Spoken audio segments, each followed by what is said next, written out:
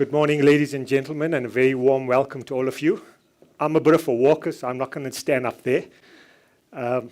Firstly, I just want to wish everybody a very warm welcome this morning, and thanks for making time to join us this morning. My name's Sanjay Soni. I'm going to be your host and co-moderator for the day.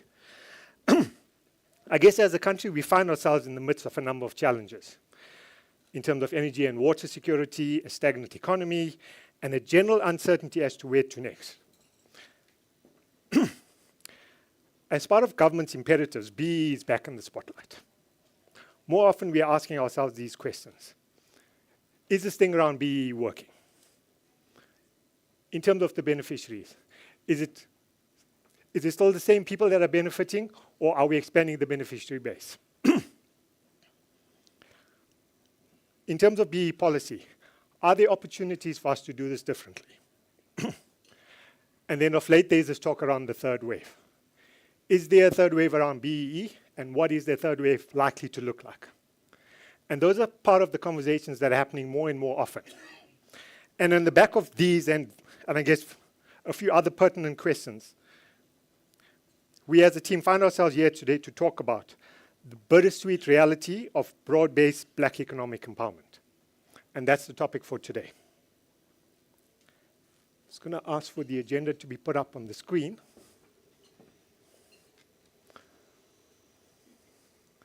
Just going to share with you the agenda for today. And as that's coming up, just to give you an oversight, there's going to be a keynote address by the BEE Commissioner, where he's going to share some of his insights in terms of what's happening in the office, what's happening around BEE and the like. At the end of that keynote address, I will spend a few minutes engaging with the BEE Commissioner around 2 or 3 specific points. We're then going to move into a panel discussion where 2 members of our sponsors are actually going to join us up on stage, where we're going to talk about what are they doing in the space around BEE. So that is sort of segment 1. Segment 2, we've got 2 guest speakers that will be presenting, I guess, some research and stats that they've undertaken over the last couple of months. And at the end of that, we're going to move into a panel conversation as well. That takes us to roughly around about 11:20. Just for everybody's benefit, I'm trying to accommodate as much time for the audience to engage with our panelists. This is not about me or the panelists. The panelists are going to share some thoughts with us and gives us equal opportunity for us to engage with them. So we're trying to build in a lot of time around that. And then the third session is a panel discussion and a Q&A, where we start to unpack the impact of broad-based trusts, the emergence of Black industrialists, and their roles in uplifting and actually building an all-inclusive economy. That's going to be moderated separately, and that's a list of the panelists that are going to be on that. We're going to then move to lunch after that. And post the lunch event, we're then going to get into our last panel, where we're going to talk about this third wave of BEE in terms of deals, in terms of transactions, what's that likely to look like. And there again, we've got a panel, and that's going to be separately moderated as well. So in terms of the agenda, that's sort of what we have on the go for today. Plan is to finish close to 3:30, give or take a bit. We'll try not to limit the Q&A session too much, but given the fact that we are working on a bit of an agenda. So that's what's in store for us this morning and for the rest of the day. Before we get into the welcome, I just want to share some house rules with you. Bathroom facilities, straight out the door to the left as you sign in at the front, the bathrooms to the right. Emergency exits are in the same place. Just from a session protocol, all of us are busy, we've got things on the go. If you need to take a call, please can I ask you to leave the room, keep your phones on silent, more out of respect to the people that are actually speaking to us and the conversations that are going to happen. The event is being videoed live stream on Kagiso Capital's YouTube channel. And for those of you on social media, #BEE seminar. So that's sort of what we've got in store for you. Okay, so before we get going with our first session, it's appropriate for us to get into the welcome for the day. And it is my honor to welcome the chairperson of the Trust, Ms. Nsaba, to officially welcome you to the sessions of today. As she makes her way to the stage, I'm going to partially embarrass her because I've got 4 lines of your CV, so I'm going to read a few of them. She's been with the board of KT since 2009, has served as deputy chair of the board of Kagiso Trust and chair of programs committee for the last 6 years, member of KTH, KAI, and Kagiso Shanduka Trust.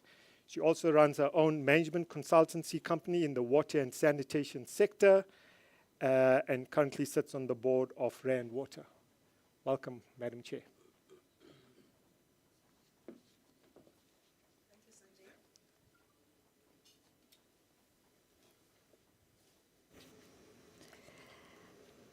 Thank you very much, Sanjay. Welcome, everybody, ladies and gentlemen. For the sake of time, I will not go through the usual protocol of acknowledging everybody by name, but I think everybody, you are welcome to this conference with a captivating theme, which says, Beyond the Facade, the Bittersweet Reality of Black Economic Empowerment.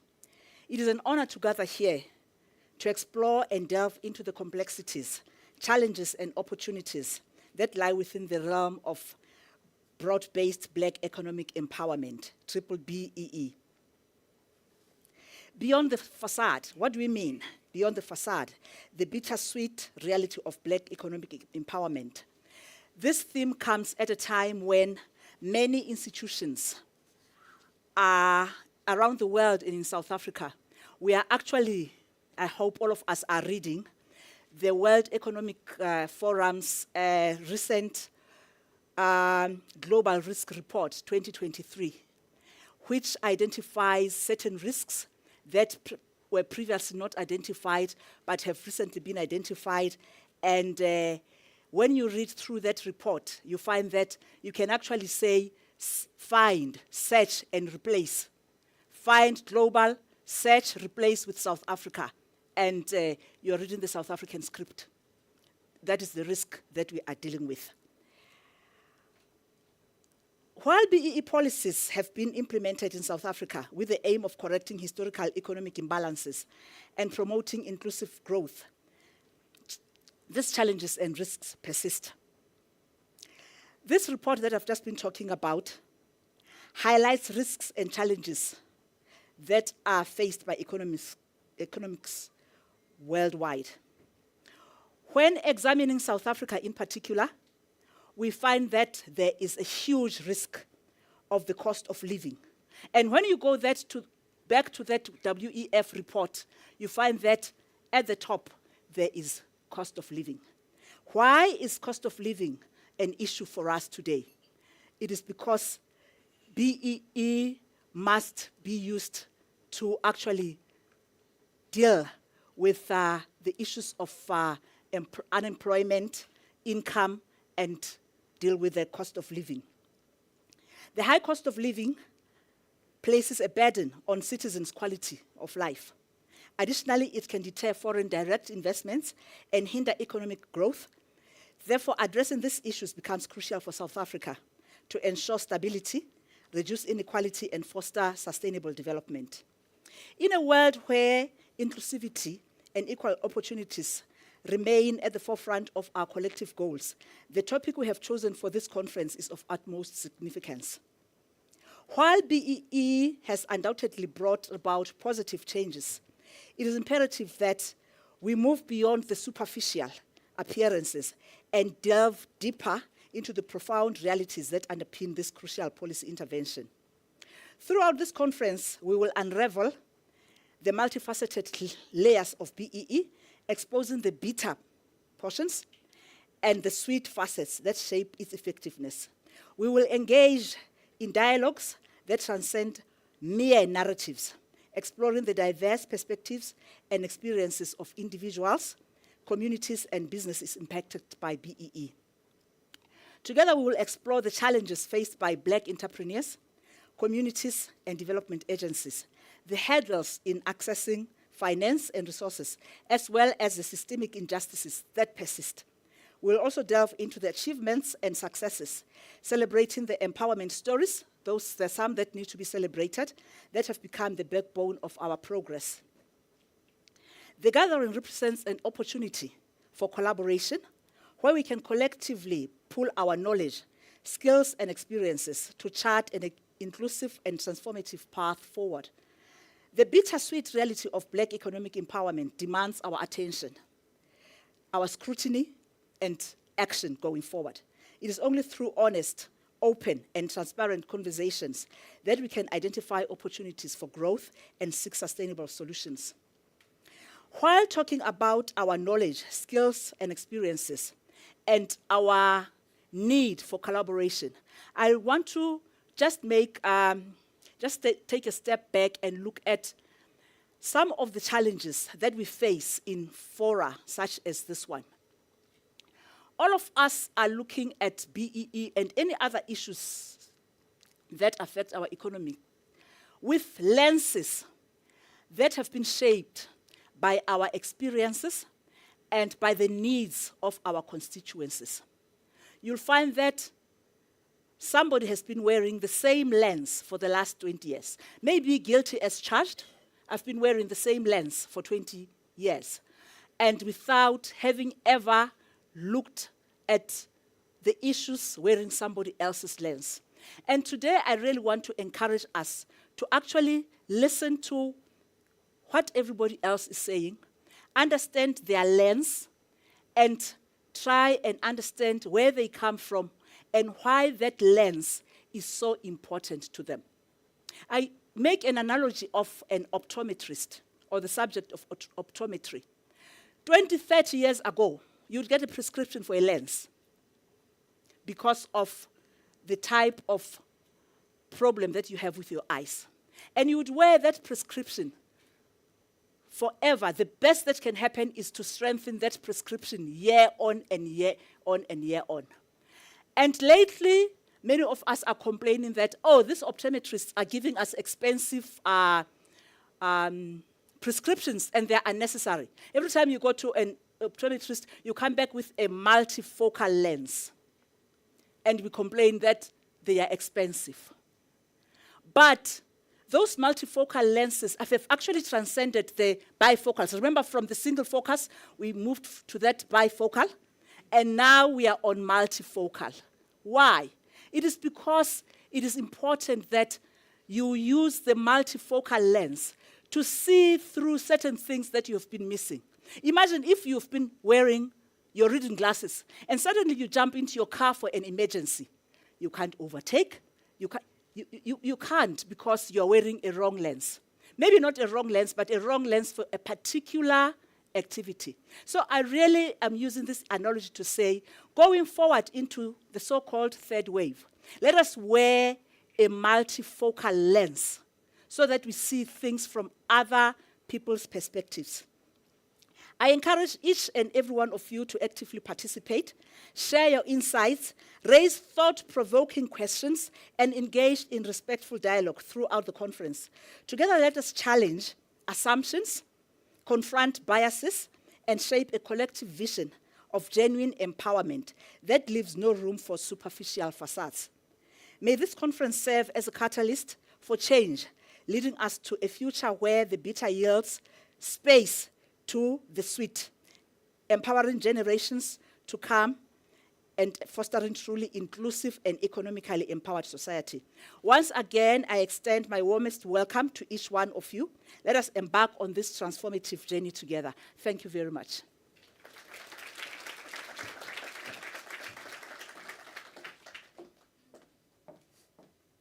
Thank you. Thank you, Madam Chair. Sorry. It's on? Yeah. Thank you, Madam Chair, for those very kind words. I love the optometry analogy.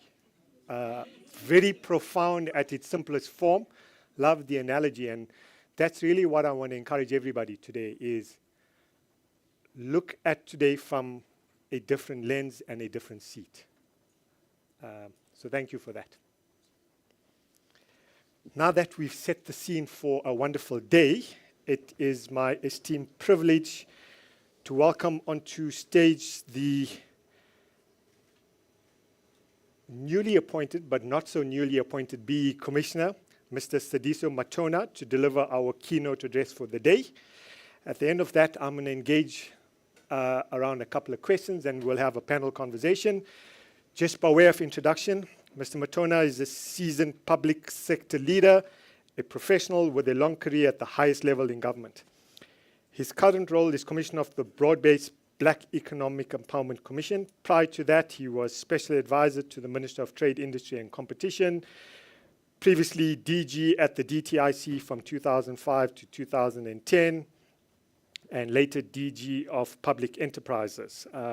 He's been at the center of policy making and strategic planning in the post-1994 government, supporting the cabinet and interacting with leaders in private sector, labor, civil society, and with research institutions. He holds a master's in developed economics, honors in economics and politics, and various certificates from international universities. He's a fellow of Governance Institute of South Africa and of the National School of Government. Commissioner, welcome to the stage.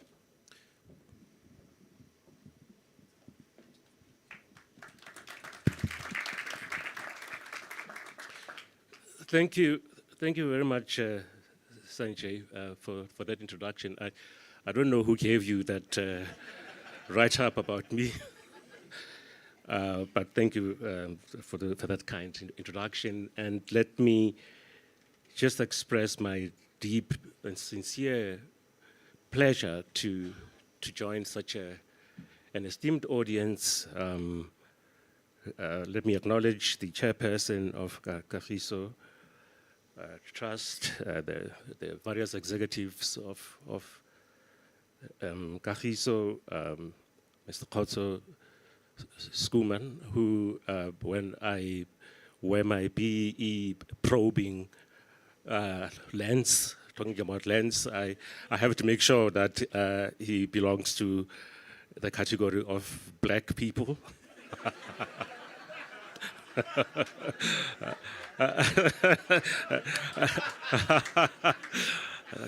And that he's not a front.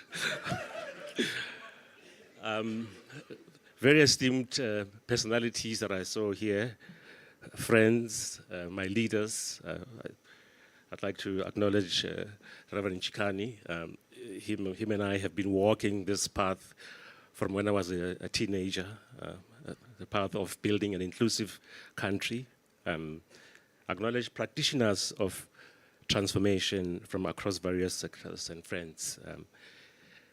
I think that it is absolutely appropriate, necessary, that on the anniversary of the legislation, BBBE Act, that was enacted in 2003, that we gather in this format to reflect, to look back at the journey, to draw lessons, and to recommit to the next 2 decades and perhaps beyond, because this is going to be an ongoing journey. I am confident about that. There is no way that this agenda that is so fundamental to who we are as a country, that we can simply just abandon it, as it were. So we have to stay the course, as they say. But more importantly, I think we have to raise our act. We have to raise our game, so to speak. The chairperson helped me in terms of how do I enter the discussion. When you talk about the lens. And so as I was thinking about how to start, I thought, let's start at the beginning. Let's start at where this journey starts from, because sometimes I think when we disconnect the discussion from the starting point, we will lose a sense of perspective. And so I thought that, correctly so, let's go back to the constitutional lens of the thing.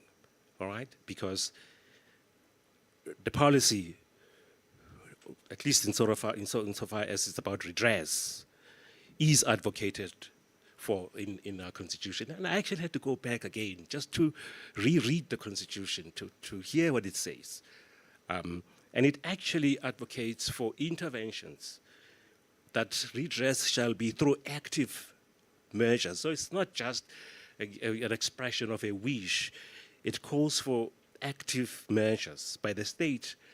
And I went further than that. And I looked at some of the instruments which are in the Constitution, and especially procurement. It's very clear. It says procurement in favor of previously disadvantaged people. And so let's just again revisit and re-engage the fundamental rationale of the policy, because it is true that South Africa remains a very highly unequal society. We hear this all the time, and you can see the face of it. Some of us who are privileged, we live in secure spaces, and we forget how the overwhelming majority of our people really haven't experienced in any significant way the fruits of democracy. And so that is the demon, I believe, that we need to confront. That 20 years after the Act, 70% of the economy is owned and controlled by just under 8%, 7.9% to be precise, of the population who are white. And that the black people who make up over 90% of the population still do not participate in the economy in any significant and meaningful way. Now, I believe that this is a matter that deserves a discussion. And it's a matter that deserves action. So I'm encouraged because in this 20th anniversary, the year of anniversary of the Act, I have been invited almost in the last at least 5 months, almost every week. There is a forum or the other that I'm invited to speak at on the status of black economic empowerment. And as I say, it's encouraging because we must have this conversation. I imagine that we will have one big national event. Maybe that may still happen, but perhaps these forums scattered all over the place across various sectors do make up, I think, for observing this and drawing lessons from this milestone. But I do hope that all of this builds up to having a joined up national conversations about how to redress the economic injustice and continuing black exclusions, how this will be progressively achieved. Because I think some of us, when we started at the beginning, we thought that by now, we would have reached this ideal of equity, full equity.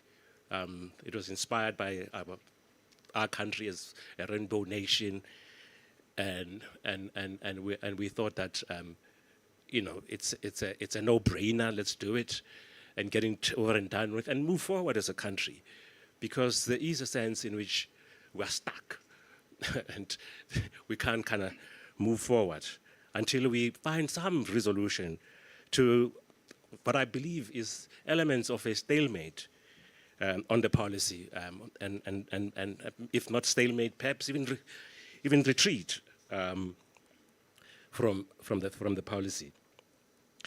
Now, of course, no one is suggesting that it's been perfect. The legislation is not perfect by any means, and to acknowledge this is not to have any dispute, by the way, with the noble intentions of the legislation. And I just went again back to look at the overarching aim, the one, if in the list of objectives, the one that is overarching, which is to promote economic transformation in order to enable meaningful participation of black people in the economy. So the law must be critiqued for sure, but it must be with a view to promoting improvements to it and promoting adherence to it, and to be extremely wary of attacks on the policy that seek to bury it.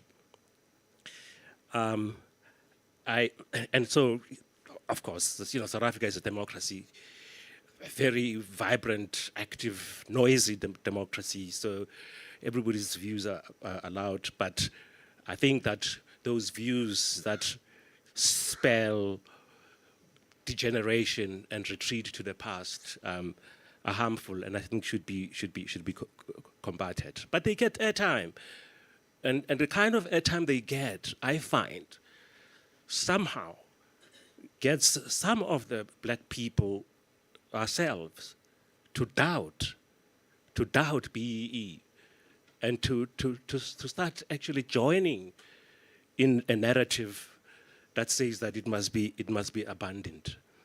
And when I hear that there's something wrong with it, maybe we shouldn't be going in this direction, I'm quick to clean my ear to hear what are we saying instead. What are we saying? How are we going to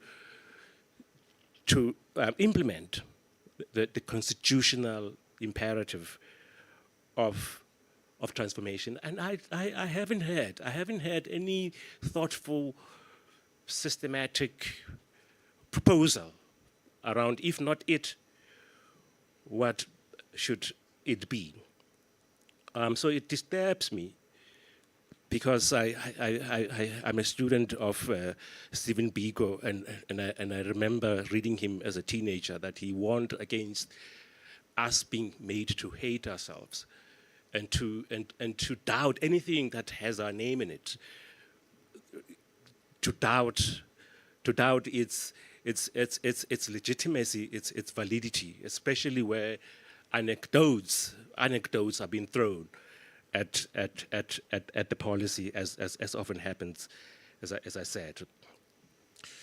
Now, it's evolving policy. It's not static, and so when we started it, we didn't foreground this thing of broad-based, but we did very quickly, because we saw that in the early stages there were high-profile individual, call them transactions, which actually, when you look back, were not actually empowerment. They were more enrichment. And so we started to introduce, which I actually believe is the most promising aspect of the policy, the broad-based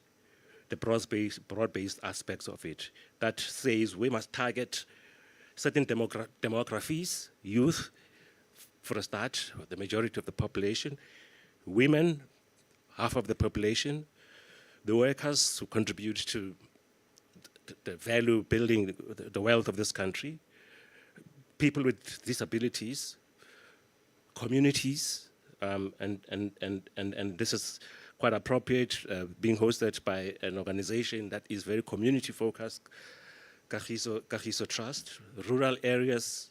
I remember a joke some time back, a comrade of mine from the rural area saying, no, we in the rural areas, we hear there's a rumor that there's something called BEE. We're still waiting for so the rural areas and the townships. And I think the legislation says, through diverse but integrated socio-economic strategies, as well as not forgetting that we must increase the number of black people who own and control, manage enterprises and productive assets. And again, this productive sort of issue, the productive agenda, productive imperative, is what I think going forward we need to really focus on. Black people being part of the productive activities of the country, which means that we are actually going to be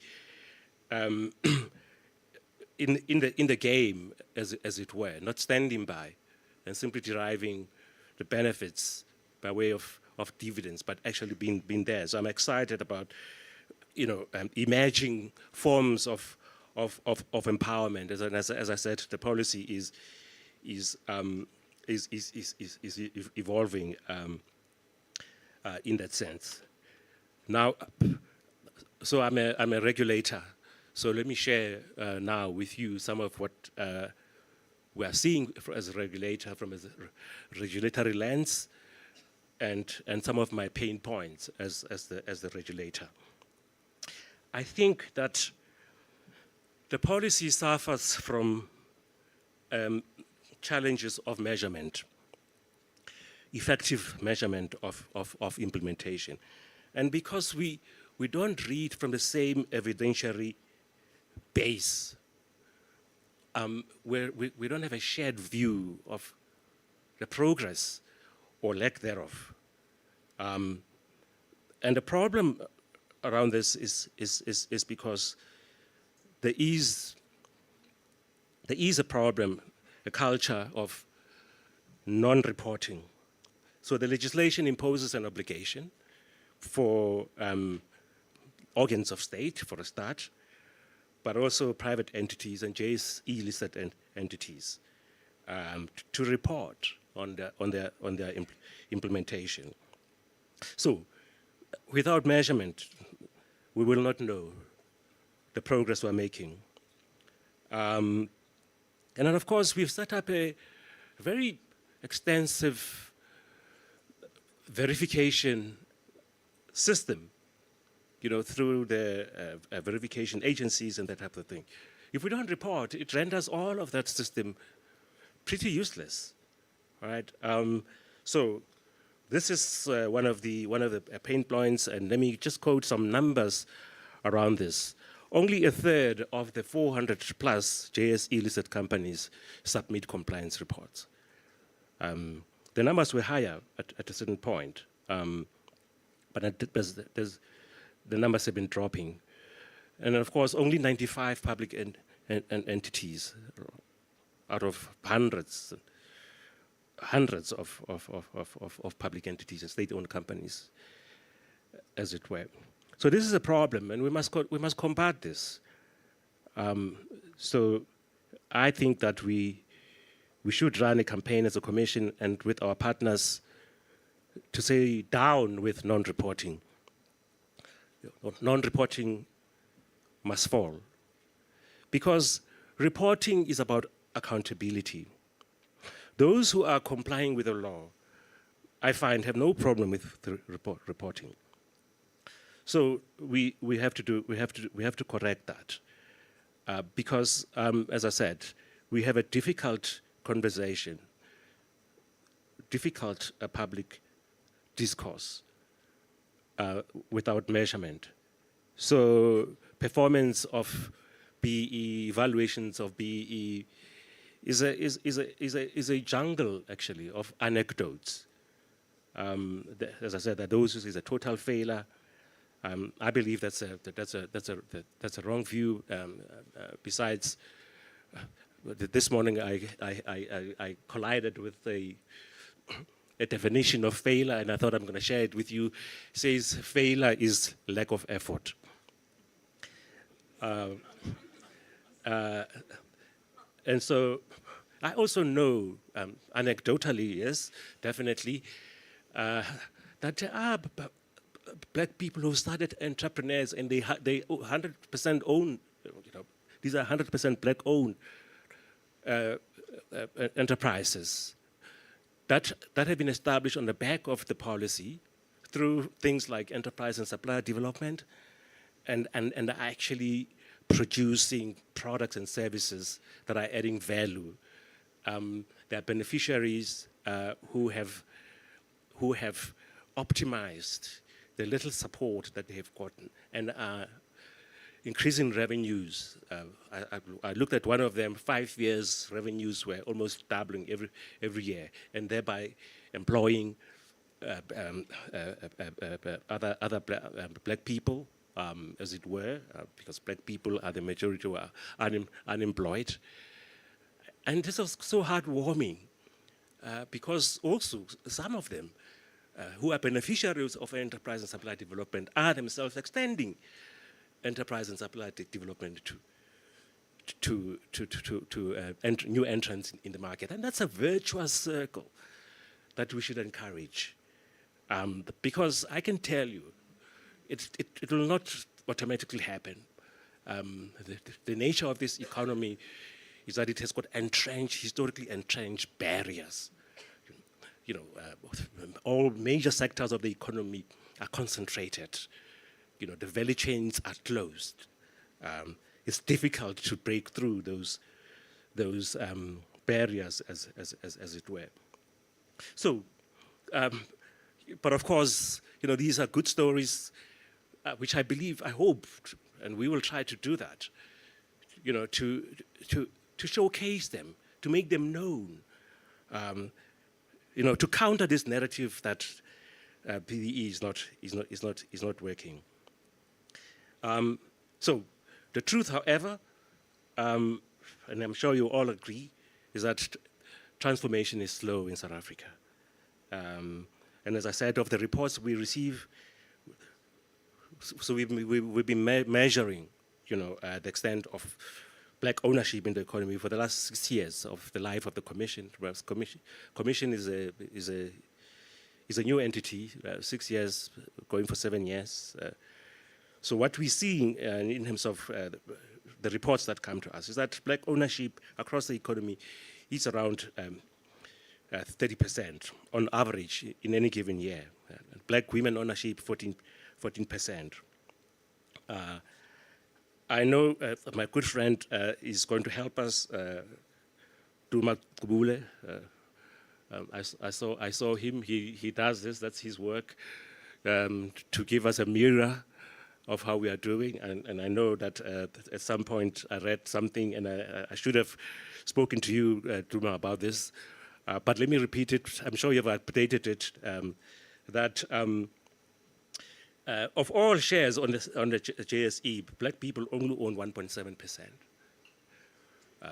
If you look at South African assets, I kind of determined that Duma suggests that it's about 3% of the Johannesburg Stock Exchange, or maybe it's between 3 and 6%. But he'll update those statistics as it were.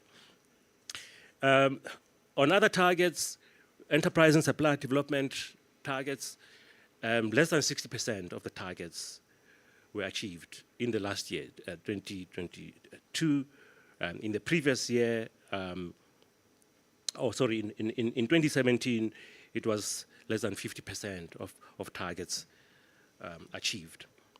In terms of spend, in 2022, 31 billion rand went into skills development. And you have to agree, the foundation of empowerment is clearly education and skills. So we have to put our foot on the accelerator. There can never be empowerment without skills, without education. And so this is a big indicator of performance, around 31 billion rand. It's not small change. It's possible to do more. And the issue also has become the quality of the spend. Where is it spent at? Because I have another quarrel. With compliance, which is we tick boxes. So we report on numbers, spend, budgets, and not on the impact. Do we see through, where it's going? So this is the tick box exercise that you've heard about. Enterprise and supply development in 2021, 21 billion rand. 21 billion rand. And you can imagine, those enterprises that I spoke about, ordinarily they would not, actually they said when they reported that they went to the banks, and all the banks turned them down.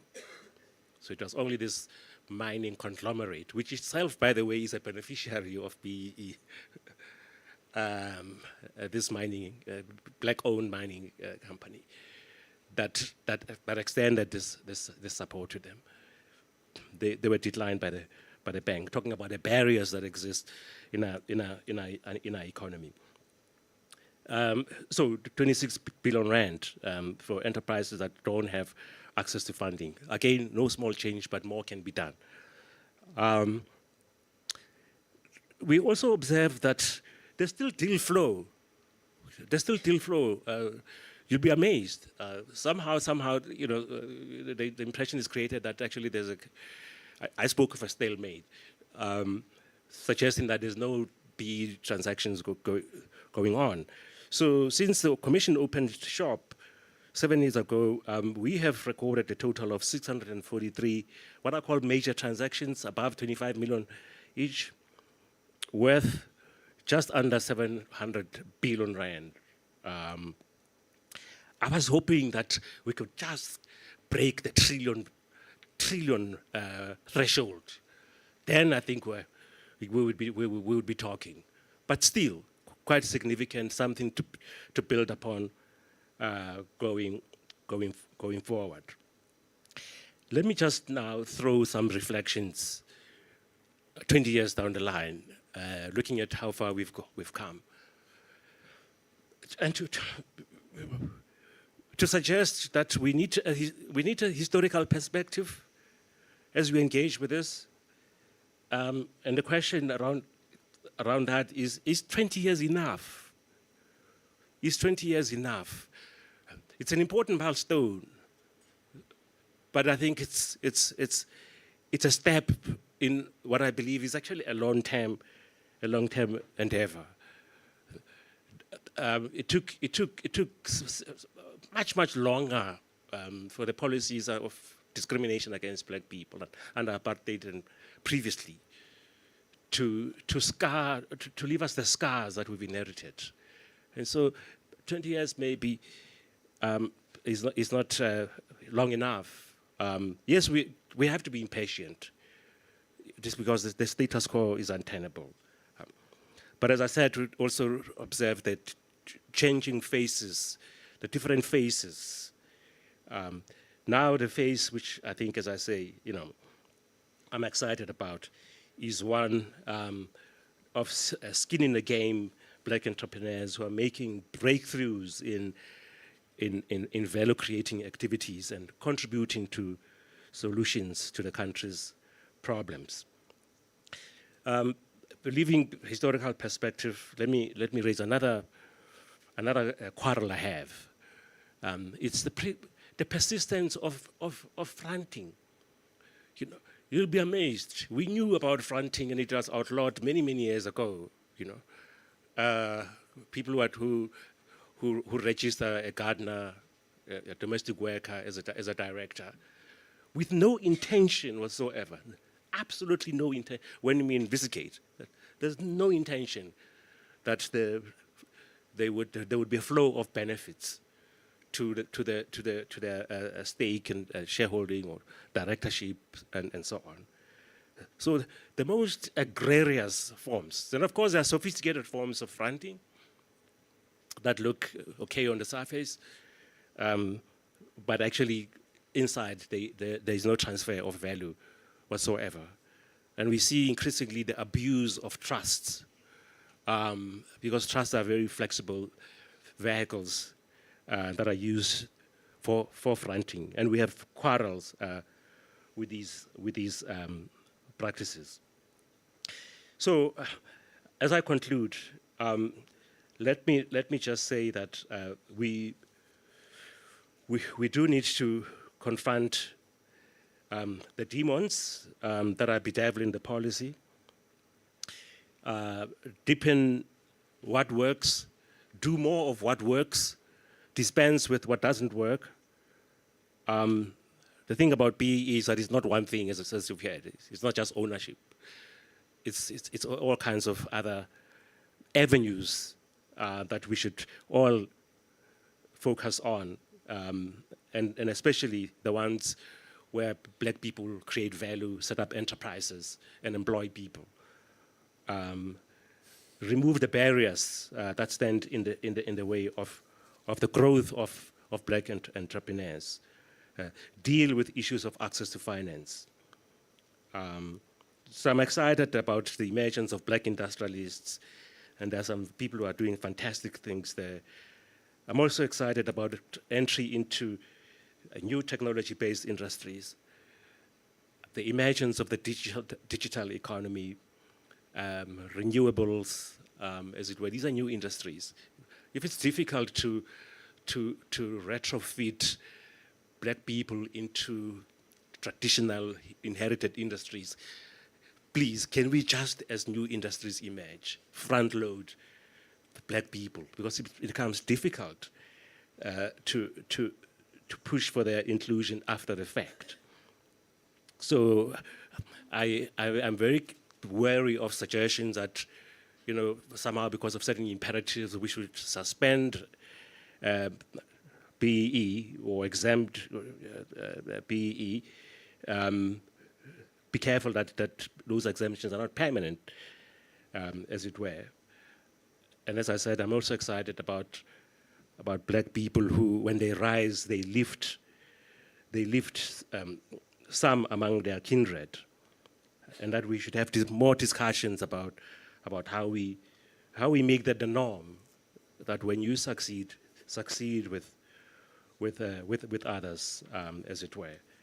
So let me conclude by saying that I believe that we should, as we look at the next 20 years, focus on where we can make maximum gains. The framework is there, I believe. I really hope that black people can do more to claim that framework, to claim that space. It needs to be claimed. It's not going to happen automatically or be served on a silver platter. Change requires action, but change is a leadership thing. And so I would, whenever I'm invited by leadership, and not just transformation, I engage with transformation officers of companies, but I really would like to engage with the leadership. So yes, so I believe that we really must be resolute. Policy without commitment is not going to get us anywhere. Let's reverse what I see as a weakening of will, moral will, maybe political will, I don't know. But I think that, talking about a social compact, we really must renew the social compact. And so thank you for inviting me to be part of this event, and I'd like to wish the conference very constructive, forward-looking, solution-oriented conversations. Thank you very much.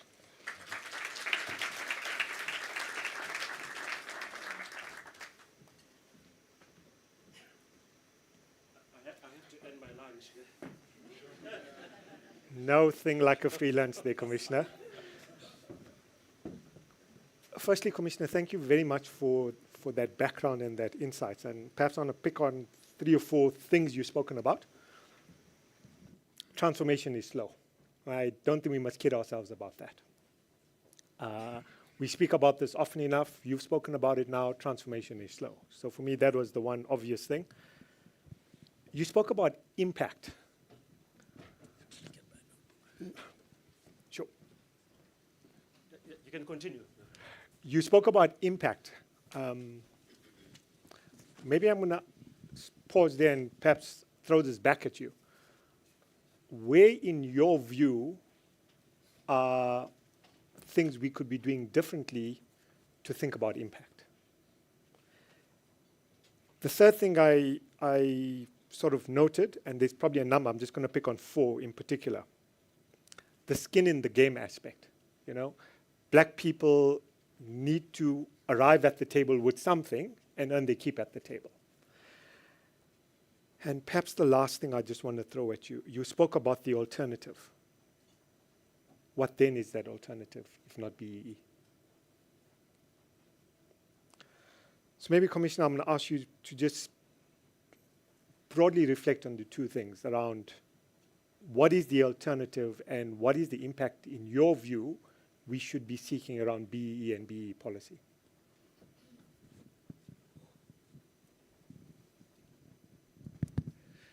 Thank you very much. I'll start at the end of your list of questions. The point I was really making about alternatives is that I haven't heard of what the alternative should be. I haven't heard anyone mounting an argument that says we would be okay if we didn't have this, because this is what we might be doing. What I have heard is something that goes along the lines that says it is wrong, it is not right for black people to become billionaires. So there are some constituencies that are allergic to black billionaires, black people becoming billionaires. They can't accept it. Why? Because we must include black people in the economy through jobs. So the black people must be workers, and the white people must be the employers. Of course, inclusion in the economy through jobs. The economy must create jobs, as it were. The reality is that the economy as it exists, 70% owned by white people, is not creating jobs. Sure. All right. So there's a narrative that kind of suggests that BEE is anti-economic. But those billionaires coming to skin in the game, and I have again anecdotes of beneficiaries, black billionaires, who are putting their money back into the economy to create enterprises. Amazing stuff. Employing young people who are into technology, filmmaking, and. So there are good stories, all right? So I think I've kind of dealt with the issue of, alternative skin in the game. What we see sometimes when we do investigations that the black people who have a shareholding and they have a board, a seat on the board, they don't take their seat at the table. They're happy to get the dividends, but to let someone else run. Now that cannot be right. All right, that cannot be right. So this thing of voting rights and exercising voting rights, it's a big deal. You have an opportunity to shape the trajectory, the policies of the company, to make sure that the company continues to do well and has impact. The impact thing, I think I've addressed, by way of saying, I have seen that when, in terms of enterprise and supplier development, there is intentionality and commitment to sustainability, you see results. But if you're doing it because the verification agency is going to be assessing you, and you want to make sure that all the boxes are ticked, you will have an amount, 20 million spent, but we will not know how it is spent. Or you will give it to somebody else, third parties, to spend it for you.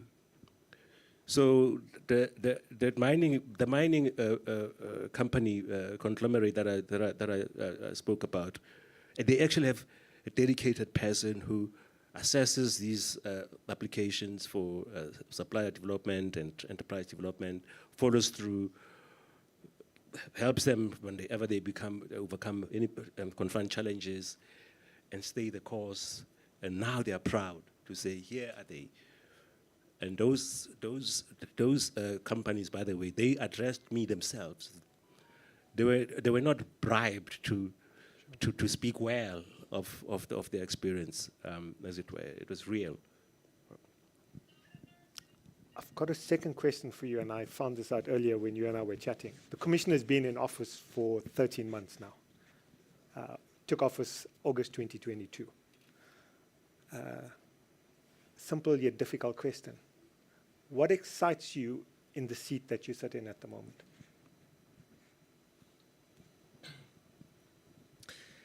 Look, this is a very important space for changing our country for the better.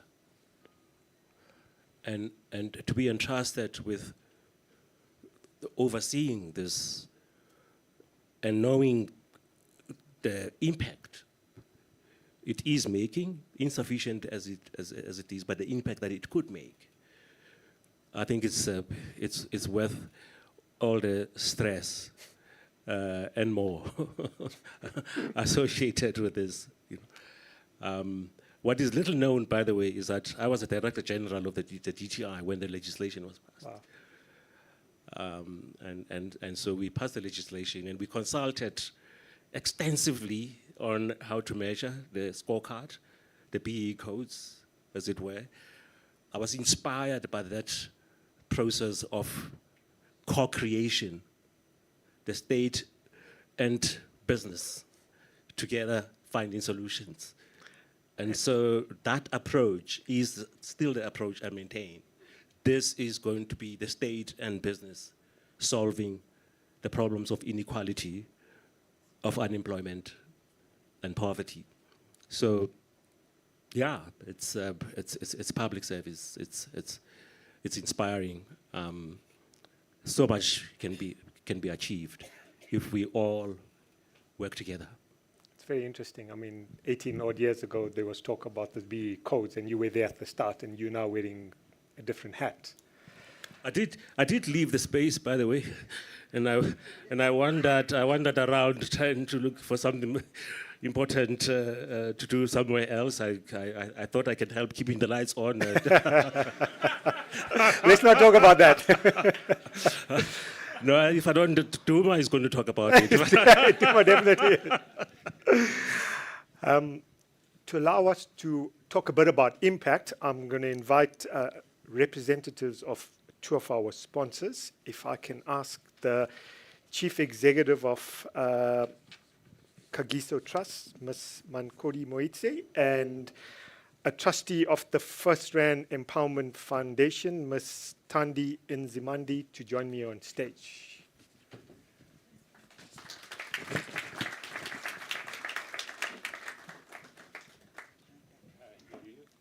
Thank you. How are you?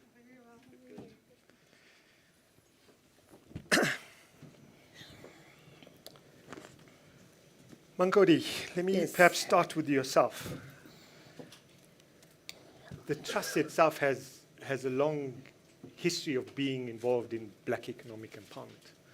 Why did you choose to co-host an event of this nature? Good morning and thank you, Sanjay. And good morning, everyone.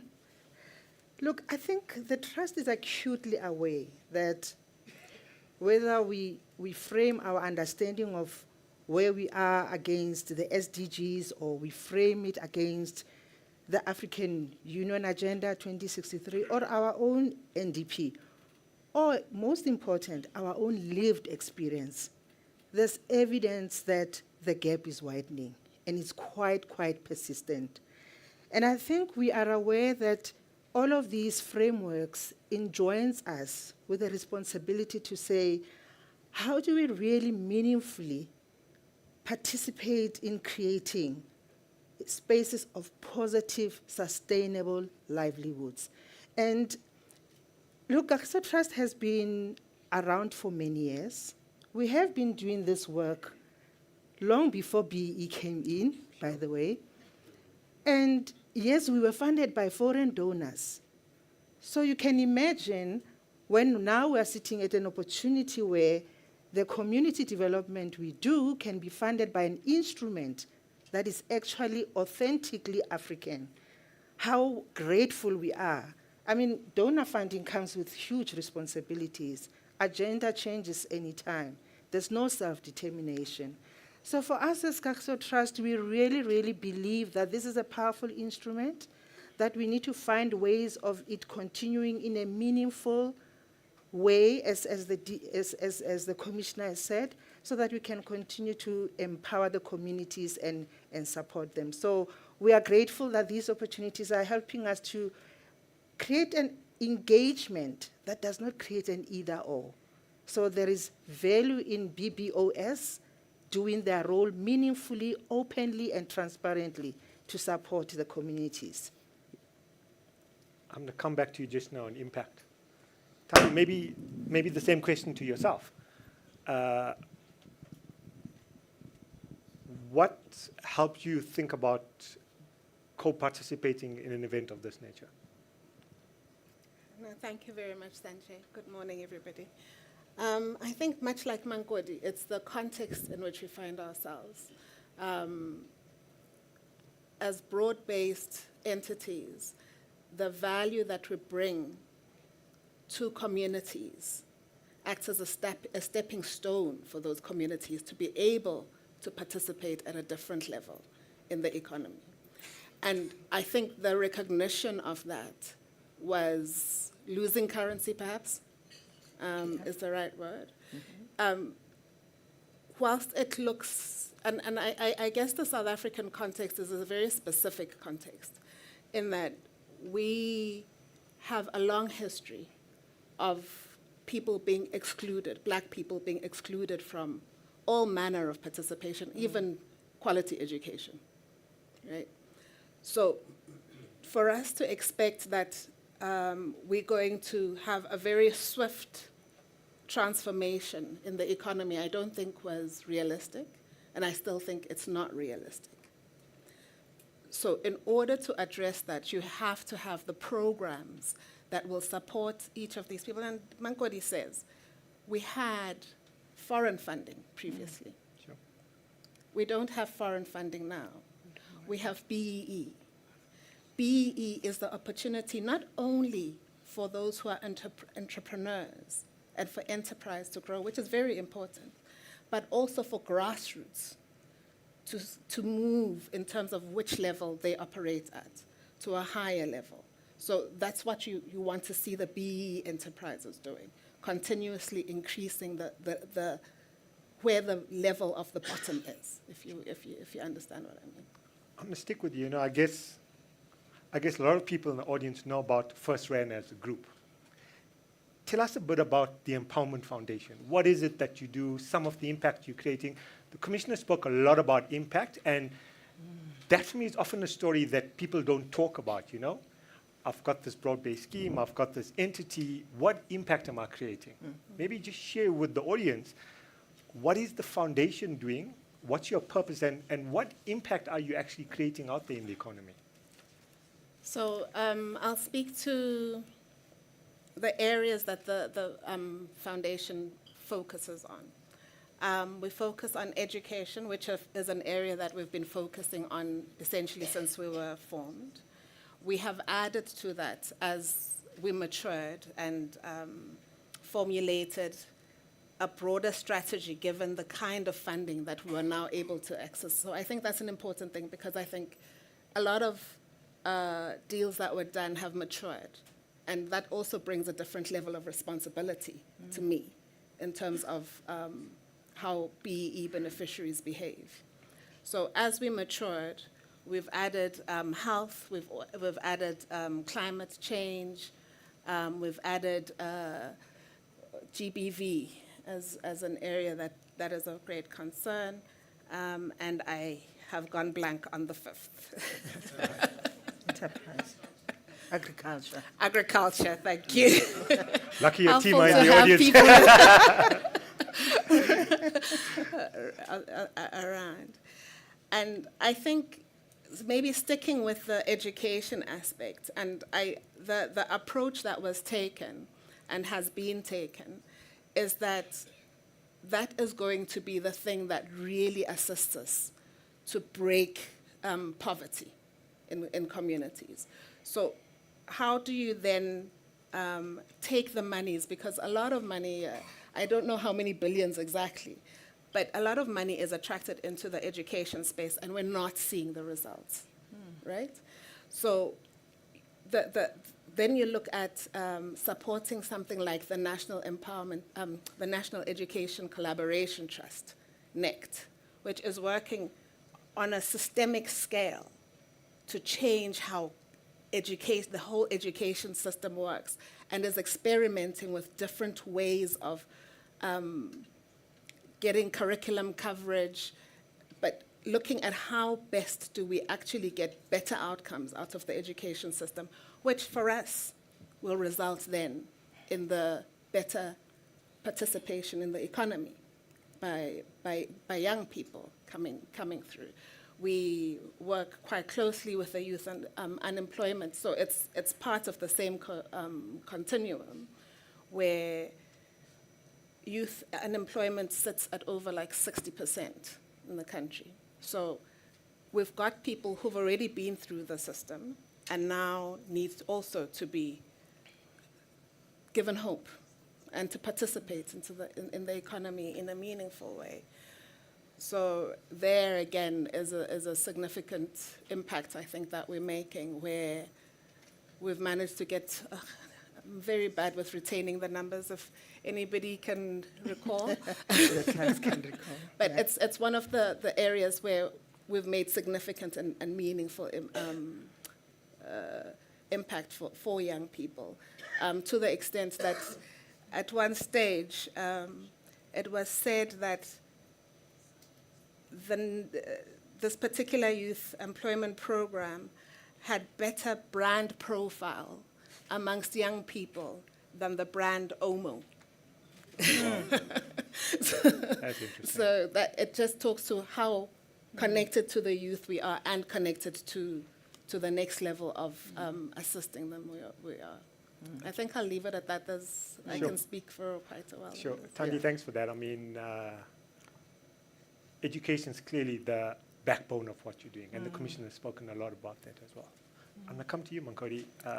We've had a long working relationship with the Trust over many years. I understand very well what the Trust does. I'm not going to quote the numbers. You're going to quote the numbers just now. Maybe tell the audience around the broad-based scheme that you're involved in, being the Trust, and the impact that you create annually and that you've created over the last 20, 30 years. Yeah. And more importantly, the type of work that you're doing.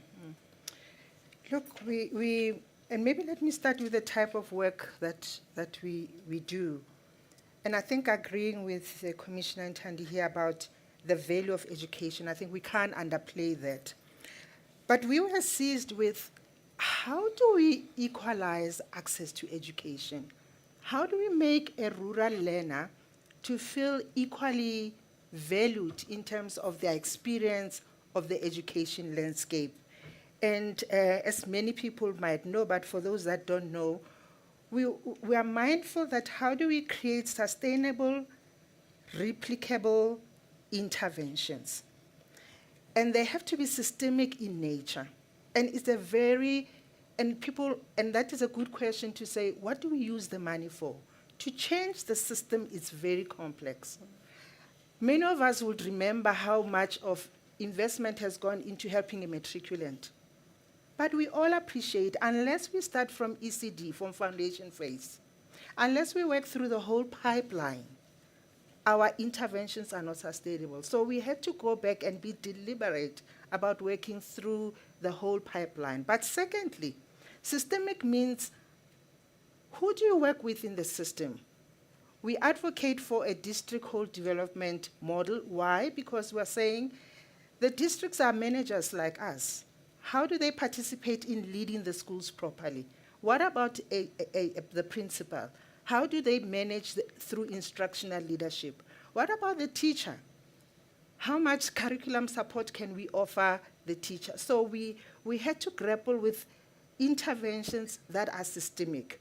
And yes, we had an opportunity to work with a willing environment in the Free State with our partners, yourselves, and our other partners that are in the room, where it took long. This program has been in place from 2007. So to change the system, it's not an easy process and it's expensive.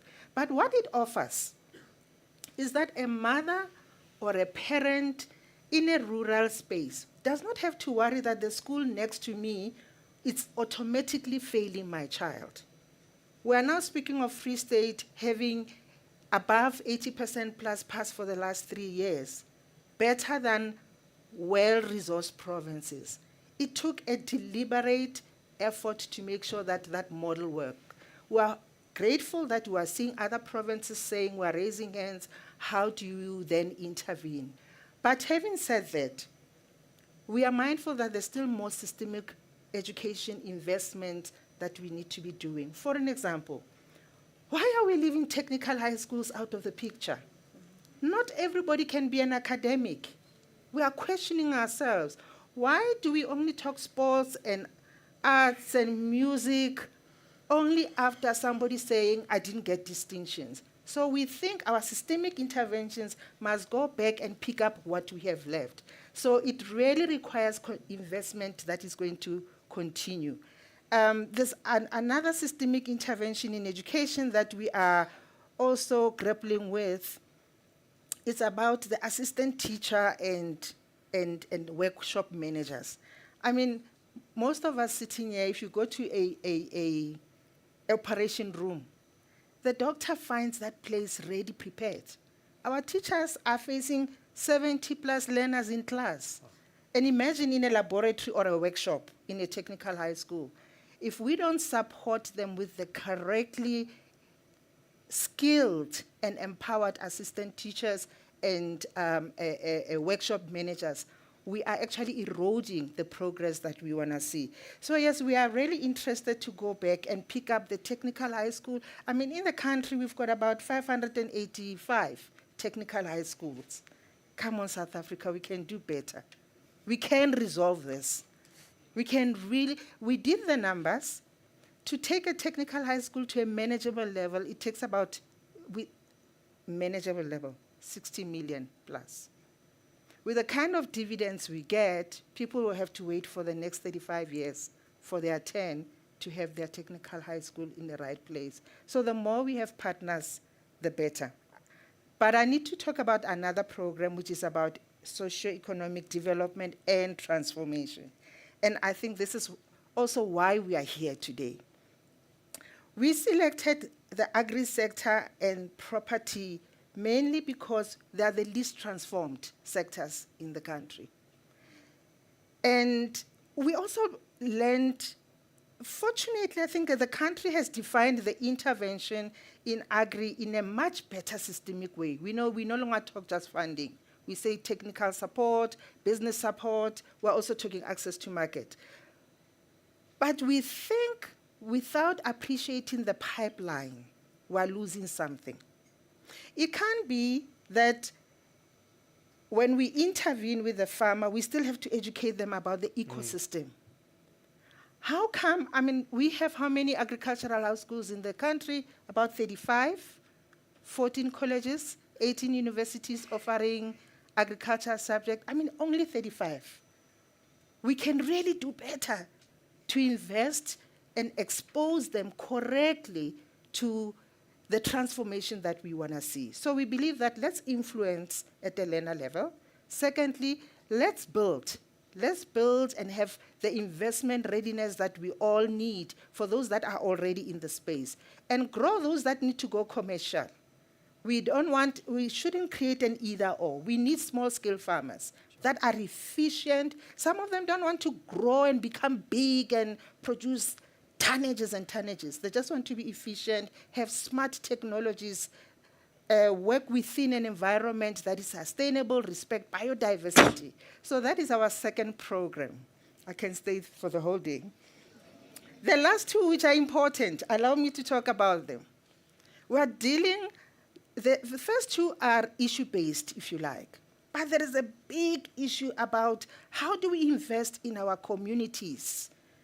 How do we invest in community-centric local governance? How do we get the communities to be part, the activism that we so require to take up? I mean, the commissioner is at pains to say, act, stand up the other side. So we really need to be working with communities.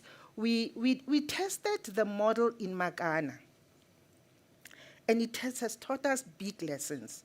We couldn't have chosen a better place because of the dynamic and the issues they have. But there are green shoots. It does show that if we are systematic about the investment, there is something that is replicable for the rest of the 250-something municipalities. And lastly, I must do justice and mention the program of the civil society support.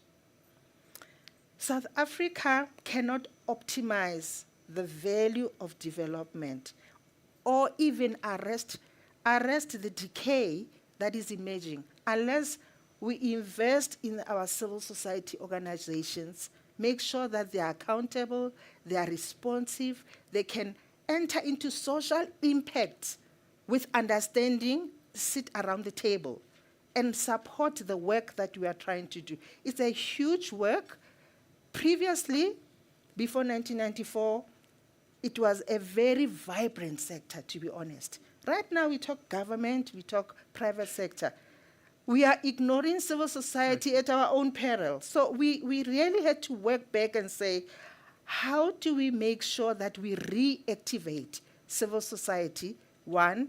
Secondly, make sure that they are coordinated in a meaningful way. We are happy to say currently we have 500 plus organizations that are believed to grapple with issues. Hopefully this election that's coming will showcase that civil society in South Africa has taken a shift, and we are humbled to say participating in that space has helped to create a better dialogue about the change we want to see in the country. Thank you.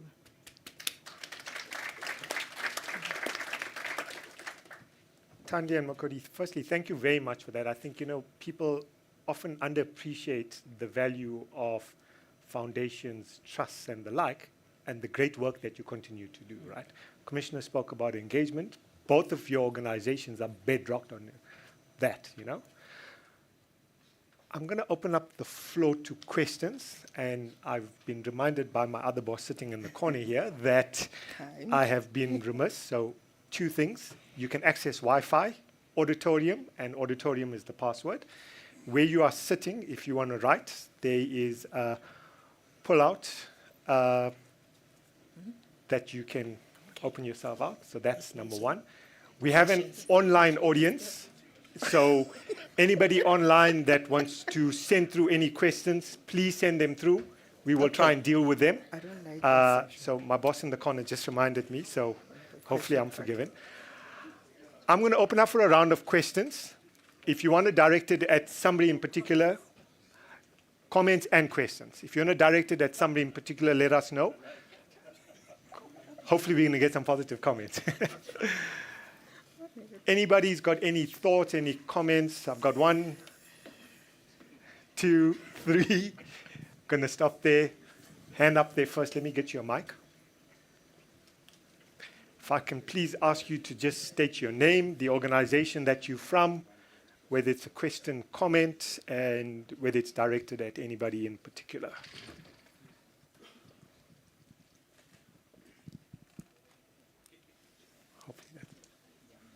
Just check if it's on.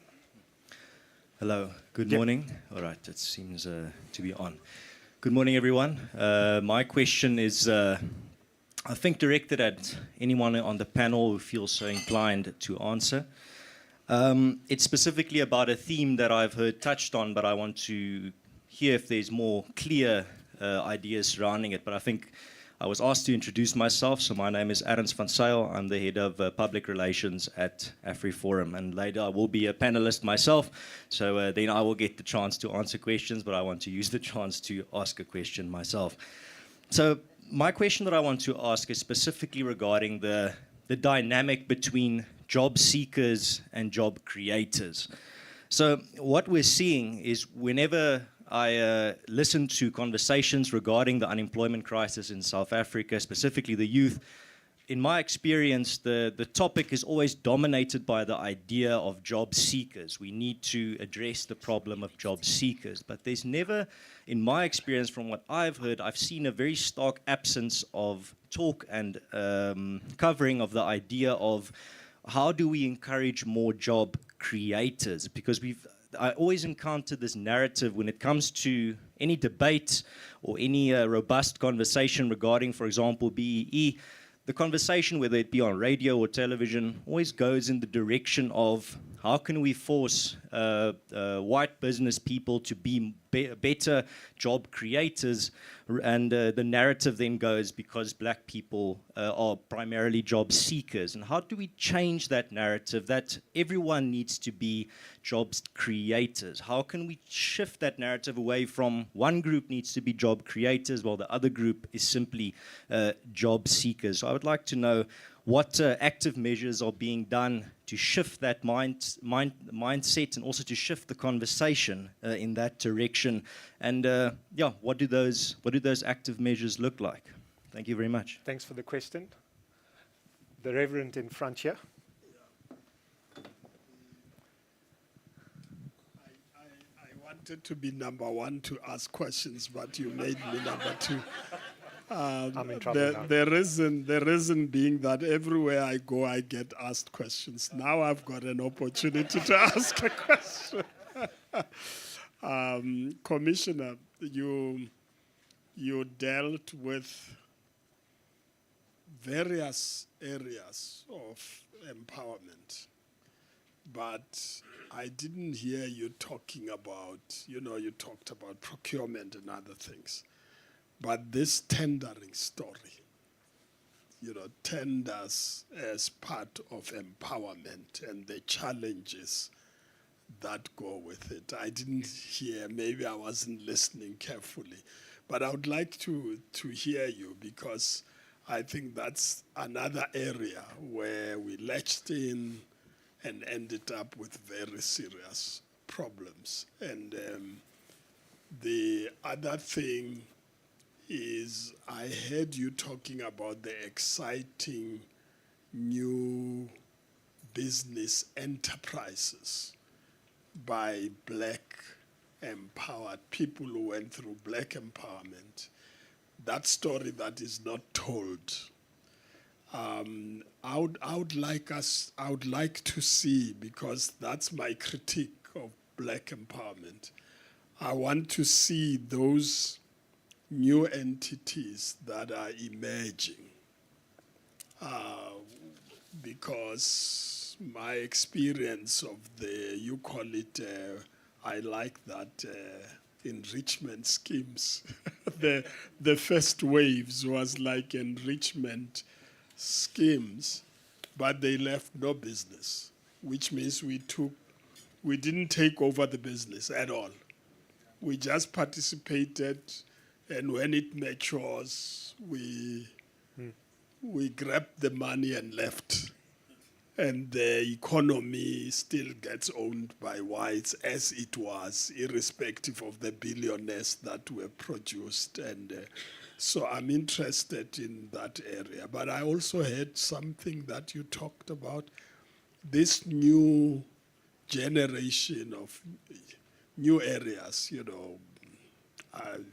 IT, artificial intelligence, energy, and the new world, not trying to get into historical, traditional business that are dying in any way, in terms of future, but the new. I have an experience of the new becoming victims. I don't know, I can say the old. That we've got young black people who are thinking out of the box, I don't want empowerment to go and fight, get a stake in a white company. They are creating new things, but they don't have funding to do it. Secondly, the black government want them to pay a premium to get involved in new business. How do we deal with that?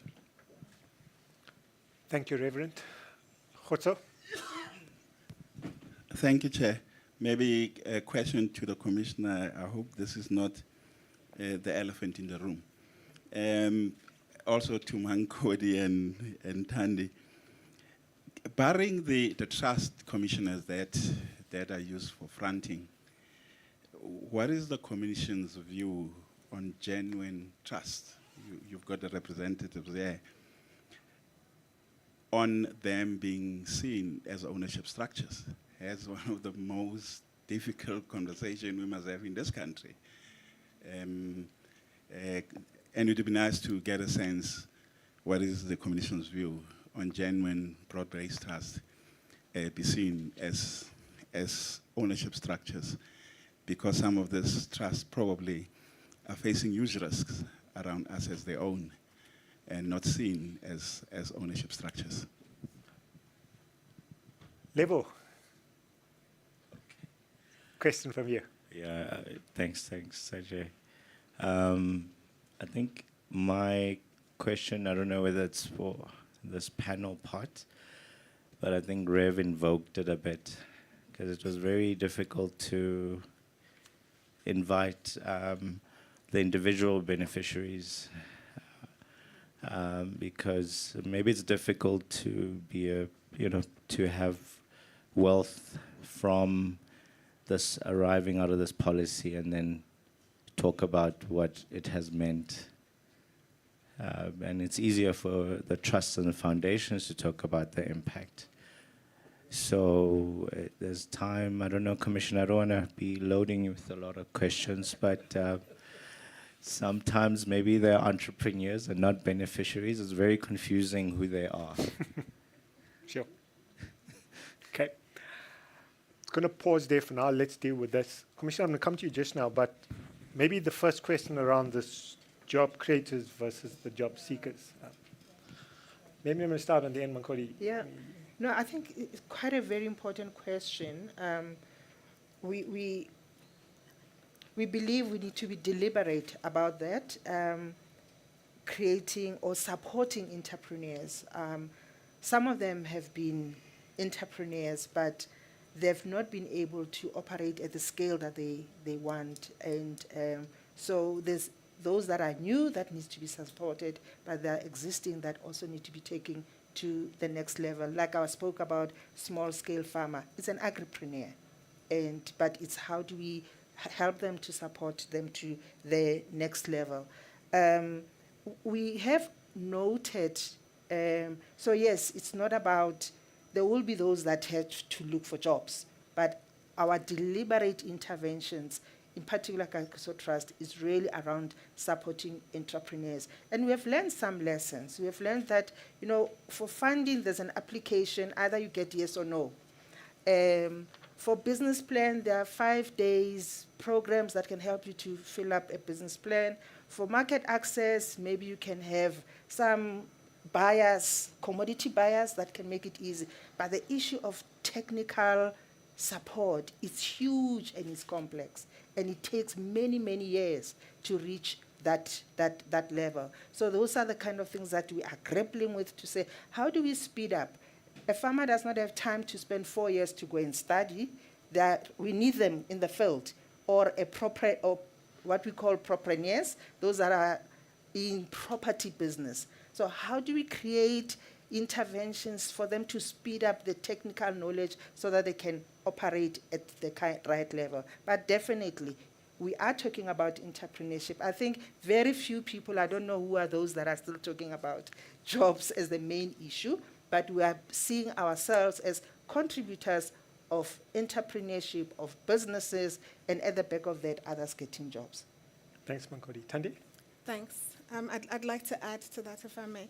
I think your question is really important, in, excuse me, in the sense that we do come from a very strong culture of black people looking for jobs, because apartheid made sure that we were not allowed to participate in the economy in any other way.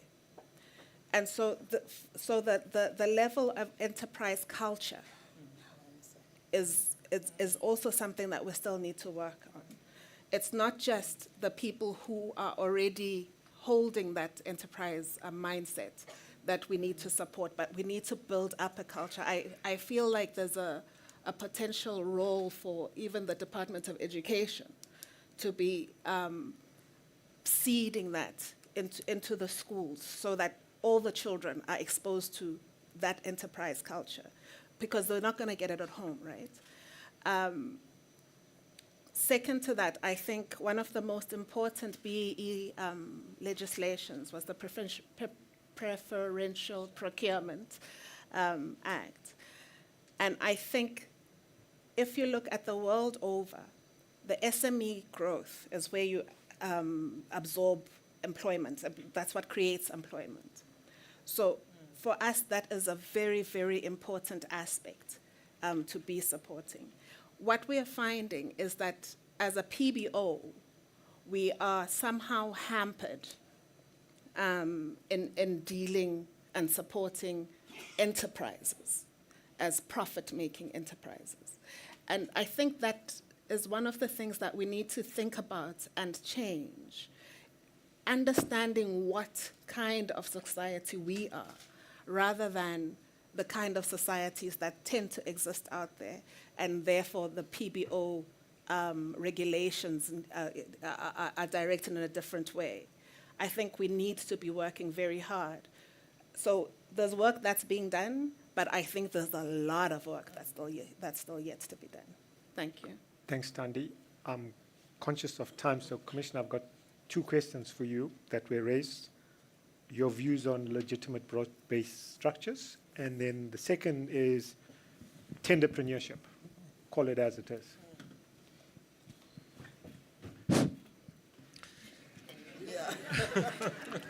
Set up now. Yeah, no, I have to do the heavy lifting. No, I think those are important questions. And let me just appreciate that we are of one view with AfriForum on the need for more entrepreneurs.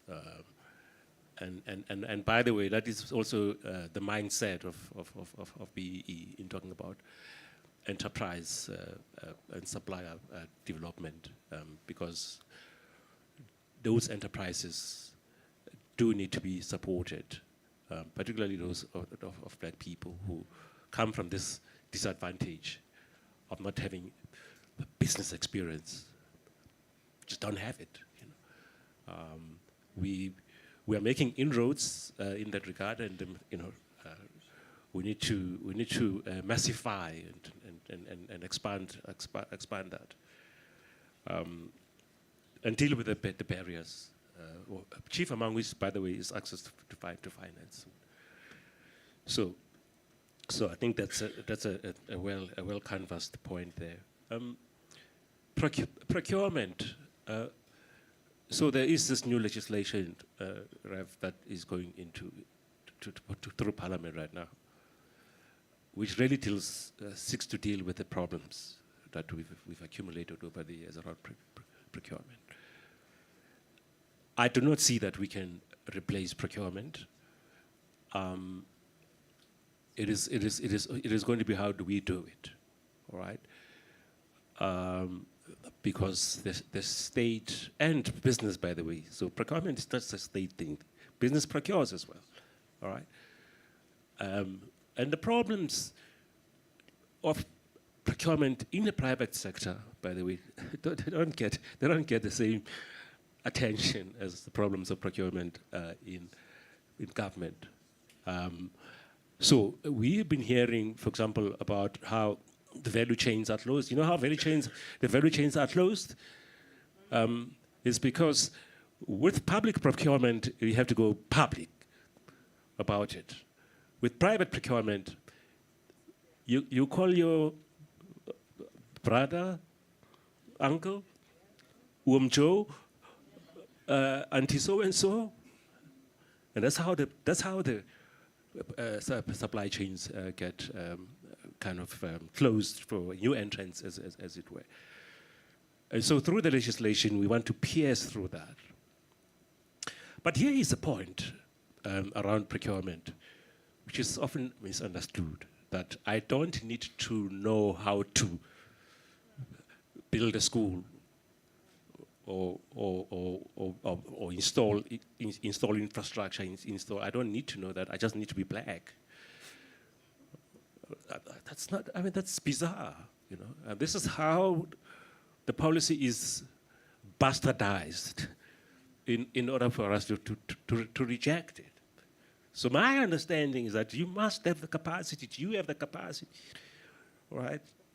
You must enter the room first, and then when you're inside the room, we will give you a preference for being black.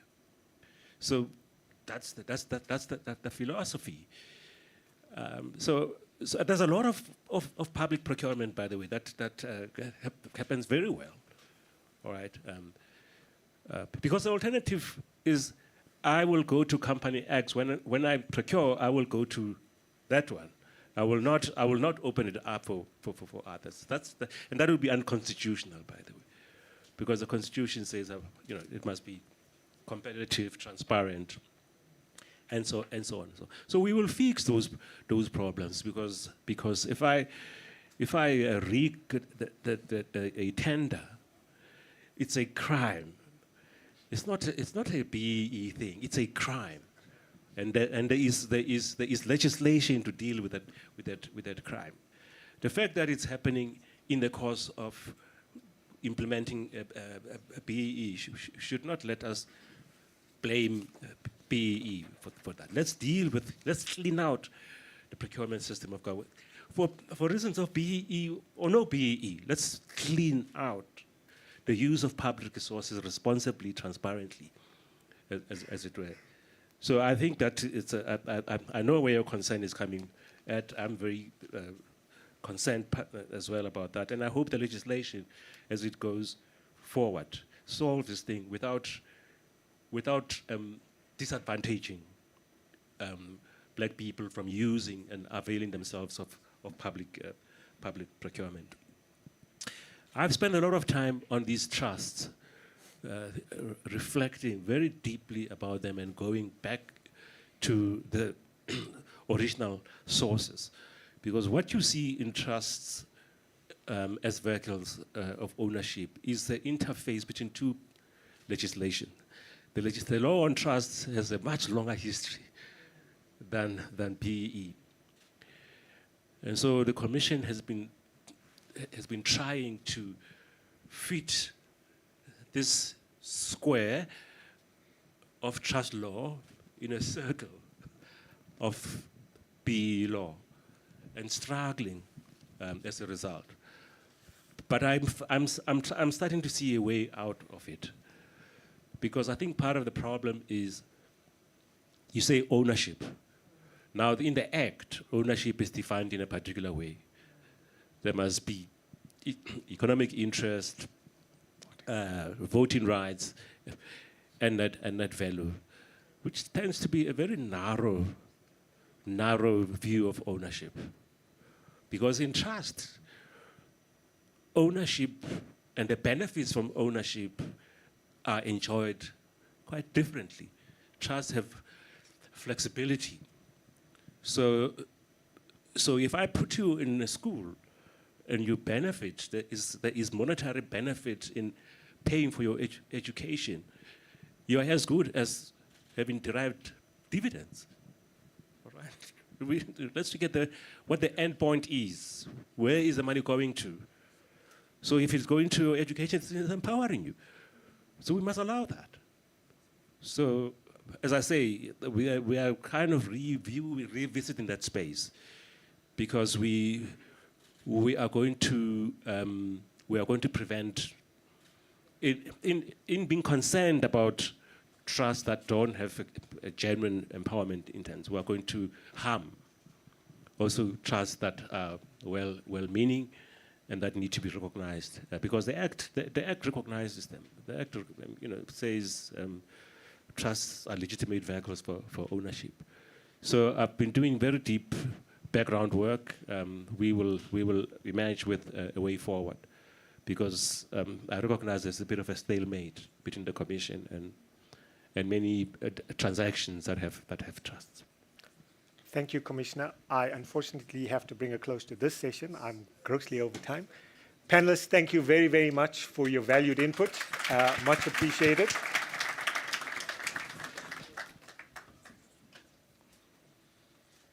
Thank you so much. Thank you. Thank you. Sanjay, thank you very much.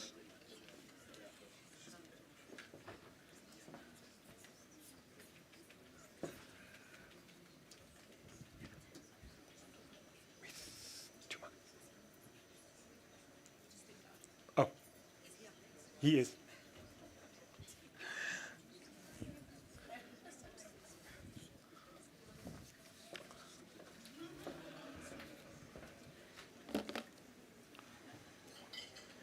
We're just getting the next speaker ready, but we're moving on to session 2, where we're going to talk about analysis of transformation of the economy, shift in ownership patterns, analysis of top transactions, including some of the largest deals.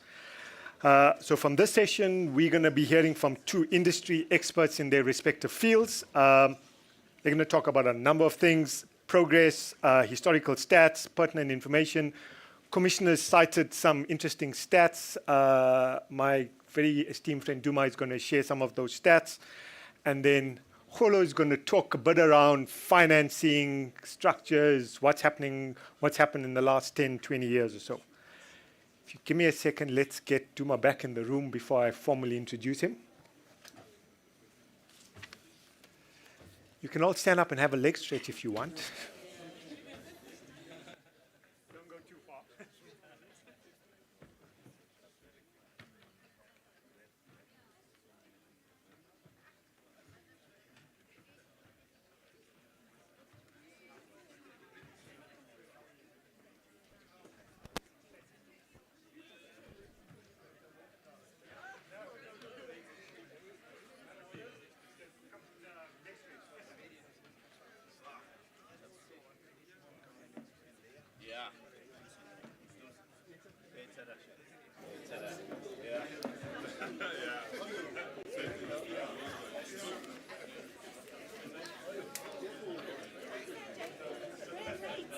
Hey? I'm not late.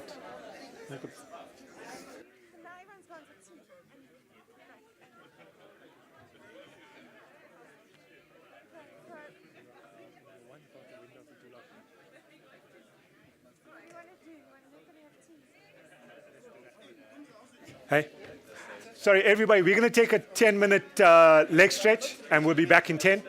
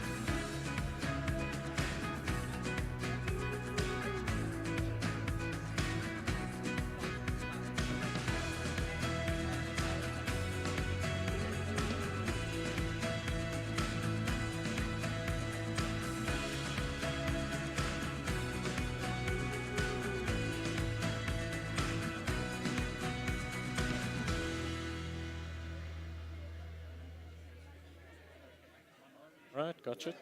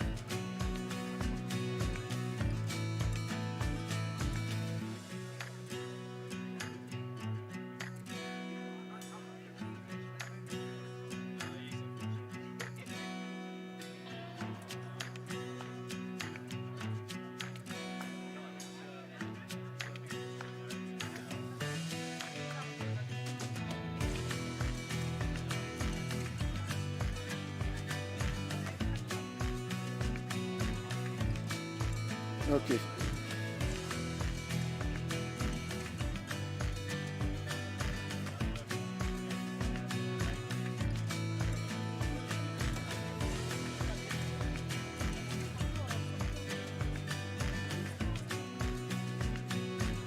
I'm ready. Yeah. Okay, we are ready. How's that? Hello.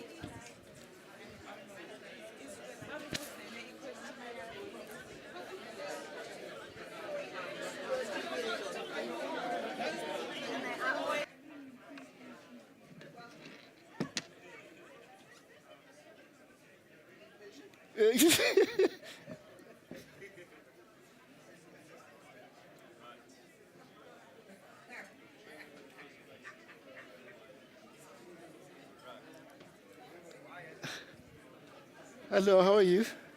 I must switch this thing off. Our secrets, we can't, for the public.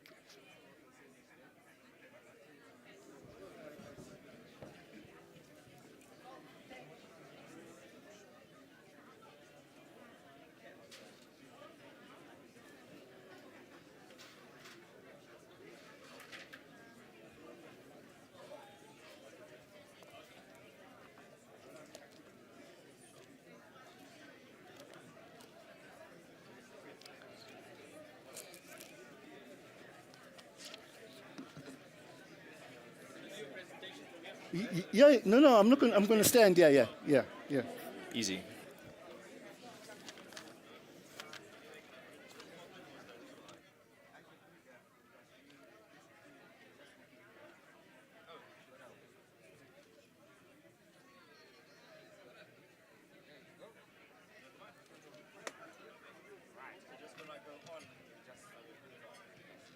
Eta, how are you? I'm next now. Yeah. Okay. Yeah?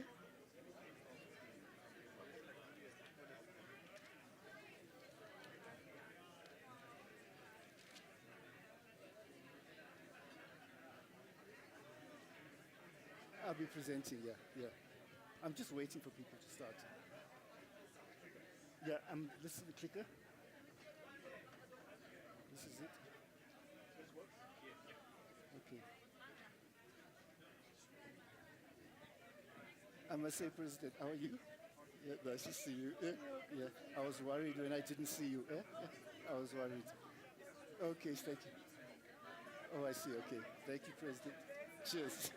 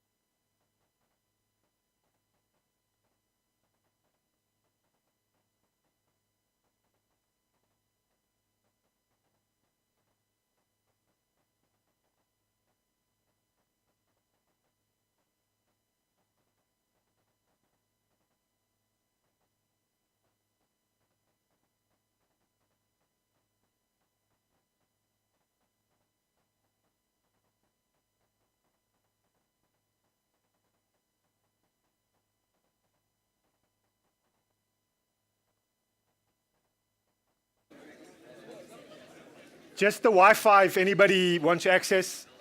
Auditorium is the site, and lowercase auditorium is the password. So you can use that. Without much ado, Duma is going to provide us with an overview of transformation of the South Africa economy with a focus on whether there's been a shift in ownership patterns of the economy and in which sectors. Thanks, Duma. Over to you. Thank you very much, Sanjay. Now, I hear from Iman that I walked out. Yes. And then I was blamed for the late start to the session, You which I think is definitely very are. unfair. Aye. Yeah. So That's what happens to black people. Sorry. okay, sorry. So there's two things before, I just need to learn how to use the technology. Two things I want to say just before I start. First of all, I had the honor of meeting Eric Molobi. I first met him in Bloemfontein when I interviewed him as a fresh youngster. And I got on to know him know him since then. And I just want to say to all of you from the Trust that wherever he is proud of what you have done, created this great black institution in our country. Now, that's number one. Number two, thank you.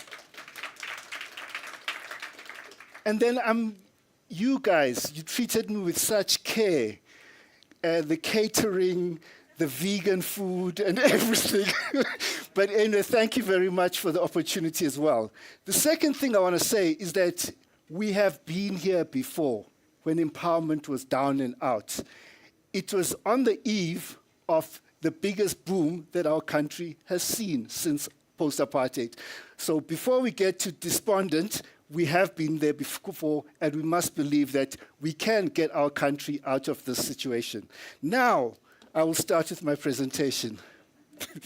So, is it not moving forward? Yeah, so whichever way you look at it, our economy has performed dismally over the past 29 years.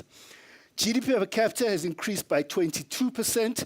So my lens is macro, multifocal macro. So is that after 20, so our GDP per capita has increased by 22% from 1994 to 2022. By comparison, in local currencies, China, 783%, Vietnam, 337%, Ethiopia, 315%, India, 285%, Poland, which I introduced because I used to be in a previous life a diplomatic spouse there, 216%. 216%. You are talking about education. That is the most, everywhere you go, there's a college, there's a university. So because you're a spouse, you meet the mayor, and then the mayor says, what is your population? There's 200,000 when the students are not here. 300,000 when the students are there. It is a highly educated country, and that's where we should be heading as a country. But GDP per capita has gone down, has not grown for 15 years, and it is projected to decline every forecast for another 3 years. We cannot continue like this. By 2025, GDP per capita will be lower than it was in 2007. And I repeat, we can't continue like this as a country. We are now in a very unviable society. The unemployment rate for youth, I work for an organization called Youth Capital. I would like them to meet the Trust and all the people. 70.2% for youth, 46.6% for Africans, 50.6% for African females. I repeat, 50.5% for African females. How can we continue with such a shameful statistic? 53% in the Northwest and 42% for people of all races. Unemployment is a national disgrace, the most heartbreaking betrayal of the dreams and promises of our liberation. The government has failed the people who fought for so long for a better life for all. We've got the most half the country lives in poverty. 1 in 5 have inadequate access to food. Most unequal country in the world in terms of incomes and also in terms of wealth. 10% of wealth goes to 86% of the population. Just a summary of our economy since 1994. So basically, when the economy grows and creates jobs, when the government invests in its people and infrastructure. I was in a meeting with civil society, and the president talking about the basic income grant, and I talked about this, that we had the gear period, government consumption spending 2.1% a year. Then we had the first post-apartheid public sector investment strike, where public sector investment went down by a quarter between 1998 and 2001, and it only recovered to 1998 levels in 2004. Our economy, the average real interest rate was 17.7%. That was during the first wave of black economic empowerment deals. How were you supposed to make money when the average cost of capital is 17.7%? It was impossible. You had to have a fluke of some kind to make that money at the time. GDP growth was 2.9%, per capita growth was 0.6%, and obviously unemployment went up from 4.6 million people in 1996 to 8 million people, 40.6% in 2003 quarter one. So then we had a boom. When the gear ended, the government started spending on its people and infrastructure. 5% a year government consumption spending, investment 14% a year. Public investment was increasing by 14% a year. And then our economy, our average real interest rate went down. Our economy grows at 4.5% a year. And we created 3.1 million jobs. The unemployment rate went down to 28.7%. There was no jobless growth. Everywhere I go, people say, hey, jobless growth. You know, recently I had a meeting with former President Mbeki, and I said, you know, I was one of those people who used to say jobless growth until I looked at the statistics and I realized it wasn't true. So what has happened since 2009 to 2022 is that the government stopped spending on its people and infrastructure again. So it was 1.5% annual increase in government final consumption spending. Investment declined by 2%, 2.4% a year, and we've had 38% decline in public investment from 2015 to 2022. Our country is collapsing everywhere you see. Unemployment has soared, to which I'll get back to a bit later, to the numbers that you saw. So this is the unemployment situation, is that the labor force has grown by 7.5 million people from the end of the boom to second quarter 2003. 7.5 million people enter the labor force. We only created 1.6 million jobs. What does that mean? Therefore, the number of unemployed people went up by 5.9 million people. So in my work for Youth Capital, the labor force growth rate is 2.4%. The employment multiplier, the relationship between GDP growth and employment over the past 20 years is 0.9. So if the economy grows by 5%, employment growth is 3.5%. So that is, if you take out the global financial crisis and the COVID crisis, the employment multiplier. So we need a growth rate of 4.9% just to create jobs for the forecast 700,000 people who enter the labor force until 2030. So let alone the 11.9 million people. So therefore, there's three levers to reduce GDP, to address this unemployment crisis. Its GDP growth must be non-negotiable. Industrial policies to favor labor-intensive industries. And number three, the expansion of public employment programs. One of the speakers was talking about the teacher assistants. Government wants to stop that most successful teacher assistant program because of so-called budget constraints. What is the structure of the economy? The summary here is that this is very important because I focus a lot of mining and finance. Mining and finance's contribution to value added increased by 8 percentage points to 31.4% from 94 to 2002. But industry declined by 9.2% to 19.4%. So structural change, when we talk about it, it's about encouraging labor-intensive industries and diversifying the export base. The spending on industrial policies, as I worked in, I saw my comrade from the IDC, I said, I'm going to attack you, but I'm not doing that. So anyway, but the long and short of it is that industrial policy spending, where's the laser, the clicker? Yeah. Industrial policy spending is about 23 billion rands, 17.8 by the IDC's disbursements, sharply up, and the DTI's incentives, 5.3%. It's 0.3% of GDP. It is insignificant. And my favorite one is Black SMME Finance. It's CFA 2.3 billion, NEF 1.1 billion. The BASA report in 2020 showed that the bank exposure to SMME finance of their whole balance sheet was about 21.4 billion rands.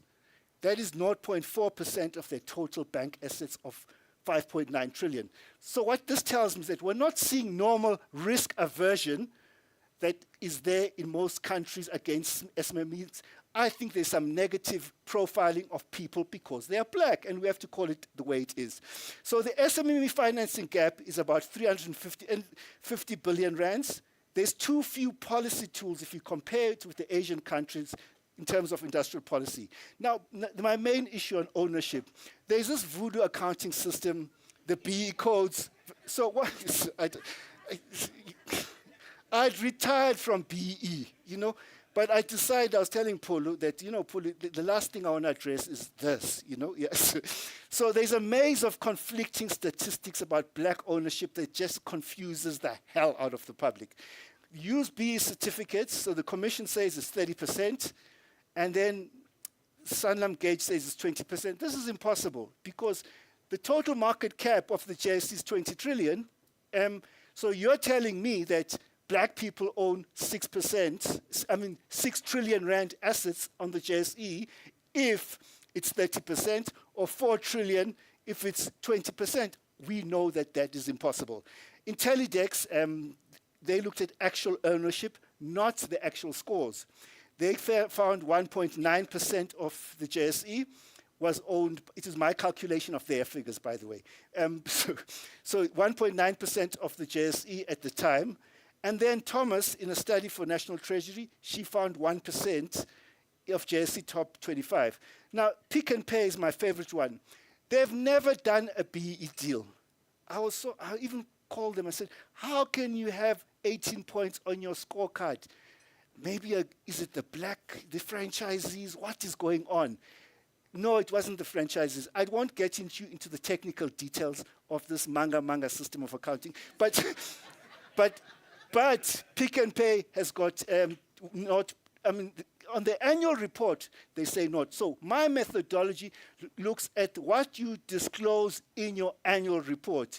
ABSA, their deal with Tokyo and them, it was finished in 2012. They still have 12.8 points on their score. Kanjani. And Standard Bank, the one with the president and Saki, finished long ago. 29 points on their scorecard. In their own annual report, they say 0.5. So Nedbank, same. So basically, these are the BE transaction values since democracy. I will just go through. I combined two databases, Ernst & Young, 96 to 99, and the Dealmakers database. So what we see is that in the first wave, which didn't last very long, we had about 72 billion rands of transactions. This is same with the economy. 10 billion rands a year. The second wave, the boom, it was 272 billion rands, 45 billion rands a year, number of transactions 414, and average annual number 70. So now what we've seen since now until 2019 to 2022, there's been a drop in deal flow by about 50% to 23 billion rands. Now, it's a very interesting one because if you look at 2019, I was talking to Kholo the other day that there's been a little bit of an uptick recently. So I kind of look at 2019 to 2016, there was a collapse in deal flow. It was about 17 billion rands a year. And since then, there has been an uptick. But now, the uptick, it's mostly around 7 companies which are doing like different types of transactions. So number one was Northam, 33 billion, but Northam was an unwind. It wasn't buying shares into Northam. There was also Sasol. There was also, so there's 7 transactions that accounted for most of these, it was Exaro replacement and so forth. I can't remember all of them. So what I'm trying to say is that I think it's too early to be talking about a third wave. We need much more to stimulate a third wave of transactions. Now, this is the methodology. This is the true data, not the... So JSE market cap, this is it. And then the number at the bottom is the one that you should look at. The market cap of the top 50 is 18.5 trillion. That is 93% of the entire market, you know, so that's number one. Number two, the most difficult thing I've ever done in my whole life, the BE codes say that you must exclude foreign assets. Now, there's no guidance on how to exclude foreign assets. So the only guidance is that you must use an accepted valuation methodology. So what I did, I go to the annual reports of all these companies and I look at their preferred profit measure. In most cases, the segmental geographic segment information is very poor, but I was adamant there has to be a number everywhere, you know? And some of them were a bit dodgy, like Clicks says our stores. But, you know, at the end of the day, I had to put the number in because if Clicks is saying 5% of our stores are outside South Africa, that roughly means 95% is in South Africa. Yeah, but some of them I was a bit upset that I had to come to these conclusions. So what we ended up with is that 80% of the JSE has got nada to do with the South African economy. You must look at the companies at the bottom. BHP Billiton, BHP Group, I think this is about 6 trillion rands of market cap that's got nothing to do with the South African economy. And and then it distorts our country, our capital flows, everything. My personal view, I argue with my friends about it, we shouldn't allow these dual listings, but that's another issue, yeah. So, but anyway, so the South African assets value, according to my interpretation, is 4 trillion.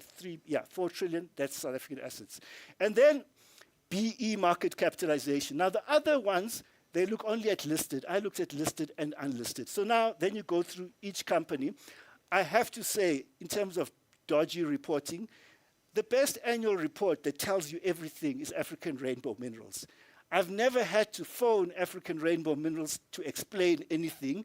Even when the deal doesn't work, they used to have a broad-based ownership trust. They explain in the annual report it didn't work, and this is why it didn't work, and this is how we're going to fix it, you know? So I must congratulate them. Every annual report, every year, is very good, yeah. Then you look at unlisted, this is the ownership of the black people, African Rainbow Minerals, First Rand number 2, Sanlam number 3, Capitec, and yeah. And then, the number I forgot is 170 billion rand black ownership at the bottom. And then you look at unlisted, Sishen Iron Ore Company, MultiChoice South Africa, ShopRite Checkers, Sasol South Africa, Impala Platinum. This is an interesting one because I've been following this for years. You know, my friend Bridget Motsepe, she's one of the shareholders there, and every year they roll over the debt. But there was a boom recently, and they just paid off all their debt. But every year, ever since 2006, they've been rolling over the debt because it's not making money. But this last year, they paid off all the debt out of the blue. And then, Hotazel Manganese Mines and De Beers Consolidated Investment. This one has also been under the water for many years, but suddenly it appears to be over the water with whatever. So it's 58.3. I excluded Media 24. It's too small. I excluded Glencore. I went to their offices in Melrose Arch. Point blank, we can't tell you. We're going to tell you anything. So anyway. Black ownership in finance. I won't really go into this one, but it's important for the later slide. Black ownership as a finance as a percentage of South African assets is 7%. The Banking Association has a higher number of about 25%, but they're using scorecards and not what I'm using. I'm using what the banks disclose, you know. Mining companies, in a previous life, this was my thing. You know, I was an expert on mining. But anyway, so this is the mining companies, the market cap, South African assets, the B market value. So it's African Rainbow Minerals, Kumba, Exxaro, Impala, Northam, and so forth. This is the mining listed and unlisted. Now, this is where it gets interesting, the summary of everything. So the black ownership at the listed level is 170, unlisted is 58, total 228.6 billion. Percentage of the JSE, 0.9%, 0.3%, 1.2% of the JSE. Percentage of South African assets, listed 4.3, 1.5, 5.8. So this is where we are in terms of black ownership of the South African economy. market capitalization of mining and finance. Remember I said mining and finance is 31% of GDP. It's increased over the past 28 years. So it accounts for 45% of the JSE. But then if you look deeper and you look at only South African assets, it accounts for 70% of the value of South African assets on the JSE. It's mining and finance. So to have made money over the past 26 years, you have to have been somewhere in mining and finance, you know. And I must mention, if you were part of the First Rand deal, I'm not saying this because they are sponsors, I picked them up everywhere, like you did well. You know, like I was talking to MIC yesterday, it's the biggest part of their, yeah, so anyway, so percentage, no, I'm just saying, it comes across at WDB, it comes across at MIC, it comes across in Kagiso, it comes across everywhere. It was dispersed, yeah, and then the other ones, so it is everywhere, it's empowering people, and it's probably it's probably the most successful transaction in history, yeah, but anyway. Then the other one is black ownership, percentage of black ownership. So mining is 73% of black ownership on the JSE. So that is quite just adding to my point that mining is critical. So now, why do I have the slide again? Yeah, so now this is the second last one. Royal Bafokeng, this is the beneficiaries. I ran out of time, but basically, there are some black businesses at number 2, Mutsepe family, number 4, Lebashe, 16 billion, number 5, Exaro. But the majority of these people are broad-based trusts. So can we please stop saying that BEE is for politically connected people?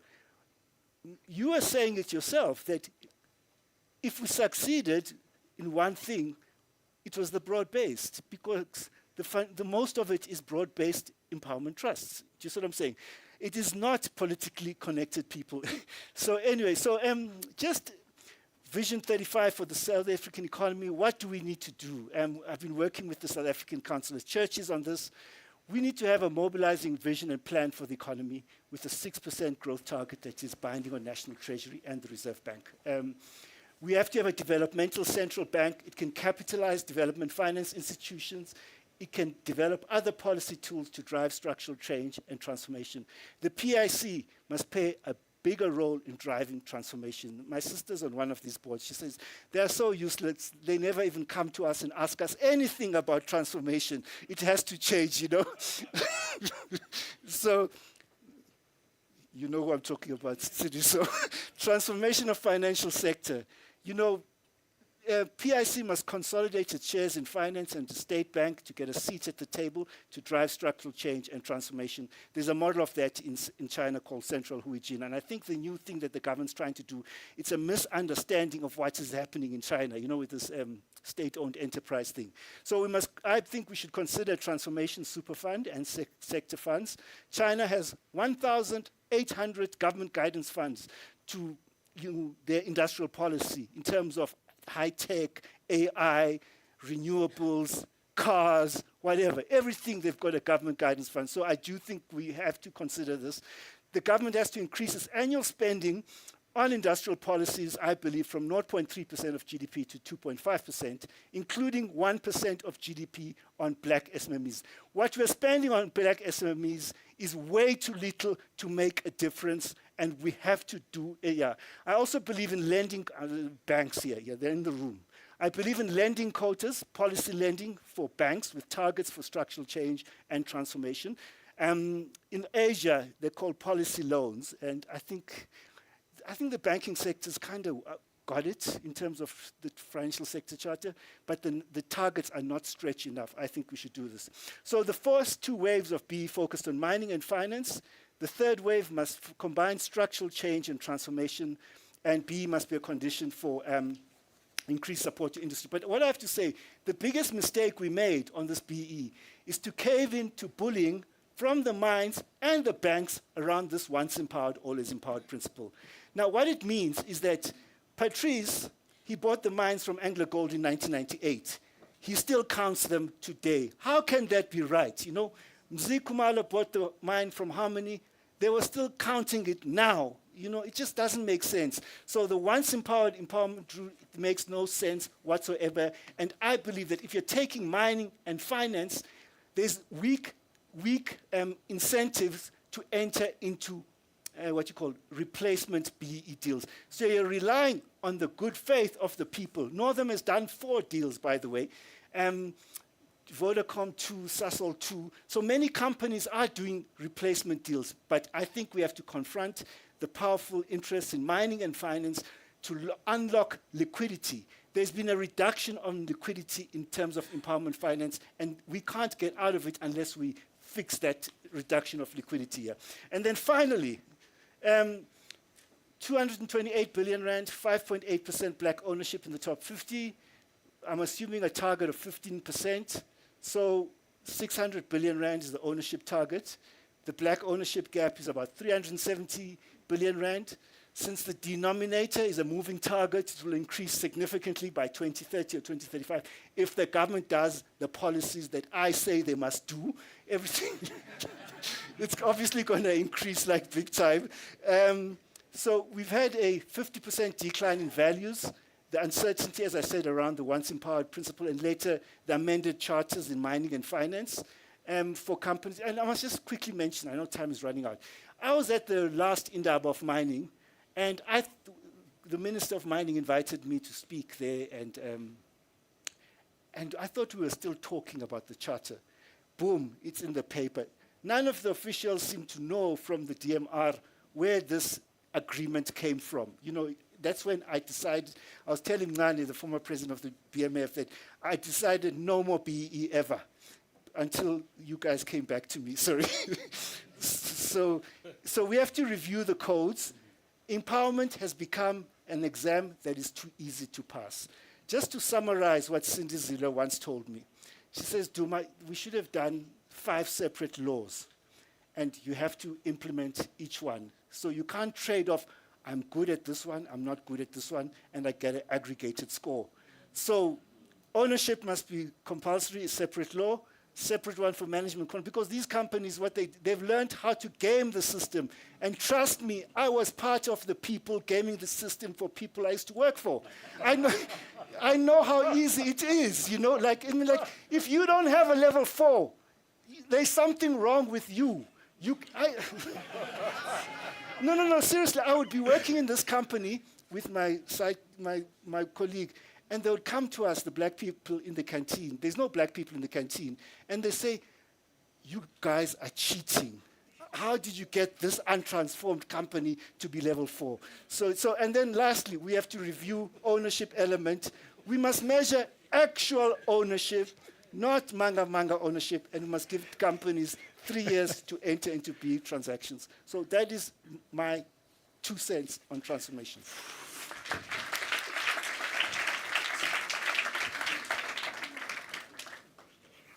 Always love listening to Duma. He calls a spade a spade. Manga accounting. I know you said this about 6 months ago. I'm still figuring that part out, you know.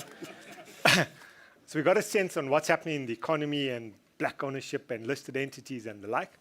So I'm going to ask Hulu to come up on stage. Hulu's from RMB. It's been there, part of the furniture, not quite, been there since 2005.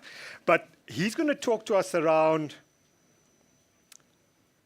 the top transactions since the inception of BEE, including the largest deals, largest public offers, and largest ESOP schemes, including some lessons learned.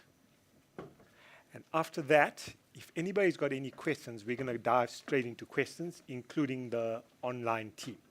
Over to you, Hulu.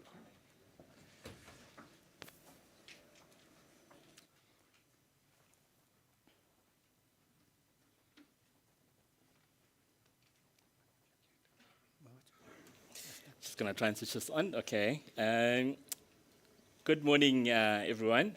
May I just have the clicker? Do you have the clicker?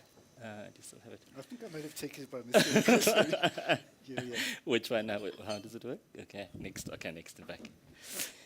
Just a few acknowledgements before. I mean, obviously to the organizers and sponsors of this wonderful event. I think as well as all of the leadership and management teams, I think, of those entities, colleagues, fellow practitioners, friends, ladies and gentlemen, good morning. Thank you for this opportunity just to share some thoughts, especially after that wonderful presentation by Duma, just giving us a sense in terms of where we are. So I think it's already been touched on, I think, by the Commissioner and just on some of Duma's comments as well. Essentially, obviously, when it comes to BEE, ownership is one of the most topical issues.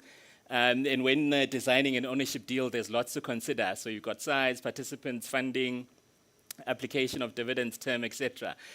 And I think while BEE transactions in the early days were initially focused on a few key individuals, I think things very quickly moved along.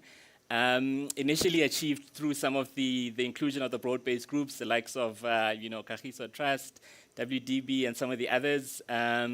You've also had involvement of employees as well as communities in transactions, and finally the launch of the public offers. It's already been highlighted as well to say typically at the end of, which is I think part of the issue with the way Duma is sort of like measuring the ownership, because I think at the end of an agreed vesting term, typically beneficiaries will be allowed to sell their shares, and some of them potentially sell and realize cash, and maybe potentially some of it is not actually coming through in some of the numbers if you only look at what's actually being held.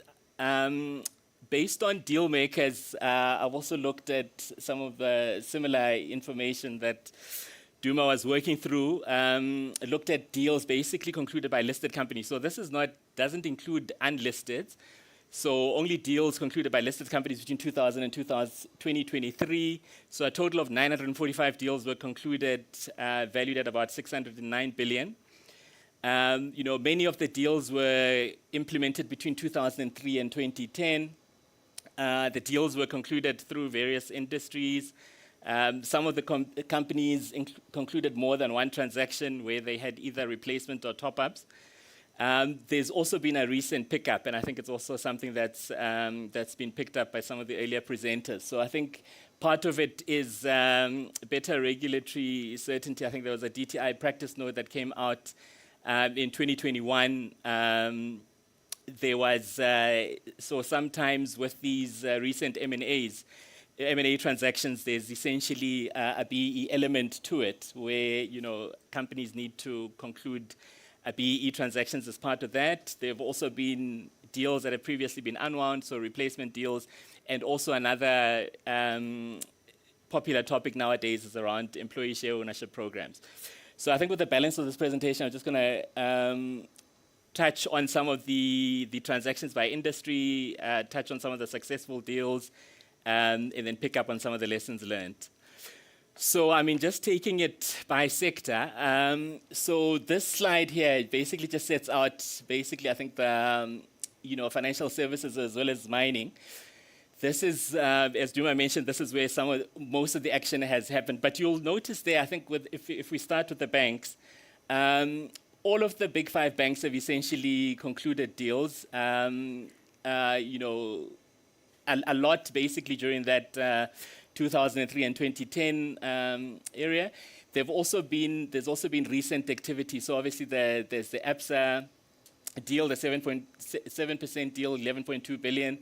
That's recently been announced, as well as Capitec also recently implemented an ESOP scheme. So that 2021, and then there's the ABSA one, the 2023 deal. Also looking at the insurers, so there's also been some action there. So again, all of the big insurers have actually done deals, mostly in those, in the mid-2000 timelines. But there've also been recent activities in here. So obviously there's been the Old Mutual Bulatsela deal that also included a retail component. There's also been an ESOP recently done by Metropolitan, Momentum Metropolitan. Lots of action, I think, in the mining space. Duma has mentioned the Northam deal, the 33 billion deal. So that's the largest BEE deal done to date. A couple of deals done by Exaro, so the initial one in 2006, as well as a replacement one in 2017. And a couple of interesting ones, some of the recent ones. So Anglo Platinum recently did a 2% ESOP, 8.3 billion rand deal. Kumba Iron Ore also 1.2% deal, 3.5 billion. And you'll also see that even across different commodity types, so the gold companies have all done deals there, the platinum companies, iron ore, even the coal miners. Just moving on to oil and gas. So these are the some of the Sasol deals that have been done. So obviously, I think they were well covered. The 2008 deal is the original Sasol and Zalo deal, as well as followed by the Sasol Kanyisa deal, which is a replacement. Sasol has also implemented deals at its mining, so Sasol mining business, as well as sort of like Sasol oil as well. Industrial companies have also done deals. So again, within that 2003 and 2010 area, PPC did 2 deals. One is initially in 2008 to meet the mining charter requirements, as well as a top-up. So the mining charter had 15% and 26% at the end. Just touching on some of the others, so TMT, so MTN has done 3 deals, so essentially the new shelf deal in 2002, followed by MTN Zakhele, as well as a replacement for MTN Zakhele later on.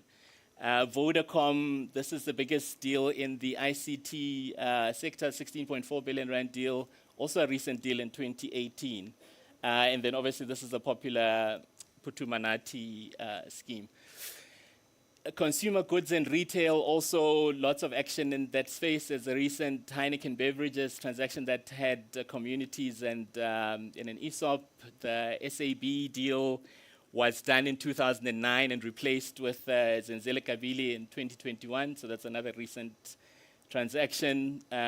Even in retail, there's been a recent ShopRite deal, 2022, 8.9 billion rand deal. Also, even in the healthcare sector, so all the hospital groups, so Netcare, Mediclinic, Life Healthcare, all did deals in that 2003 to 2010 area, as well as I think we've also added, this one is an interesting one, Dischem Pharmaceuticals. So when some of the founding shareholders wanted to sell down a portion of the shares, they actually sold those to essentially a BE consortium, participated in a 10% deal there. If you look at some of just the key features of transactions, I mean, just to pick up on some of the names. So First Strand obviously took the approach of including strategic partners, employees, as well as communities, I think, in their deal. Old Mutual also did something similar, I think, in their initial deal, so strategic partners, employees, and communities. But then in their most recent deal, they included a retail component. So as Duma was saying, I think even though it initially started out being quite narrow focus, I think over time it's actually opened up. So also lots of retail schemes here, as you can see, so Vodacom, Sasol, Putumanati, as well as MTN. On the funding structures, I mean, companies use a combination. So you can either use third-party funding where you wish to raise cash as part of the transaction, or alternatively, you can use vendor funding, which actually allows you to self-fund the transaction. There are different terms to deals. So 2 of these recent transactions, the ABSA and Capitec deal, were both 5-year structures. But we've seen, the First Strand deal being in that 5 to 15-year range, as well as also, this is also another interesting one, the evergreen component. Essentially, this is where, a trust is actually set up, but then it provides ongoing benefits over time. And then Putumanati has got the evergreen public offer scheme. Just running quickly through some of the successful transactions. I mean, obviously the First Strand deal, 23 billion rand of value created, most successful BE transaction to date. Some of the key drivers behind it was obviously it had an element of free shares that created net asset value from day one. It was a long-term type of deal, so a 10-year structure, which allowed sufficient time for the share price to appreciate. So the share price increased from 12.28 in 2005 to about 50 Rand in 2018. The transaction also had an option basically to extend the deal, which then initially extended from 2014 to 2018. But what's pleasing is that even after that extension, I think most of the partners have continued to remain invested. So the beneficiaries there are about 13,000 first-round employees as well as their strategic partners. Sanlam is also another one that's been well talked about, 15 billion Rand of value created. So that one had a 200 million Rand equity contribution, also a 10-year structure. And I think during that period, there was 12% annual compound growth in the share price that created that value. SAV Zenzele created 9.7 billion Rand in value, the highest BEE value creation in FMCG industry. Again, a 10-year transaction term, but it was also helped partly by the SAB Miller and AB InBev transaction that created essentially the value underpin. So what was promised to the BEE shareholders at that time was that they wouldn't necessarily early unwind that deal, but would essentially remain invested, but would receive no less than what exiting SAB Miller shareholders had received at that stage. So this one benefited 29,000 retail shareholders as well as 10,000 SAB employees. Vodacom, 7.1 billion Rand unwind value created, so 6.4 times money back. So this was also created by the 900 million equity contribution upfront, a 10-year transaction based on a 2,500 Rand initial investment in 2008. Shareholders received 7,300 in cash as a cash dividend, as well as free participation in a follow-on scheme. This one also benefited 85,000 investors and 8,500 Vodacom employees. Kumba Iron Ore, this is one of those popular ESOPs that is still spoken about even up to today. So this created 2.7 billion Rand of value, as well as a payout of 576,000 pre-tax payout for the 5,800 Kumba employees at the time. This one was also a 10-year structure split into 2 periods of 5 years each. But what really helped was the exceptional operational performance as well as the increase in the iron ore share price. Iron ore price during that period. So the share price here increased about 354% from 110 to about 500 in 2011. There are also some others. So MTN Zakhele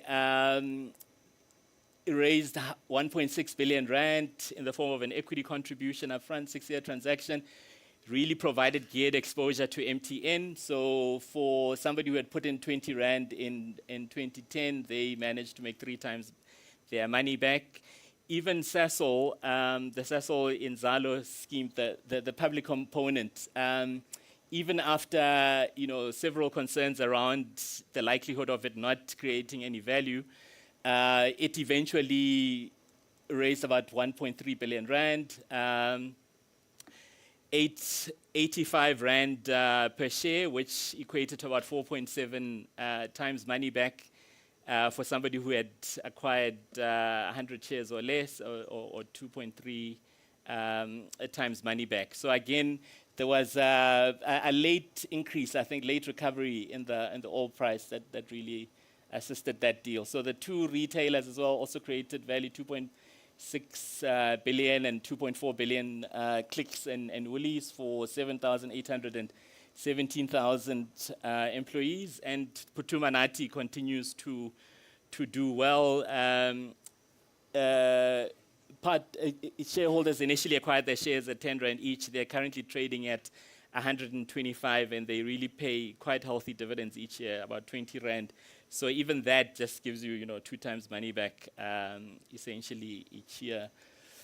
So, I mean, this is some of the key attributes. So, this is this is your ideal BEE deal where the value of the shares continues to rise over time, and it allows you basically to cover your initial debt as well as whatever interest you would have incurred, thereby creating this gap being your BEE value realization.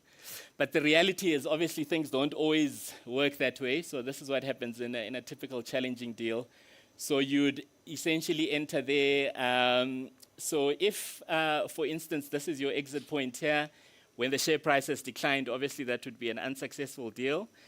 If you're fortunate enough to exit either at point B or at D, you obviously potentially, make that money. If you're exiting at E, not only are you not receiving a BE realization, but then I think the funders are also taking a haircut in terms of that as well. But another problem is sometimes I think during these structures with a lock-in period, the share price does reach D, but because of the lock-in period, then the BE partners are not able to cash in and realize that value. I mean, just to conclude on some of the lessons learned around sustainable BEE transactions, as Duma mentioned, obviously favorable market conditions are key, so your global economic fundamentals have to be strong. Strong local macroeconomic environment, commodity prices, employment levels, interest rates, consumer demand levels have all got to be working positively. The operational performance of the company is also key, so consistent value creation over time. The industry needs to be well, and even the company relative to its peers, outperformance relative to its peers. And as we've also seen, M&A activity. So if there's some kind of M&A activity like what happened in the SAB example, that also then boosts the likely outcome. There needs to be an increase in the valuation of the company, so suitable entry level and a growth in the share price over the transaction term. Long-term investment horizon, so we found that some of the longer dated transactions have delivered more value. There's also this view around vesting versus evergreen. So do you cash in now or do you hold on for the longer investment horizon? The extent of leverage in the structure, so obviously this can be managed by an upfront discount or an equity contribution. So it's key that the capital structure is not overgeared, and it's also key that the funding costs are being covered by whatever dividends are actually being paid out of that structure. And then last but not least, it's the extent of facilitation in the structure. So this basically goes to what shareholders are contributing towards the deal, either in the form of an upfront discount, facilitated funding, etc. But obviously that comes at a cost to shareholders, but I think it's understood that essentially it does contribute towards a successful deal. Thank you very much. I think that's all I wanted to share with you today. Thank you. Perfect. Thank you very much. If I can ask you to join us up here. Okay, perfect. I'm going to take one round of questions from the audience and online. Thanks. 1, 2, 3. And I'm going to pause at that. Do we have a roving mic somewhere?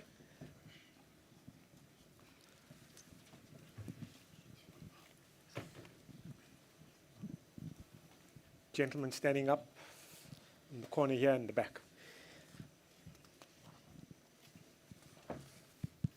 Hi. Thank you for the opportunity. My name is Louis Boshoff from AfriForum. And my question is to our second speaker. During your presentation, you referred to partners in the transactions, specifically to communities as well. And my question is, where there is big business deals discussed in the presentation and billions of rands, it sometimes feels far removed from local communities in different areas in South Africa.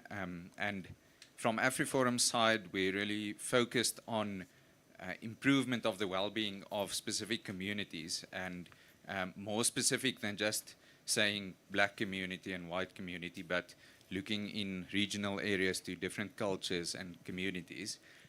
So my question would be, how do you look at improving local communities through big transactions or even on smaller scale? Thank you. Thanks for the question. Right where you are. Thank you. Just two quick ones. The first one is this issue of the voodoo accounting. Why is it allowed? You know, there's such discrepancies in terms of what is claimed and what is appeared on the annual report.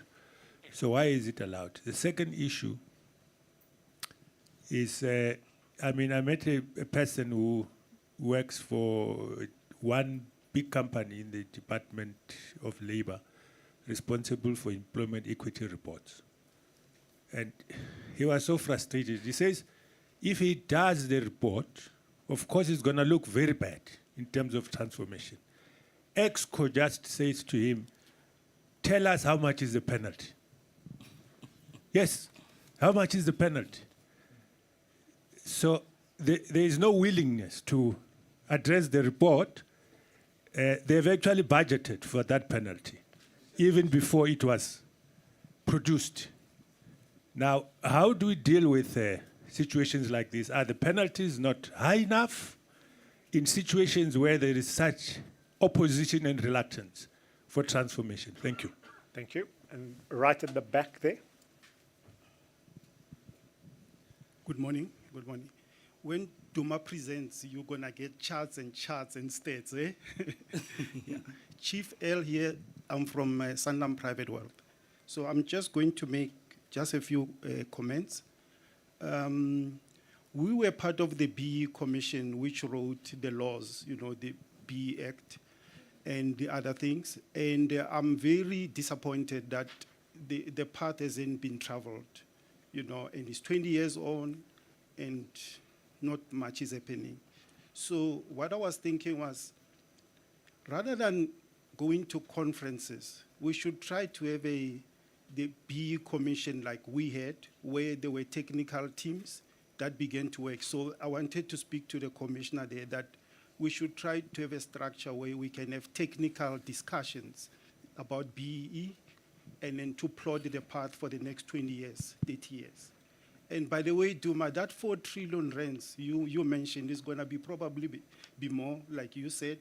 You need maybe 1 trillion rands to fund BEE within the GSC sector for the next 20 years or so, if you want that 15% growth. By the way, Kholo, I agree that we should have BEE for the next 20 years. So no company can say, I'm Pick and Pay, I'm 0%. We should have all the companies, especially the biggest ones, they need to be BEE compliant. We should stop about retail. I mean, those ShopRite, Pick and Pay, they make so much money. I mean, the prices, the CPR, you know, has risen. So we need to be serious, and we need not to be bullied by groups and companies. You know, we work for big companies, and we know what the problems are. So we need to be bold and strong. And the next 20 years, we need to do BEE. Thank you. Thanks. Thank you very much for your comments. Kholo, I'm going to ask you to have a go at the first one, communities. Okay. On the communities, thank you very much for that question. I think when we saw the emergence of some of these community deals, I think was really in the mining industry, where there was that requirement basically to empower communities, local communities where the mine actually is situated, as well as some of the labor sending areas. And some of the successful ones, I think, that have been created, like the SIO Community Development Trust, really does, I think, even around that session area and essentially the mining operations. They've developed clinics, they build schools, they construct roads, etc. So that's what we really mean around community participation, so that at least those members of the community who aren't necessarily direct beneficiaries also do participate somehow, I think, in some of the structures. I mean, obviously, the First Strand Empowerment Foundation, I think, also has spoken about relatively earlier on, that focuses on education and some of the other aspects. So that would have also fallen under the community aspect. Thanks, Sanjay. Thanks. Tuma, Yeah, okay. the voodoo accounting. Yeah, you know, at the time, I was opposed to it. I was at meetings at the DTI, and I wrote publicly about why we shouldn't allow some of these things. There's the one about the exclusion. And your mic is off. I must just tell you the most, the exclusion of mandated investments, yeah. So, without going to technical details, I was working at Telkom. So the Elephant Consortium had 6%. And then we had to get a score for Telkom, you know. So the people in the Elephant Consortium, you know, like these are classified secrets. So the people in the Elephant Consortium didn't want to disclose themselves. So we assumed that, no, there must be politicians there. So we had so I convened an emergency meeting with the people at the Saxon, and I said, okay, guys, so now Telkom wanted to sue them and get the points. So I said, no lawyers, please. So I convened a meeting with the shareholders, and then I said, okay, compromise. You disclose half of you, so that we get the points, you know? Half of you. Only half of you have to disclose yourself. And then it got worse, that we went to one verification agency. We didn't like what they were saying. So we went to the other one, which we knew would like what we were saying, you know? So I'm just trying to say that there are ways to game the system, you know, and I feel ashamed that we did that, you know? But the point is, I was young. Is that your excuse? Yeah. But the point that I'm trying to say is that at the time, the people, I even wrote, in Mandi Simpasha, I was minister, and I complained that you can't outsource your BE strategy development to a private company, and that private company wanted to sue me, and it was hectic, you know, and I was getting scared, you know, as well. But anyways, but the point is, and just, yeah, so, and then the other thing I was adamant about is that the government has to monitor itself. I had a big debate around this issue, like, you know, the ministers, the two ministers. I must just tell you a funny one. So they decided they're going to outsource it. So I said, no, okay, you're going to outsource the measurement to a consortium of universities. I said, it's not going to work. So then 2 years later, they come, this thing's not working. Meeting in Midrand, Duma, can you fix this? I say, no, but I told you that it's not going to work. Do you see what I'm saying? So the point is, I think, to cut a long story short, we must, as Chief said, you just have to be bold. We're going to measure actual ownership. End of story, you know, and that's it. And you've got 3 years to do a replacement transaction. Let's be bold. You know, people are going to get used to it, you know. After they're going to complain, scream and kick and wara. It was too late. I invited the Minerals Council, you know. But no, they're going to scream and kick and whatever. But after some time, people will, you know, adjust to the new reality. The second one, what is employment equity? BMF people know me. I know the president's here. There's this graph I show from 2009. I update it every year for whoever's president at the time. So if you look 2009 to the latest employment equity report, there's been no increase in the representation. So what you do, you look at black representation, there's been an increase. But if you look, you unpack it, it's representation of South Africans of Indian descent. It counts for most of that increase. And if you look at African people, no increase over that period. So as I said with the lending, we're not dealing with normal,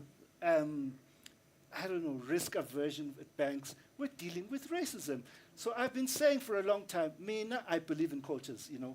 There was a guy in Norway, I watched him many years ago.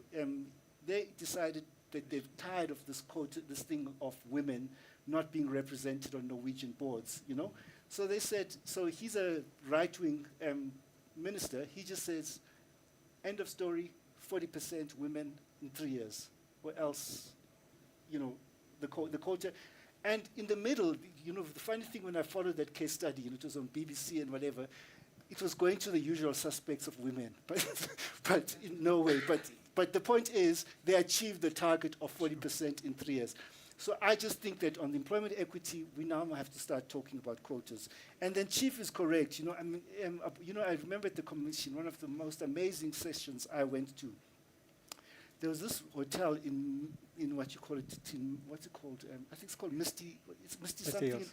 Misty Hills. Misty Hills. Yeah, we went to Misty Hills, and there was like a truth commission of the banks, where they had to account for their sins during the first wave of empowerment. It was chaired by Cyril Ramaphosa and the late Gavin Peterson, and it was one of the most incredible sessions that I've ever been to. I never said anything, and throughout I think it was 2 days that we were there at Misty Hills, But we need a hard discussion, as Chief said. And this, I have to congratulate Kagiso for the foresight that you had to start this debate, But unfortunately, I'm so sad that this is not, as Chief says, maybe it's not the end of the debate, but I really have to applaud you for having started this debate. And I just have to mention, I think I was telling someone outside, Mina, I decided to retire from this BE consulting until you guys came back to me.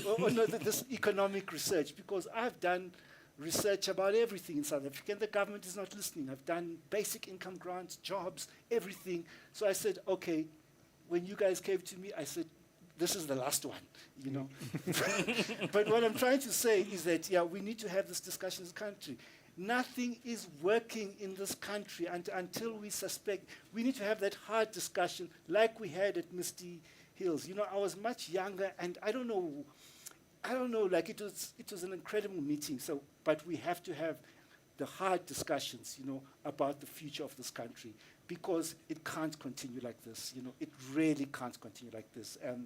15 years of no growth in GDP per capita. And the lesson I want to say to everyone, that when we were creating that value that Kholo was talking about, the economy was growing.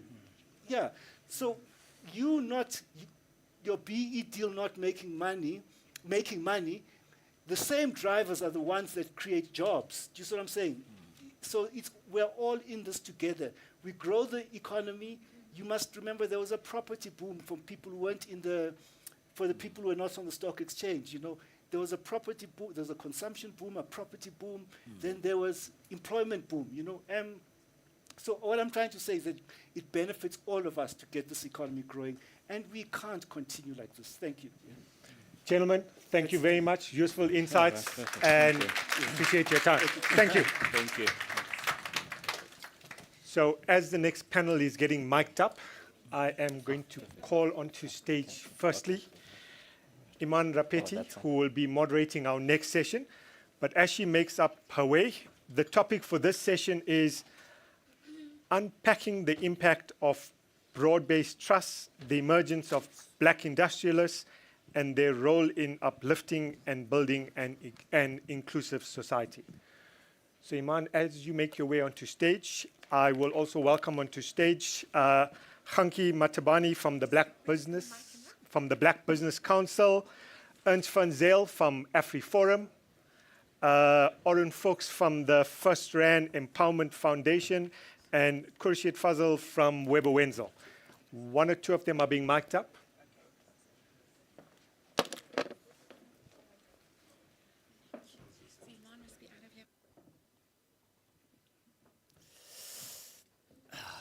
Hi, everyone. There's still a pulse in the room. I'm sure there is. It's been explosive so far this morning. And listen, Duma, you don't get to dismiss all your crimes and misdemeanors as, the folly of youth. We're going to have to engage in some feet washing, and I suggest you start with mine. Yes, and the Commission of Inquiry, we've got all the right people in the room to institute it and to set out the terms of reference. So I was very unfairly given what I think was going to be the hardest panel of the day. So we're going to do our best. But I think the tone was set very well by the chair this morning that we do bring our own biases to a conversation like this. We bring our own assumptions to a conversation like this. We can have a no-holds-barred argument and debate, but that's not the purpose. The purpose is to speak frankly for the demographies that you represent, for us to understand where everyone is coming from in this particular conversation, and to see what we can do to achieve the common goal that undoubtedly we all have. We all want to see South Africa succeed. We all want to see each of us have a stake in the prosperity of our country. But the reality is stark. And in fact, when I was here this morning, I was also laboring under some misconceptions around the actual numbers. It's like empty calories on the JSE. There's empty calories of real black empowerment in this economy. It is something that is unconscionable. It is something that should make all of us completely uncomfortable every single day. The fate of our country, and not to politicize the issue, hangs in the balance. Khurshid, please join us. So we don't have the luxury of platitudes. We don't have the luxury of defense. We have, the imperative of resolving the problem that we sit with today. So welcome to each of you, and it's really lovely to have you with us. So has everyone been introduced? I can't remember. I was so excited that we were getting on. Let me just quickly introduce everyone. Sanjay, had you introduced? No. You're very naughty because I said you had to introduce. So let me just, without my glasses, just look at our guests and introduce everyone. All right, so where is Khanki, by the way? Still being mic'd up? I think he's being mic'd up. Or are you hiding in the corner by the zebras and the leopards, Khanki? By the way, how's my boots? They match with the decor. Completely irrelevant to the subject at hand. Okay, so Khanki Matabane is with the Black Business Council. Again, a familiar face on the subject, and speaking also at conferences, just sharing the urgency of what we're talking about. From AfriForum, Ernst, we heard you earlier, Ernst van Zyl, who's the head of public relations, Oren Fuchs, who's with the First Rand Empowerment Foundation, and Khurshid Faisal is with the Weber Wenzel, and she's a partner there.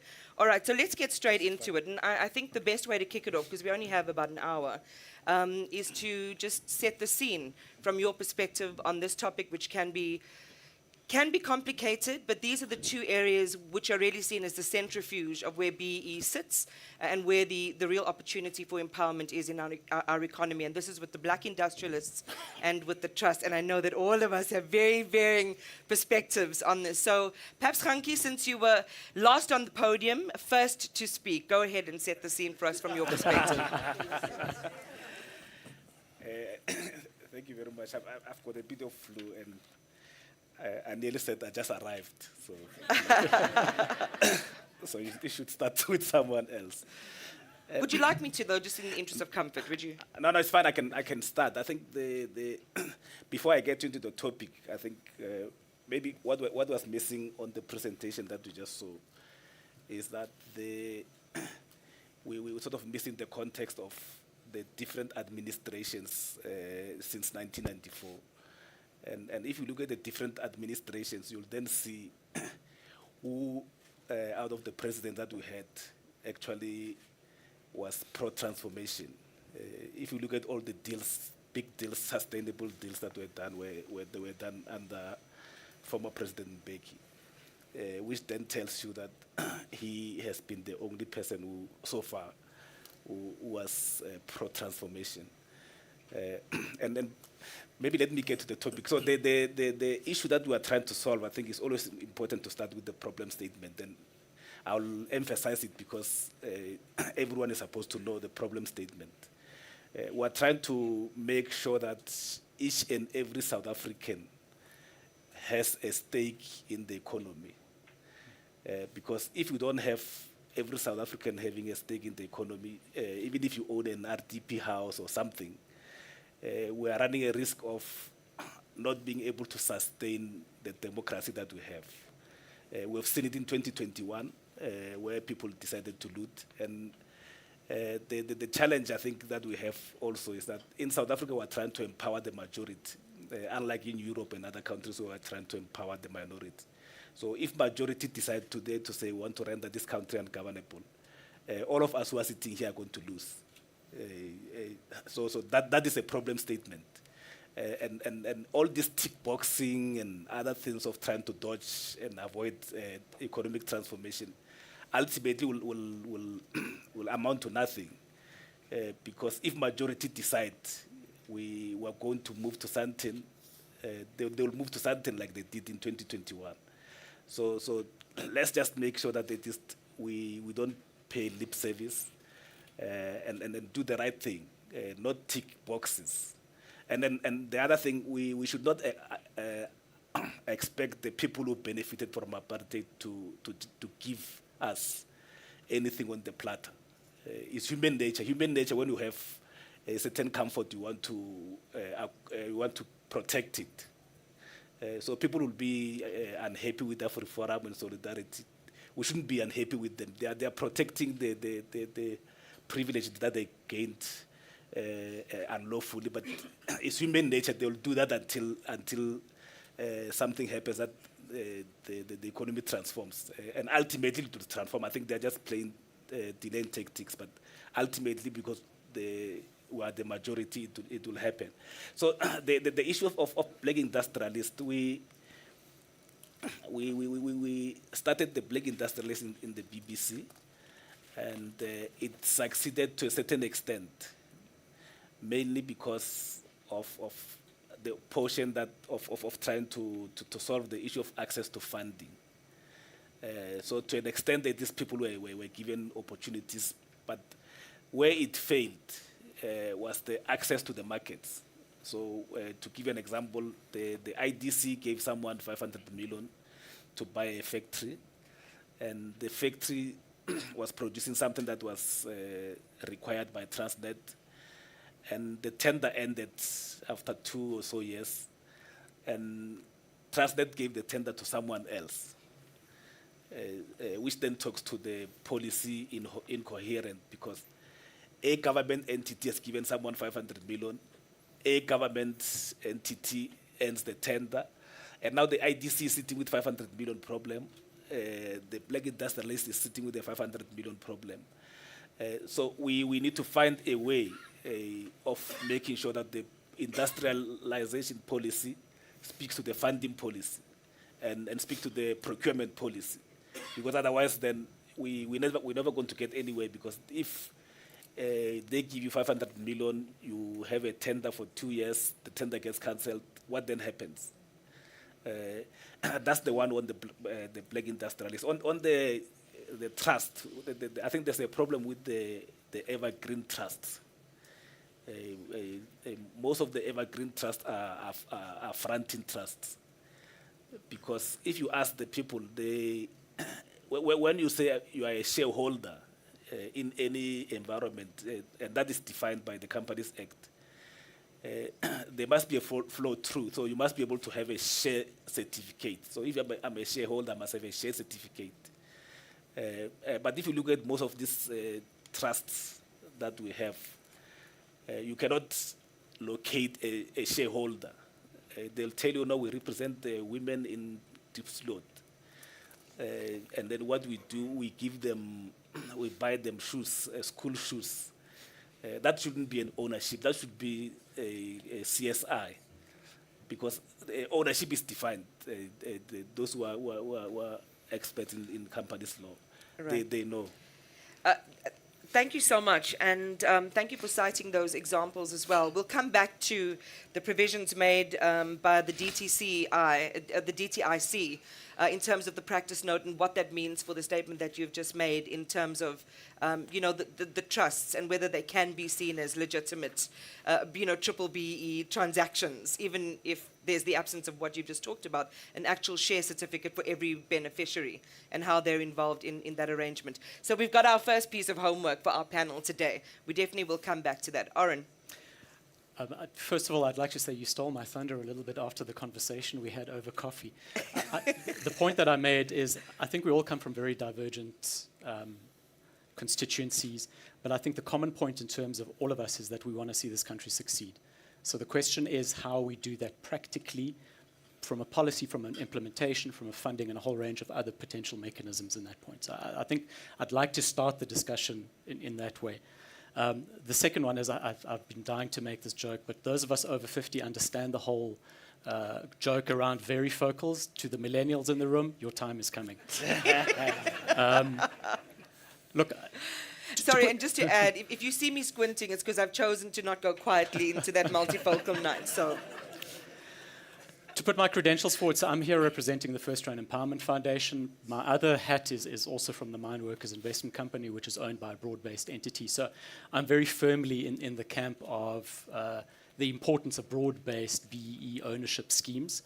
And I think that the crux of it comes down to how we define empowerment. And I think that issue has actually been touched on a number of times this morning. So empowerment in the narrow sense in terms of just ownership, I think we have sufficient proof of the fact that it achieves nowhere near what is required from the broader definition of what empowerment is. And that's to issues of education, that's issue of small business development, entrepreneurship. There's a whole range of empowerment-related issues. Because transformation is a complex agenda. It's a very complex agenda. You're dealing with decades worth of policies that need to be undone. So it requires a complex response in that respect. And I think the broad-based entities, certainly in terms of this context, the foundations are well placed to address some of those market failures. I mean, this is a point I want to touch on in the next panel in terms of how one can do that practically from a transactional point of view. But I do think they are very well placed to play that facilitatory role. There's just one other thing I wanted to say in terms of the question that was asked in terms of how are communities actually benefiting from these transactions. I think it's a very important question because it talks to the question of what are legitimate broad-based entities and what are entities that are effectively done in terms of compliance or worse, fronting. And it begs the question in terms of who's around the table in terms of that shareholder table. And very often you actually need a mix of strategic partners, broad-based partners, and community entities to drive the full agenda of transformation. I'll stop there. Oren, thank you. Thank you for that. We'll circle back again to some of the issues that you've oxygenated there. Khurshid. Thank you. I'll start off, I guess, with agreeing with Oren in relation to broad-based and the impact that it achieves and ultimately what we are trying to problem solve. And I'm going to bring it back to legal principles because that's what I do every day. Effectively, if we look at a trust, and fronting aside, I don't think we should throw out the baby with the bathwater. Just because there are some nefarious members of society who use trusts for nefarious purposes, it doesn't mean that all trusts are not achieving good things. Kagiso Capital has been a client of mine for many years, and they've been doing the most incredible work.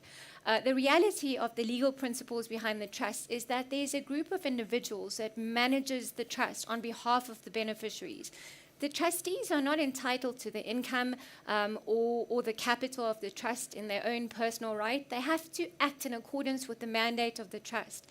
I think someone touched on the law around trusts and how peremptory it is. Unless the trust deed allows you to do something with that money, you can't do anything with that money. You can only return the money to the beneficiaries of the trust.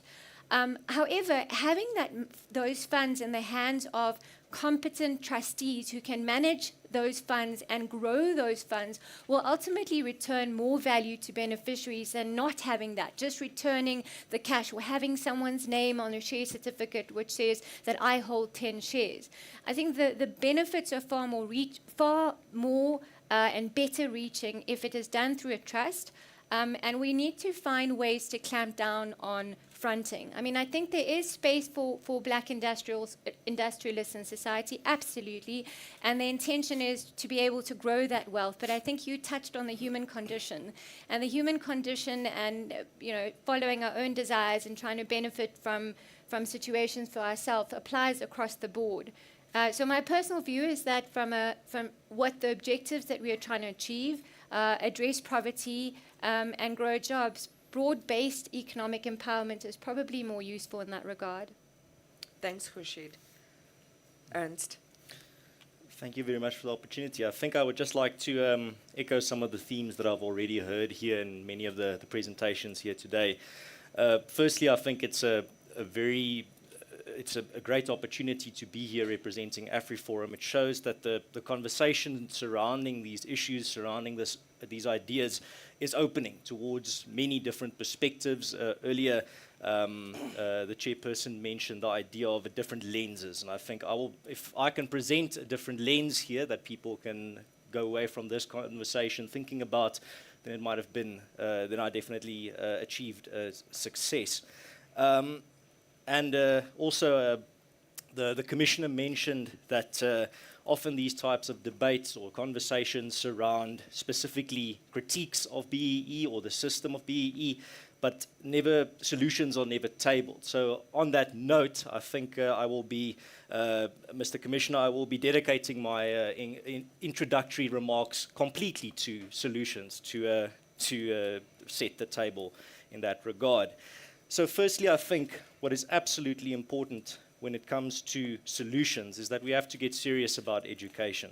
Education is not a problem that you solve by just throwing money at it. I think that's the story of the past few decades, is just throwing money at a problem, but not directing it, not being strategic about it, not really seeing what are we paying for, what are we spending these state funds on.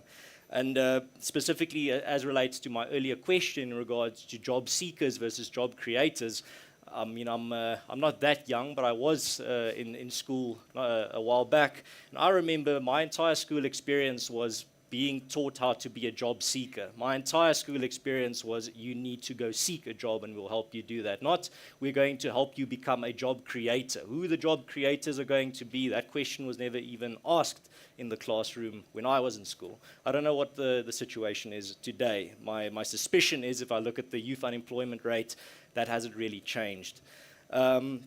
Another thing that is absolute failure is the failure of looking at the value of mother tongue education. If you look at the leading economies in the world, those leading economies are giving their children the edge by giving them education in the language that they think, the language of their hearts, the language that they dream in. Poor South Africans... And the language that they swear in. Absolutely, that's very important. But on that note as well, then you look at the poor South African children. They start off the basic steps of education in their mother tongue, and then suddenly they are switched over to English. Now you are going to have to compete with countries like China that educate their children in Chinese, countries like Russia that educate their children in Russian, countries like France that educate their children in French, countries like England that educate their children in English.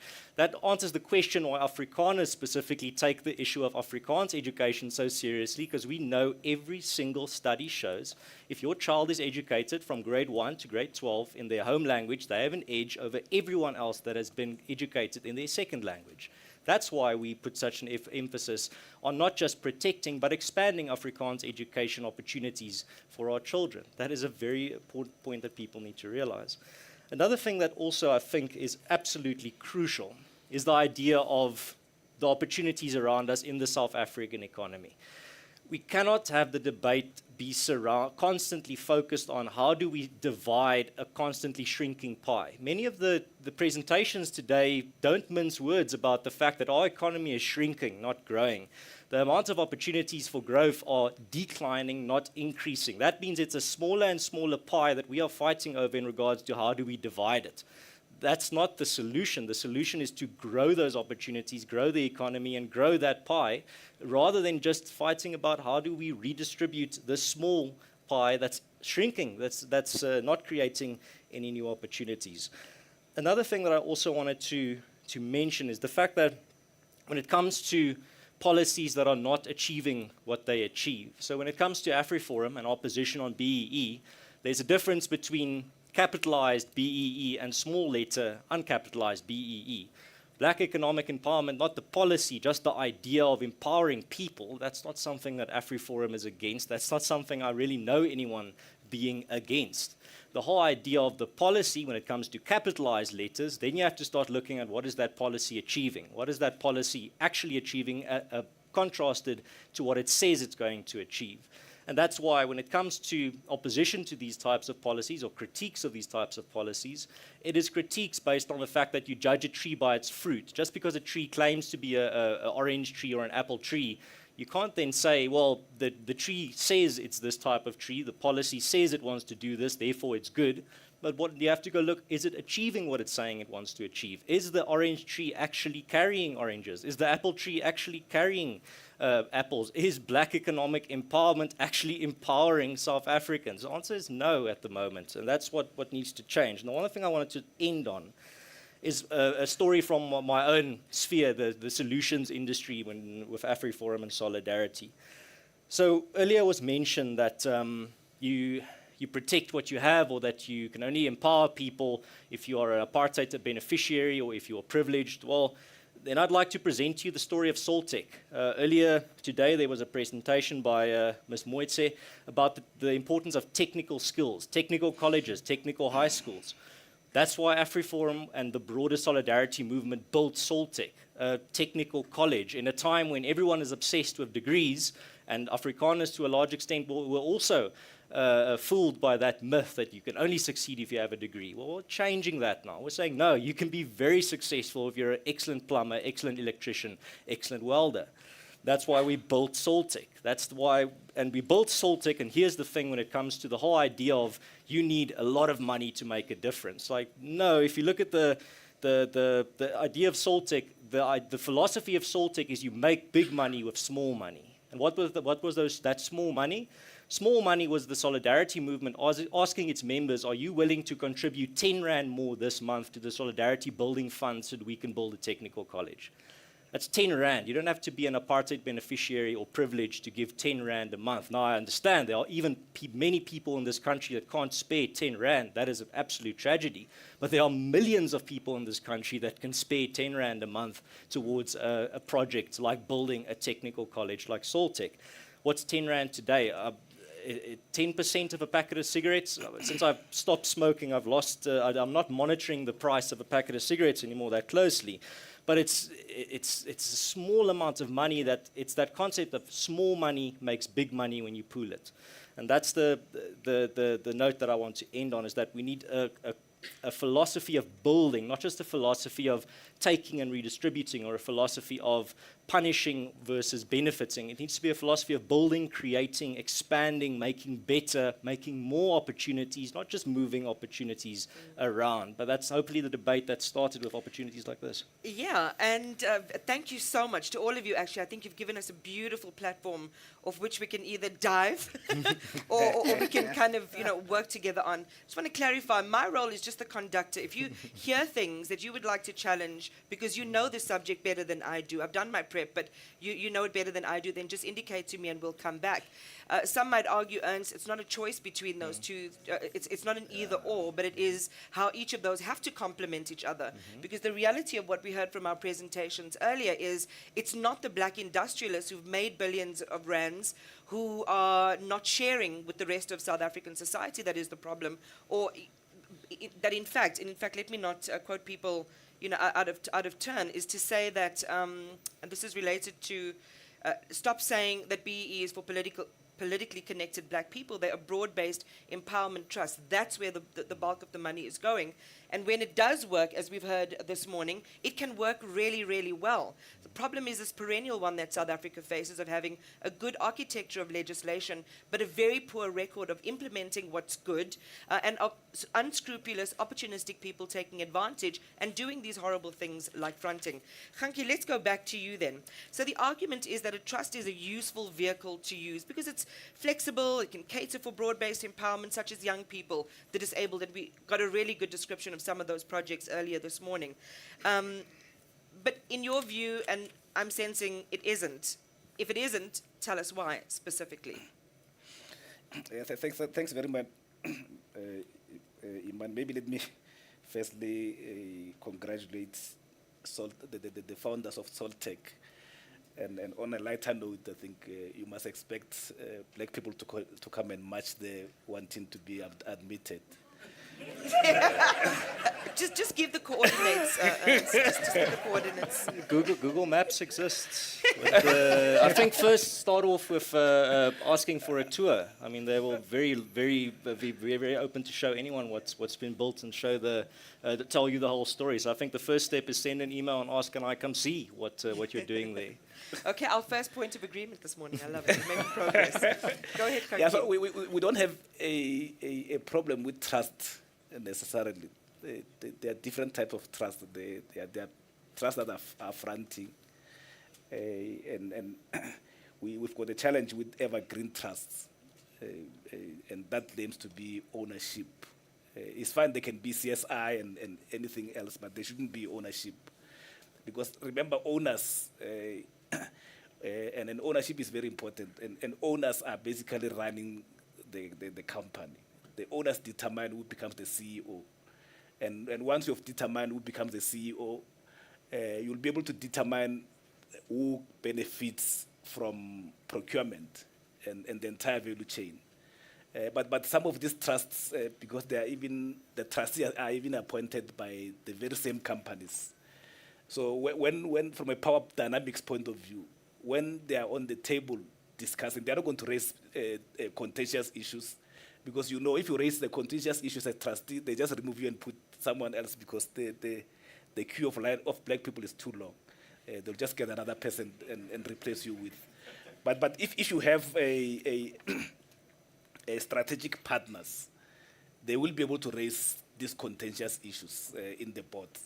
So we don't necessarily have issues with the all trusts. We've got issues with fronting trusts, mainly evergreen trusts, and we have engaged with the minister that the trusts that were started a long time ago, immediately after 1994, those ones we can always find a way of working them and making sure that they comply with the new regulations. So, but our main issue is when you say someone is a shareholder, you can't then come and say I'm buying them school shoes. That's not ownership, because ownership, if ownership applies to person A, the same conditions must apply to person B. So I can't be an owner receiving shoes and then someone else is receiving dividends somewhere else. So we can't all be owners. So we just need to be able to clarify those type of things. But we don't necessarily have issues with the trusts that are proper trusts with good intentions. They've got a space in South Africa, but our issue is that owners must have the same rights as other owners, must be able to determine who becomes the CEO, must be able to determine the direction of the company. All right. Just want to say one thing. If anyone sees me looking urgent, it just means I'm watching the clock. Nothing more than that, because I want to get as much as I can out of all of you. So I want to just keep it really bouncy. Khurshid, I know you're dying to respond to that, so go ahead. Thank you. I think we can definitely write rules and make sure that intentions remain good, as opposed to hoping for good intentions. So as per your example, if the concern is about the composition of the Board of Trustees and the concern around who gets appointed as trustees and how trustees are appointed, you can write rules around the independent trustees that need to be on the board that have no association or relationship. They are not accountable to the company at all. So the independent trustees, much like you would find in relation to the King Code on good corporate governance, you can write that into trust to make sure that there are rules that drive the behavior. Then just on the second point, Man, and I'll try and be quick, in relation to what does ownership mean and how important is it to be able to, A, control the direction of the company and appoint who the CEO or the board of directors is. Ultimately, what are we hoping to achieve from this? Are you hoping to achieve distribution of wealth effectively? And I completely agree with you. It can't be a CSI initiative, let's buy shoes. But if the rules of the trust are written such that if there are distributions received and it is opportunistic to make another investment which grows the wealth of the trust, that should be permitted on the basis that from time to time there is return of wealth to the beneficiaries of the trust. Is that not more important than necessarily each owner being able to decide whether or not who the CEO is? If you have a strong board of trustees, and going back to the Kagiso Capital structure, they insist on being on the board, being involved in the activities of the board and the direction of the company and the policies of the company. It's a no-go if it's not permitted for them. Now, if they are sitting on the board of the company and determining the views of the company for the beneficiary's interest ultimately, does each beneficiary need to have a say in relation to that? Can it not be entrusted to a group of legitimate trustees who are looking after the beneficiaries? Well, I don't know if do you want to quickly respond to that, Hanky, or are you going to just bank it for later? Yeah, let's bank it for later. Okay. Oren, I know you want to come in. So I've got a washing list worth of issues, but let me try and do this quickly. But just To quickly Okay, go concur ahead. with the previous view, I think probably some of the healthiest dynamics that I've seen on board is investment companies that are owned by trusts that represent those trusts with a set of commercial skills, with strong governance structures in place, with strong commercial new in terms of that relationship. And inevitably, the power balance shifts quite fundamentally. In fact, the healthiest setup tends to be when you have a strategic partner like that and a community trust or an ESOP that's a broader-based entity, because then the views are aligned. So there are ways of actually getting the best of both worlds in that respect. I just wanted to say two things. First of all, I find myself incredulous that I actually, and I'm probably going to get myself into trouble for this. Please do, just get into trouble. I find myself incredulous that I have a point of concurrence with AfriForum. But well, that's what we wanted today. We wanted miracles. but the irony is that in terms of the First Round Empowerment Foundation, we've actually done a lot of research in terms of first mother language education and the impact of it specifically in the foundational years. I think the one point that I'd like to disagree on is the paucity of the material that's available in terms of vernacular languages relative to English or Afrikaans is the problem, and there's a structural issue there in terms of the publishing value chain, et cetera, et cetera. But that's a completely different debate. The other thing that I wanted to say is, I think in terms of the policy, whether the policy is right or wrong, I think we must be careful to not conflate BE policy and whether it's right or wrong in terms of what it's achieved relative to and I'm probably going to get myself into trouble for this as well, but the state has been hollowed quite systematically from a professional skills point of view for quite an extended period of time. We're busy rebuilding it now. So like any other piece of legislation and policy, I think BE policy has been quite severely hijacked in many cases for nefarious aims. And I think we need to be realistic about it, and I think we need to be purposeful from a governance, from a legislation, from a compliance and enforcement point of view in terms of reversing that. It doesn't mean that the policy in and of itself is necessarily problematic. So I would say that we must be careful not to conflate those two issues. Thanks again. I don't know if anyone wants to respond on what that first sort of round has yielded, but I want to quickly just pivot to, I know my worst word, I hate this word, it became so famous during COVID, pivot, but move to the next part of the conversation, which is around black industrialists. I know, Kashid, you have some strong views around this, and it's come out a little bit earlier in conversation. The BE millionaires, they had a windfall, they made a lot of money, and then they basically just hogged it and kept it for themselves, and they didn't do the work and the mission, or fulfill the mission of true black economic empowerment. What's your stance on that? I'll probably start with the human condition, right? I mean, at the end of the day, we're all human, and we are driven by our personal desires and incentives. Unless there are rules which regulate or require some sort of reinvestment into society, it doesn't necessarily mean that if you are black, you will immediately assist and distribute wealth if you've received wealth. And that's not castigating or casting blame. I'm saying that we are all human and we are driven by our own desires. So ultimately, if we are to keep pursuing two objectives, which is broad-based and again creating the black industrialist is a good idea and a good principle. But if you really want to encourage the redistribution of wealth from that perspective, perhaps when you're doing these deals, you need to look at some sort of outcome-based imperatives around creating this industrialist and what the industrialist does effectively with the growth and wealth. Because the DTIC, this is the claim, or not, I shouldn't say the claim, because they've obviously done this, it's research-based. 900 black industrialists have been created, 44 billion rand invested in that pool, and the outcome was the creation of 70,000 jobs. Seeing this as a really great catalytic opportunity in this economy. But we hear over and over again the same stereotypes, that in fact there isn't really a shared value when you invest in a black industrialist and whose aim it should be to build manufacturing, is to really swell out that area and build factories and employ people, but we're not really seeing that. How do you challenge that notion? And anyone on the panel can really do that. Thank you. I think we need to be consistent. We are in a capitalist environment. So if we come up with rules to say if Iman makes money, she must distribute it. But when Van der Merwe makes money, don't say he must distribute it. We're being inconsistent.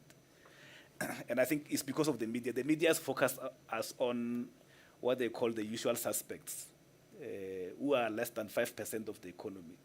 But then they've left the 95% of the economy. No one focuses on it, and life goes on. So we need to be consistent. And if we're expecting black people who are making money to do certain things, we must also expect Afrikaners and other white people who are making money to do the same things. The same focus that we have on Patrice Motsepe must be on Rupert and Oppenheimer and others. We shouldn't be only selective and say, no, because you are black, then you must build the tar road.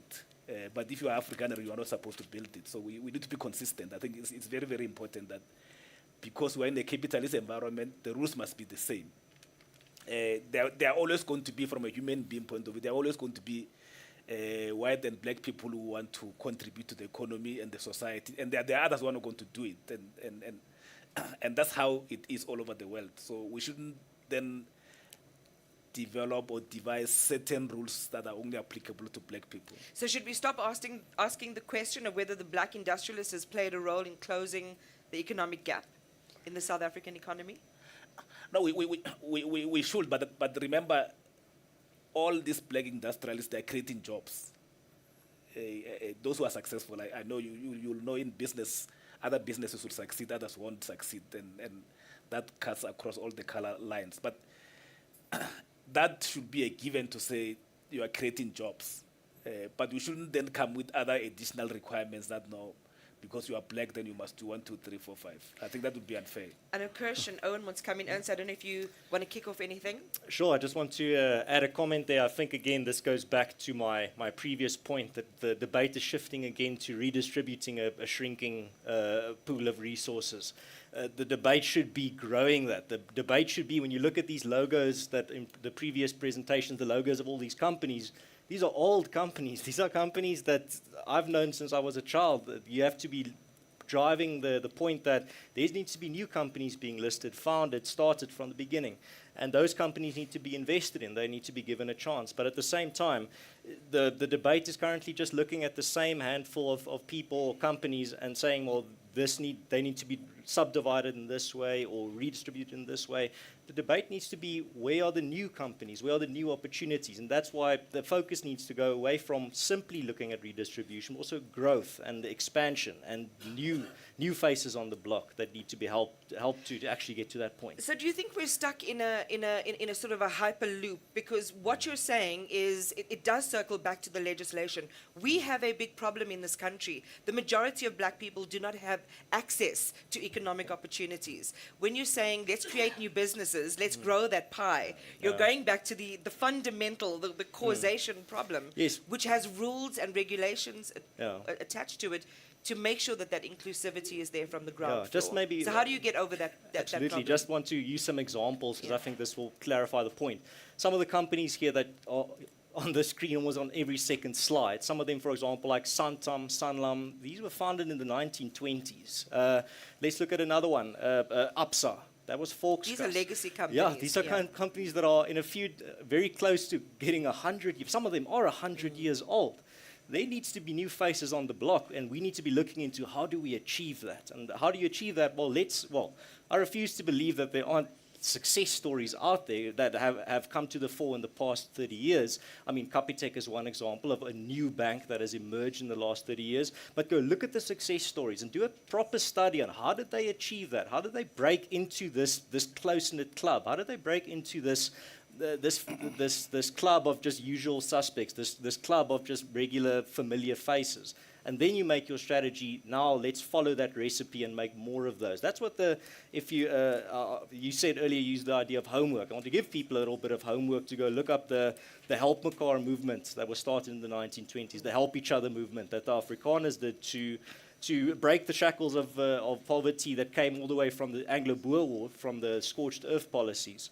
So and the companies that came out of that movement, Sanlam, Afbob, Booneskor. You have, for example, now today, Absa, that started as Volkskas. These are community. Weren't started by the government. They were started by the business community and by communities, the Afrikaner community coming together, and that philosophy of small money makes big money. So I think there's some homework for me. All right, and again, enough for the audience to think about as well. I'm dying for question time. Can't wait. Khushid, and then Oren, and then Khanki, and then we'll open it up to some questions. Yeah, I mean, I think we need to go back to what your original question was, Iman, right? You asked the question about whether there should be as much focus on broad-based or the black industrialist. And my response to that was, where will you get the biggest reach, and what are you trying to solve for, and who are you trying to give access to better lives, poverty, and homes, and are you achieving that with focusing all your attempts on sort of black industrialist empowerment? And that is really it. It's not, for me, it's not a consistency point around whether or not you should take and write rules for the Ruperts and whether you should take and write rules for Patrice, right? It's about, what are you trying to do? What are you trying to achieve? We're trying to address systemic issues in the country. We're trying to put food on the table, make sure people have houses. And how do you get there? What is the most impactful way to get there? Oren? So I just want to touch on one point that Khanki mentioned, which is the issue of why should the broad-based entities be expected to redistribute as opposed to seek commercial aims. And I agree. What I would add to that, though, is that there's probably a willingness to look at the redistribution aspect if we can structure transactions and funding mechanisms that can pool commercial returns for commercial players, along with potentially sub-commercial or non-commercial funding in blended models. And I think this is the discussion for the second panel, to pool all of that together to achieve both aims. So you basically have commercial success and you have a redistributive and growth element to it. The second one, and I'm going to blame Duma on this so that I don't get into trouble again, but I think the elephant in the room in terms of, for me, the whole billionaires question in terms of the black industrialist policy is actually a red herring. Because the issue is we have an incoherence in terms of our industrial policy. BE needs to be integrated into all sets of policies across where government has touch points in the economy. And that's a lot of touch points. That's from industrial policy to macroeconomic policy, monetary policy. There's many, many touch points. And the problem is there's a lot of pieces of legislation that are pulling in very opposite directions in that respect. Anybody? Do you want to just quickly cite something for us that illustrates that eloquently? Kesha can probably speak to this far more eloquently than me, but anybody who's ever tried to put a broad-based entity trustee together that is also SARS compliant and BE compliant will know how difficult that is. You have to walk a very fine line in terms of wording, in terms of those clauses. So I can see I'm getting a nod there. For me, the issue is industrial policy, whether we have a black industrialist policy or not, and whether there's funding released for it. I think it's an important aspect of a broader set of industrial policies. The question is whether that funding is being targeted at the right industrial sectors, the high growth, high value added areas where potentially we have competitive advantage. The reality is smokestack industries, we're not going to compete with China and many other low cost locations. I think we know that. Those times have moved on. But there are areas where we do have competitive advantage, and I think all of that needs to be pulled together in one direction. Yeah, and I mean, one of those that came out quite starkly from BRICS is the value of beneficiation on the continent. You know, get it to its final product at source, cut out all of that exporting and refining elsewhere, the increases in those margins that make it almost those same products out of reach for the country of origin. That seems to be, and Cote d'Ivoire is dealing with the same thing in terms of their cocoa As long as you can production. make the economics work, yes. Yeah. Yeah. Okay, I also suspect there's another conversation there. But not for this one. All right, Khanki. Iman, just two issues. I think the issue of saying we must create our own companies is a simplification of a very complicated issue. So if you look at the economic structure of the market the market structure of our economy, it's highly concentrated. Just look at all the sectors. there will be like the top 3 or the top 4 or the top 2 that makes 90% of the economy. Look at the telcos. There's only MTN and Vodacom that own 90% or so of the economy. If you look at the banks, I see Standard Bank is just arrived. It will be the same. And look at all the sectors. So you can't then say we must go and create black people must go and create a telco company. It won't succeed. We need to find other ways. And the Competition Commission has been trying to say, let's reduce the market concentration so that we create space for new players. So it's important that we support the Competition Commission in doing what it's supposed to be doing, because we can't then go and say, let's start another bank. It's likely not to succeed. I think the other issue is that we are 20 years now, 29 years of democracy, 25 years of Employment Equity Act, 20 years of broad-based Black Economic Empowerment Act. We can't be discussing whether the act is necessary or not. I think we know the act is necessary, and the more time we're wasting in delaying it, it means this act will be with us for the next 100 or 200 years, because the only time when we have to stop economic empowerment is when the ownership, management, and control of the economy reflects the demographics of the country. So delaying it is not necessarily helping anything, because we are delaying the inevitable that is ultimately going to happen at the end of the day. So instead, we're supposed to be, instead of ticking boxes and say, if I appoint a black woman there, I get 10 BE points. If I appoint a person living with disabilities, I'm getting so many points. We're supposed to be implementing what is called the spirit of economic transformation, which is to make sure that the economy reflects the population, but also we must make sure that at least everything that we're trying to do must be sustainable. We shouldn't be doing it for the sake of ticking boxes and getting BE points. It must be done to sustain the economy, to make sure that everyone else feel like they own a piece of this economy. Oren, I'll give you a chance to give a bite in, but I just want to reflect on the reality that was painted by our economic experts a little bit earlier, that in effect, we're looking at a holographic representation of what black economic ownership of this economy really is. When you think about what Commissioner Matona talked about in terms of the 70% black ownership of the economy, and I think there was some figure of 79%, but I mean the right territory, right? Around 70% of white ownership, of this economy. And it goes on and on. The other things that Duma was telling us about JSE ownership and actual ownership, lagging under 2%, we should be hanging our heads in shame. And even deals that are trumpeted as major accomplishments and empowerment coups in this economy are actually, again, not calorific enough when you look at the annual reports of those companies. So we cannot continue to lie and lie and lie to ourselves. And therefore it becomes so much more urgent. And I just want to make sure that we're tracking correctly. So the impact of broad-based trusts, the emergence of black industrialists and their roles in uplifting and building an inclusive society. I think we're on track in terms of the subject, but still very kind of disturbing to hear, again, that we need to re-energize, the pursuit of that cause, or which is the best vehicle to do that. How impactful is the Black Industrialist Program in South Africa? Are trusts really the best vehicle to get the maximum impact, Khurshid, that you were talking about? Really a subject that makes me quite emotional. But Oren, I'll give you a quick comment and then we'll open it up for questions. I promise to be quick. In terms of the creation of new entities, I think one needs to remember, and I've been in the BEE space, the transacting space, for a long time, but the driver of the initial wave of BEE transactions was actually deregulation post-1994. A lot of those industries at that point in time were also high growth, new industries, high tech, which are now mature. I think there is an opportunity to create a new wave of transactions out there.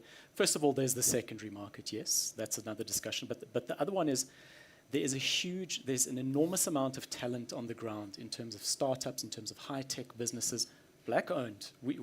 At MIC, we've opened up a vehicle that looks at that space in the last 2 years. Some amazing ideas, there's some amazing business models, huge paucity of funding, lack of support, very little funding, governance and compliance issues. You know, these are tiny businesses that are really struggling, but those will be the next wave of large industries into the next 20, 30 years if they make it there. So for me, the discussion also needs to be about how do we support that space in terms of creating that pipeline. For those of us in the more mature private equity space, we need those businesses to grow so that we have deals 5, 6, 7 years down the line. So I think there's a conversation there as well. And how do we facilitate that, understanding that we have commercial drivers as well in terms of the kind of transactions that we do. So. Ooh, you know, so many Lots standards, to unpack there, yeah. standards to meet. All right, well, thank you so much, and I love that there is some tension in the panel. You're saying the future is clear; we can see it. You know, sometimes my daughter says to me, "Mom, you're so funny," and they laugh, and I'm like, "Why are you laughing?" This is my question to you as an audience this morning. But I do love that tension because it's in the tension that truth is told. You know, you're painting this vision of it being really accomplishable. Help Makar schemes, it had one objective, and they retrofitted for that objective, and it yielded the result that they had desired. We can do this now in contemporary times. Forget about, you know, all of this BEE legislation, the way that it's gone down. We're in a different context in South Africa. I hope that I'm synthesizing your points of view. I know I'm reducing it, but I hope that I'm there. And Khanki is saying, you know, almost the opposite. It's not that easy to achieve what you're doing. Why do we have this expectation of black industrialists that suddenly they should feel morally responsible for someone in Alex when they're living in Sandton because they've now got a deal? When did that happen? And we have a double standard in how we apply that to white industrialists in South Africa. So I think some really interesting conversation points, the impacts of trusts in the work that they do. If it's done right, there's an opportunity there. So let's give it to you. I have got how many minutes? So let's give at least 10 or so or 15 minutes for some discussion on this. But there are 100 questions. So I don't know. Who do I look at first? Guys, do you know how you can help this me? Conversation is by being really quick. So don't do a speech. Just give me the question, give me who it's for, and I'll put it in the microwave like a bag of popcorn, and we'll get an answer for you. Let's start with the chair. Thank you very much. I have seen you. And I love the suit you're wearing. By the way, I noticed you earlier. You're eating into my time. Go ahead. My question is actually to everybody in the panel and in everybody in this room, to say we have a society that is our population that has been disempowered so much, and we expect those people then to be, how do we pivot that society into participating? It's all well and good to what we are hearing here, that people must be given opportunities. It does not matter whether you put an opportunity on a platter. If I do not have the capacity or the will, how do people then access those opportunities? Thank you. We can just do a quick response to that. Who wants to take that one up? I'm happy to Okay, start. go ahead. I mean, that's an interesting question, and I'd like to draw it back to what we experience on a daily basis as a law firm. As you go up through the ranks, you get to partnership, and you hope that everyone votes for you to come into partnership. But at the time, your stats need to be right. You need to have a client base. You need to show that you've run the fees, etc., etc. If your stats are not right, you're not going to get through. The point is, from the day the person starts at the law firm, you need to make sure that they have the right skills, expose the right sorts of transactions, such that when they get to that gate, they can get through. So I think the answer to your question is that empowerment probably needs to start at a much earlier stage than just handing the opportunity. So when the opportunity does get handed over, the skills are there to be able to make the most use of the opportunity.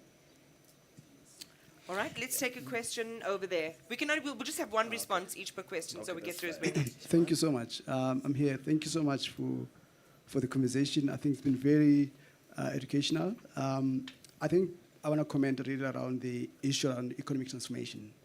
I think in a broader context of moving our economy to more productive economy, as opposed to the structure to have it at this stage. I think there's a very strong evidence that shows that value creates a lot for the wider economy and society when you have more productive sector. Sorry, when you have a more? Productive, where you're moving your economy more from your primary sector to more productive sector, supporting more productive sector of economy. I think when you remember during the COVID-19, and also just post-COVID-19, we saw a lot of supply chain disruptions, but also due to geopolitical issues that are played in. And that has really placed an African continent as an opportunity for diversification of global value chain diversification in particular. And we see there's a strong evidence that there's opportunity for more investment coming to our continent, particularly in our country, where we get more diversification of the global value chain system. More take advantage of such opportunity to invest in diversification of the global, where we can participate as economy, but really taking this conversation around transforming economy broader beyond just dealing with the current pie, as our colleague from is saying. I think that's how do we move away from that? How we take advantage of this potential investment in diversification of a global value chain system? And I want to understand what your take on that, and how can you take this broad black economic empowerment into this regard. And really, I'm asking this in the context of how do we ensure that the policy space, someone mentioned policy, how does the policy space, macroeconomic policy, really contribute towards that? And it's a very important, in my view, conversation. The last point... I'm only being the headmistress because we have lots of questions and you've snuck in 3, so let's pause. Okay. And I do think that maybe you'll also be covered in the next panel, because we're talking about the third wave, and perhaps there's an opportunity to tease some of those discussions in. You want to grab this one? So we'll go ahead and we'll move the mic around to here. I'm also sympathetic to the ticking clock, so I'll keep it short. So when it comes to your question, I think that's absolutely critical. We know no country, no people, no community, no person can be an island. You have to be aware about the global context that you find yourself in. So how do we take advantage of that? Well, firstly, it was now earlier mentioned on the panel that the South African economy is very centralized, and there's concentrated is the word that was used, and absolutely there's a lot of monopolies in this country that need to be challenged, a lot of monopolies that shouldn't have the monopolistic power that they have. One of the biggest examples of those is Eskom, a failing monopoly that just keeps getting defended and bailed out and just gets away with everything and retains its position. But on that point as well, and how do we take advantage of this bigger global opportunities? Well, firstly, we need to focus in regards to identifying those opportunities. We can't just leave the youth of this country afloat there in a sea of confusion. You'll figure it out yourself. Resources need to be provided to them so that they can help them identify these opportunities. This you build into the education system so that the youth of this country can actually identify opportunities in a global context.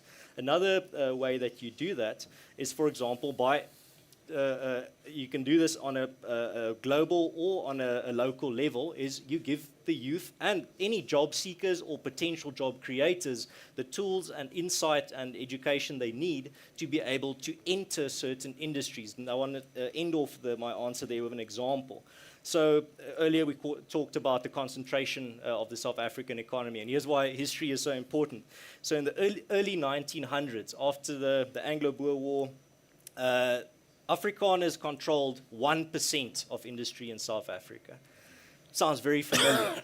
The vast majority of industry in South Africa was controlled by English speakers in South Africa, and this is for a myriad of historical reasons. How was that changed? Well, that was changed by Afrikaners actively coming together as a community and start funding initiatives to educate their youth in how to enter industry. Magazines were started, specific education initiatives were started that were particularly aimed at targeting Afrikaners for showing them this is how you enter industry. You can enter industry. Industry in South Africa is not just for English speakers. You can also find your place in industry. But the clear message of all those initiatives, specifically in the Help Mekar movement, was don't beg for a place in industry. Create your place in industry. Build your place in industry. You belong there. Don't go begging the English speakers for a place in industry. We're going to create it, and not just go do it. Here's how you do it. So it all starts with education and showing what's possible and teaching people what's possible. All right. I know that there are going to be a lot of you that might want to respond to that particular comment now. So let me just quickly look for a response to that particular comment. I don't know who to go to. Let's go to the gentleman with his hand up there in the corner. But it must be quick because I want to go to a question then. It's a comment, right, in response to Ernst?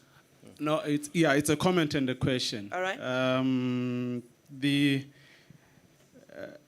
the the 1900 system that he's talking about, the apartheid that he's talking about? No, early 1900s, pre-apartheid. Okay. My question to him, for us to be able to achieve, especially the black industrialist, which is one of the biggest issues, the land issue, which it's sitting in the hands of the few, and it's sitting with the system, system that you're talking about that took over most of the land that the people of color have owned. So how do I start a factory in Midrand when the Midrand space, there's no land there, it's owned by some family who are no longer even living in South Africa, or they're living somewhere in the corner, and they don't want to release that land parcel. Okay, thank you so much. This gentleman's had his hand up first, I think, so I want to just start here and then, okay, and then we'll come back to you. Who is that? Yeah, just a quick one, and because I have a special interest in trust. It does appear like you have two types of trust, broad-based. You have got trust which have been set up to do work for communities who may benefit from the BBB deals. But you also have got trust which are specifically set, established as a way of implementing, say, an entity wants to get into an investment or a deal. They set up a trust, that particular company. Now, is it not true that we must make a distinction between the two? Because the one that is set up by the company, I think, requires more scrutiny. There is a lot that may go wrong there. That's your green whatever. Because they may just set that up to subvert, real ownership or transference of real ownership. And they may continue to run that trust on the background, have strings to run it perpetually, even though they said they've done a deal with it. So if a trust is doing work for the community, for black people, entering into a deal with it, I think is a huge benefit for community development.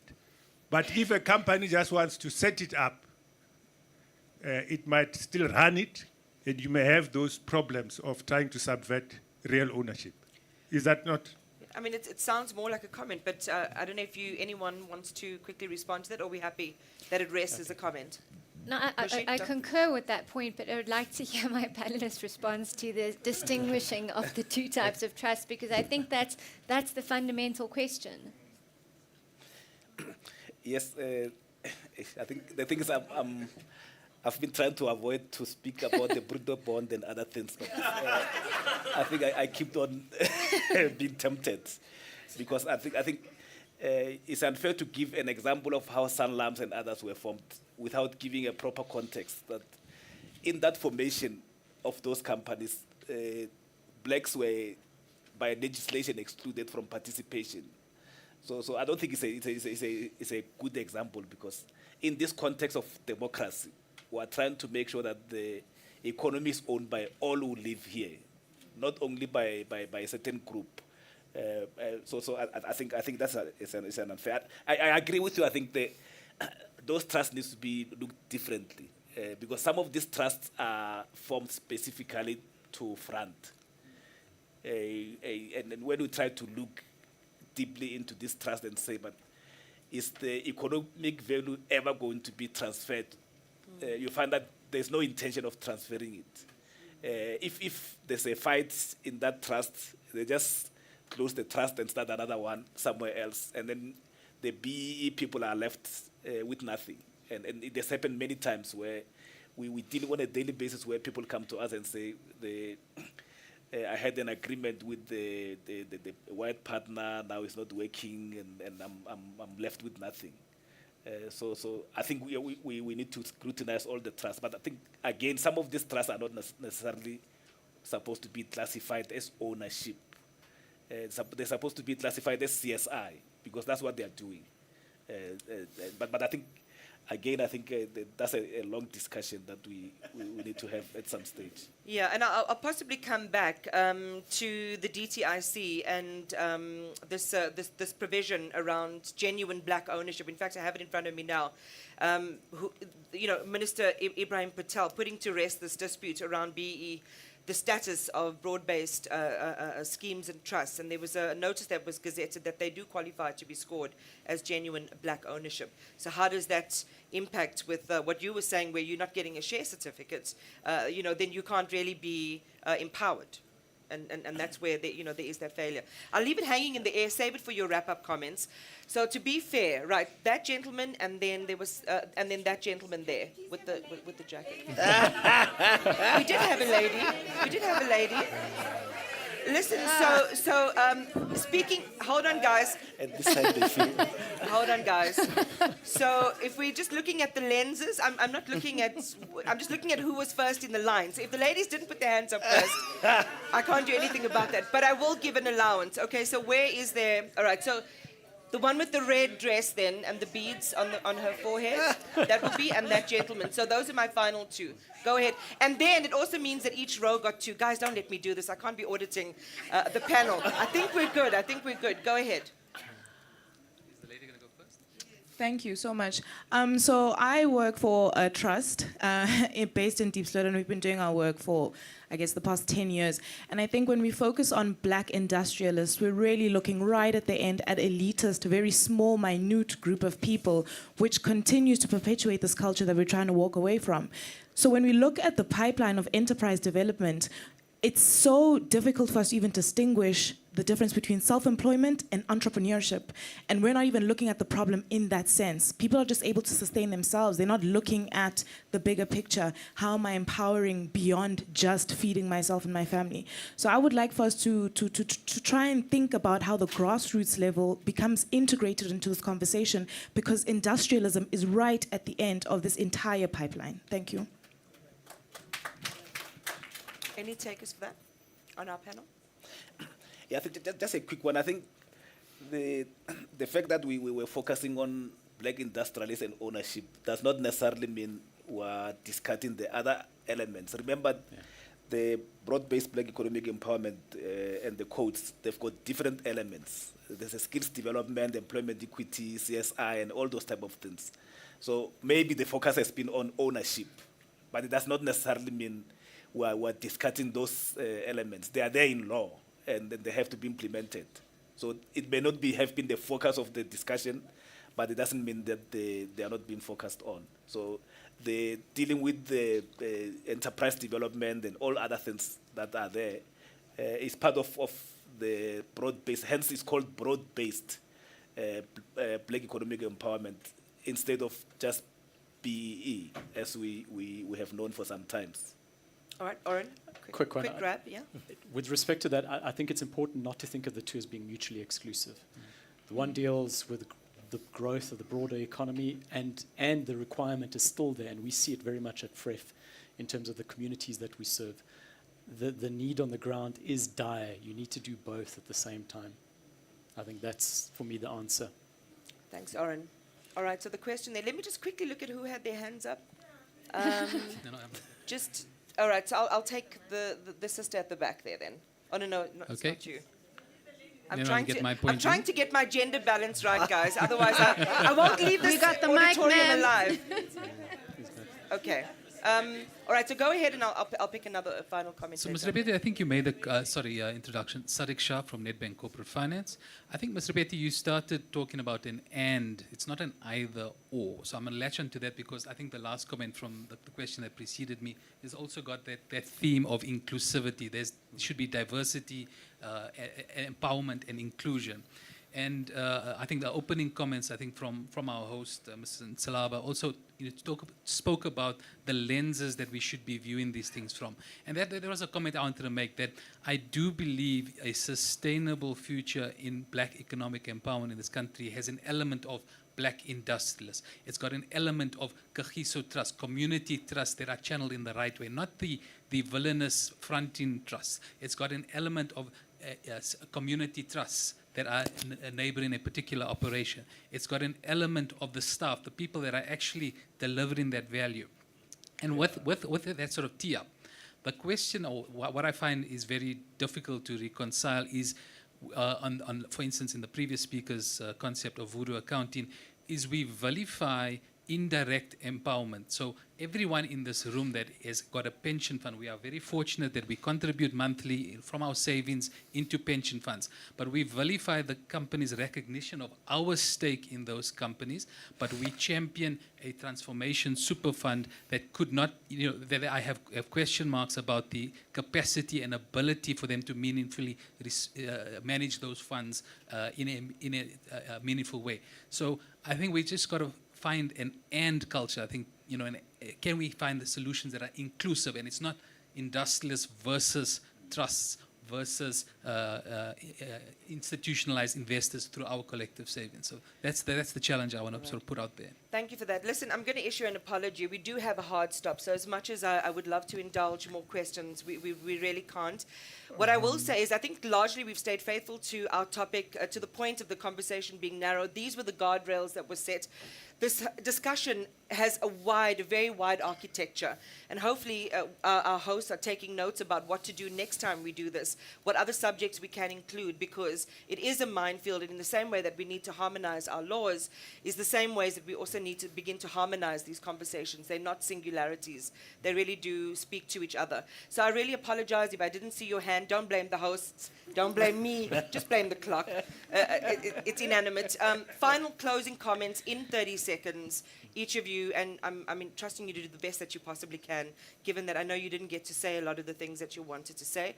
But just feel reassured that I think largely we've got the big subjects out there, and hopefully we can continue to have a conversation on these, on the subject. Go ahead. All right. I'll start with my conclusionary remarks, and that is, firstly, there seems to be an excess of questions, so you can put me on the list, Teresa, for the next opportunity. I will then I will continue where we left off.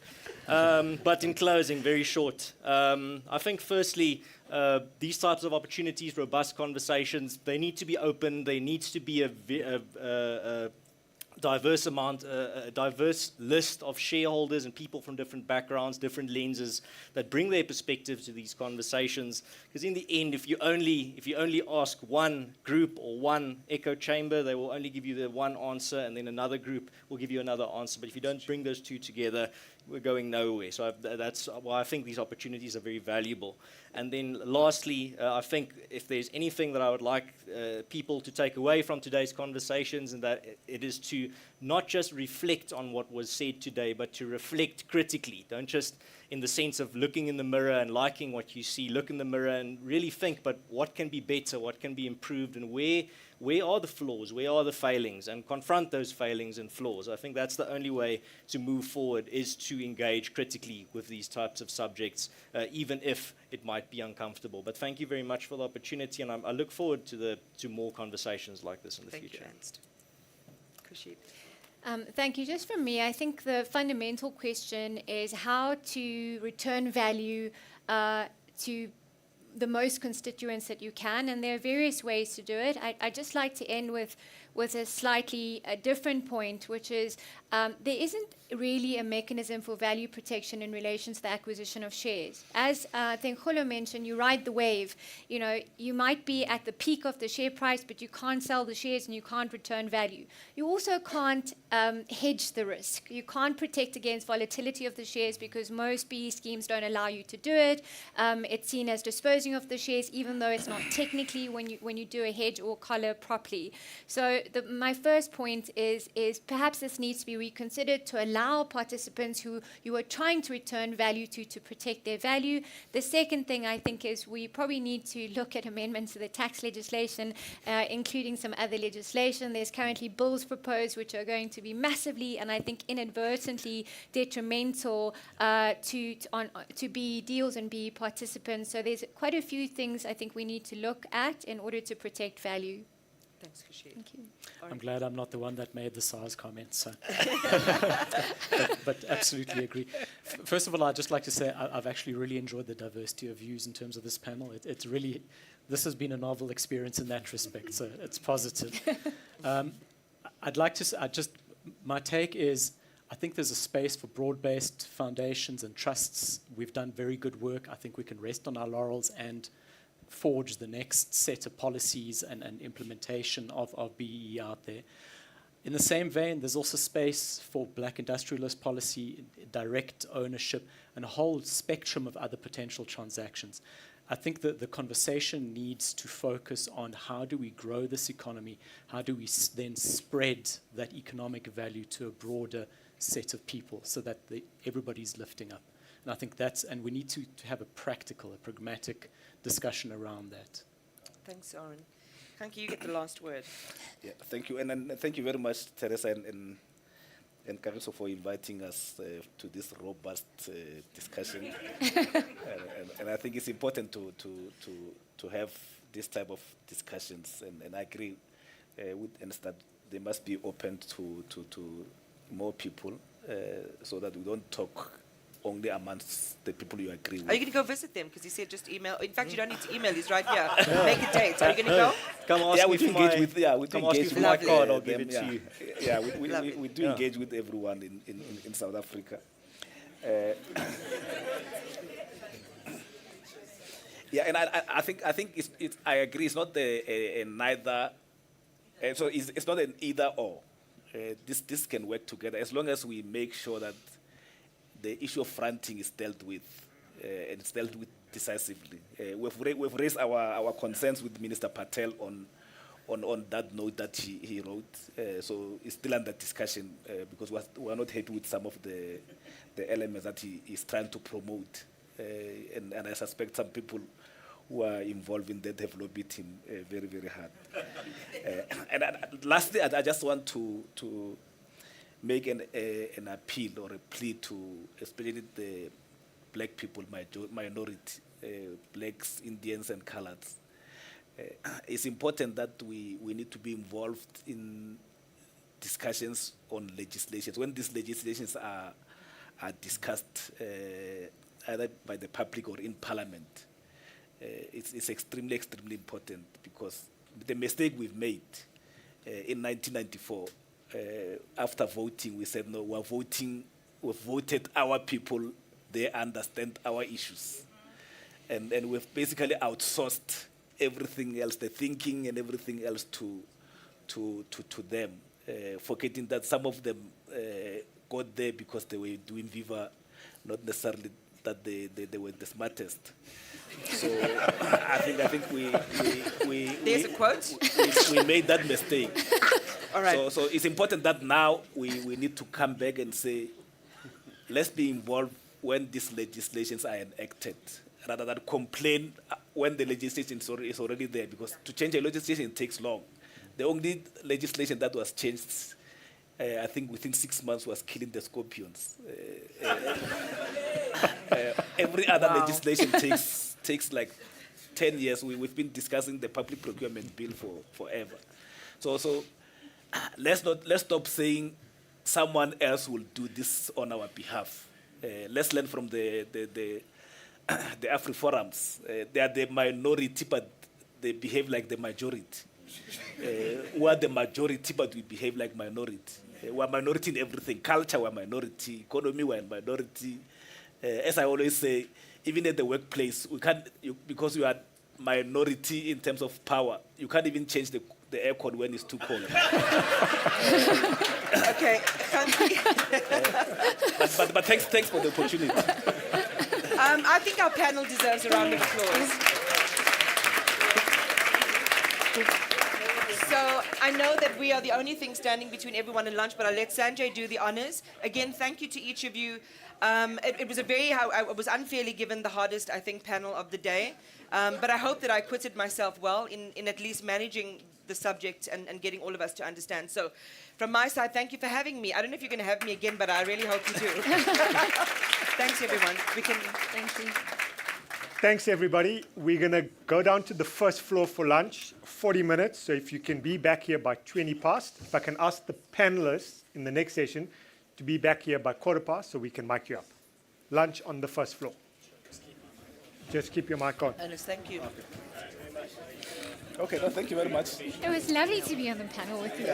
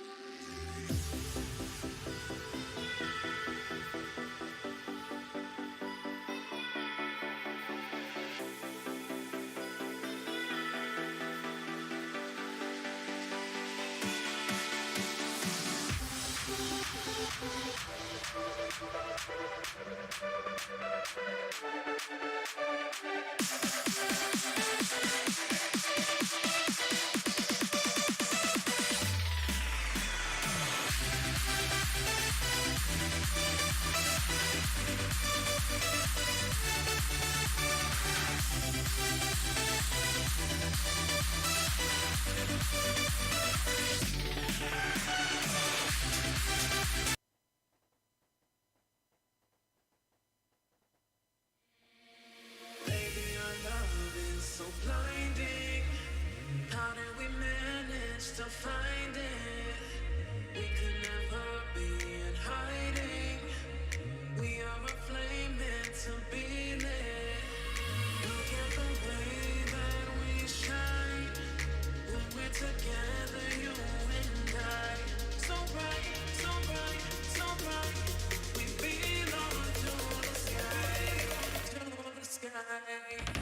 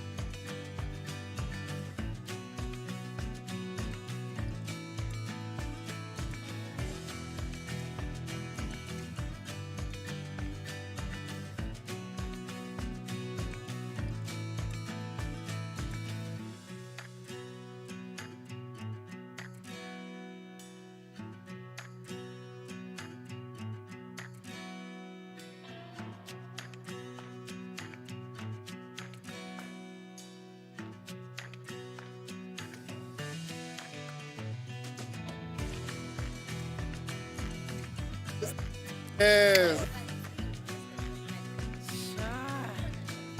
Off. Conta off. Yeah. Yes. Mina thought some bit of now. Like kiss,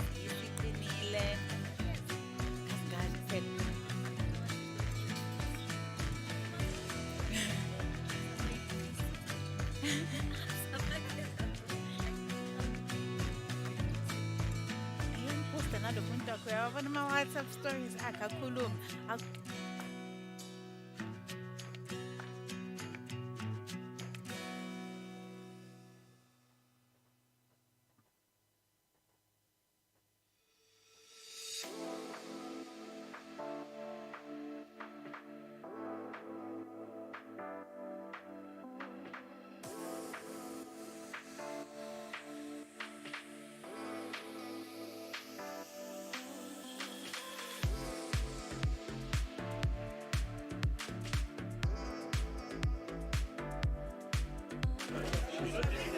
She's online. She's online.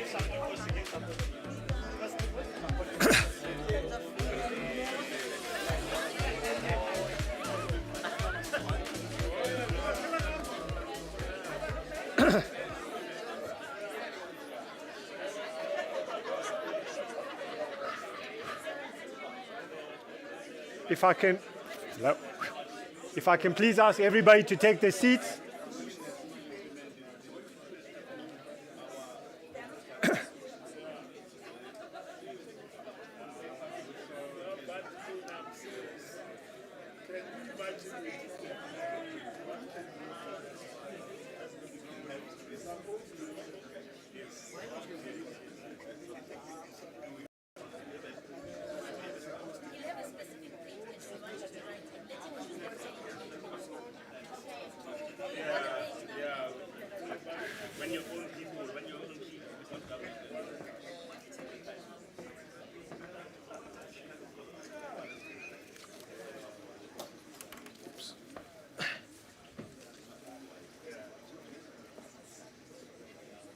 Thanks, everybody. Hope you all got some lunch in.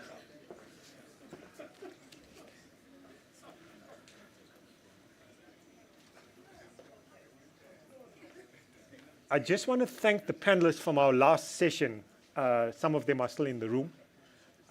Really honest, robust conversation, vibrant views were shared. Certainly, also, there's further thinking for the next session around some of these very buoyant views that were shared. So I want to really thank all the panelists for the last session. So we are now into session 4, where the theme is what would a third wave of BE deals look like in terms of developing an entrepreneurial culture, building and growing the economy, as well as job creation. What next? So somebody is joining us online. I'll get to that. So for this session, I'm going to ask Gugu Mpufi to join us on stage. She's going to moderate the session. Looking forward to another vibrant session. And as she makes her way up, I would like to call the panelists from Standard Bank, Kenny Fischler. Kenny. From the National Empowerment Fund, Zama Kanyile.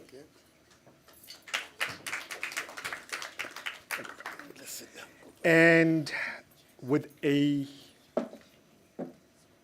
same hat, Oren. Which hat do you want? From the Mine Workers Investment Company, Oren Fuchs. A different one.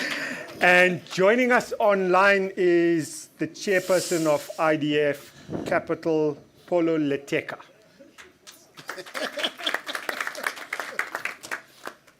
Fantastic. Thank you so much, Sanjay, for that introduction and for everyone for joining us back.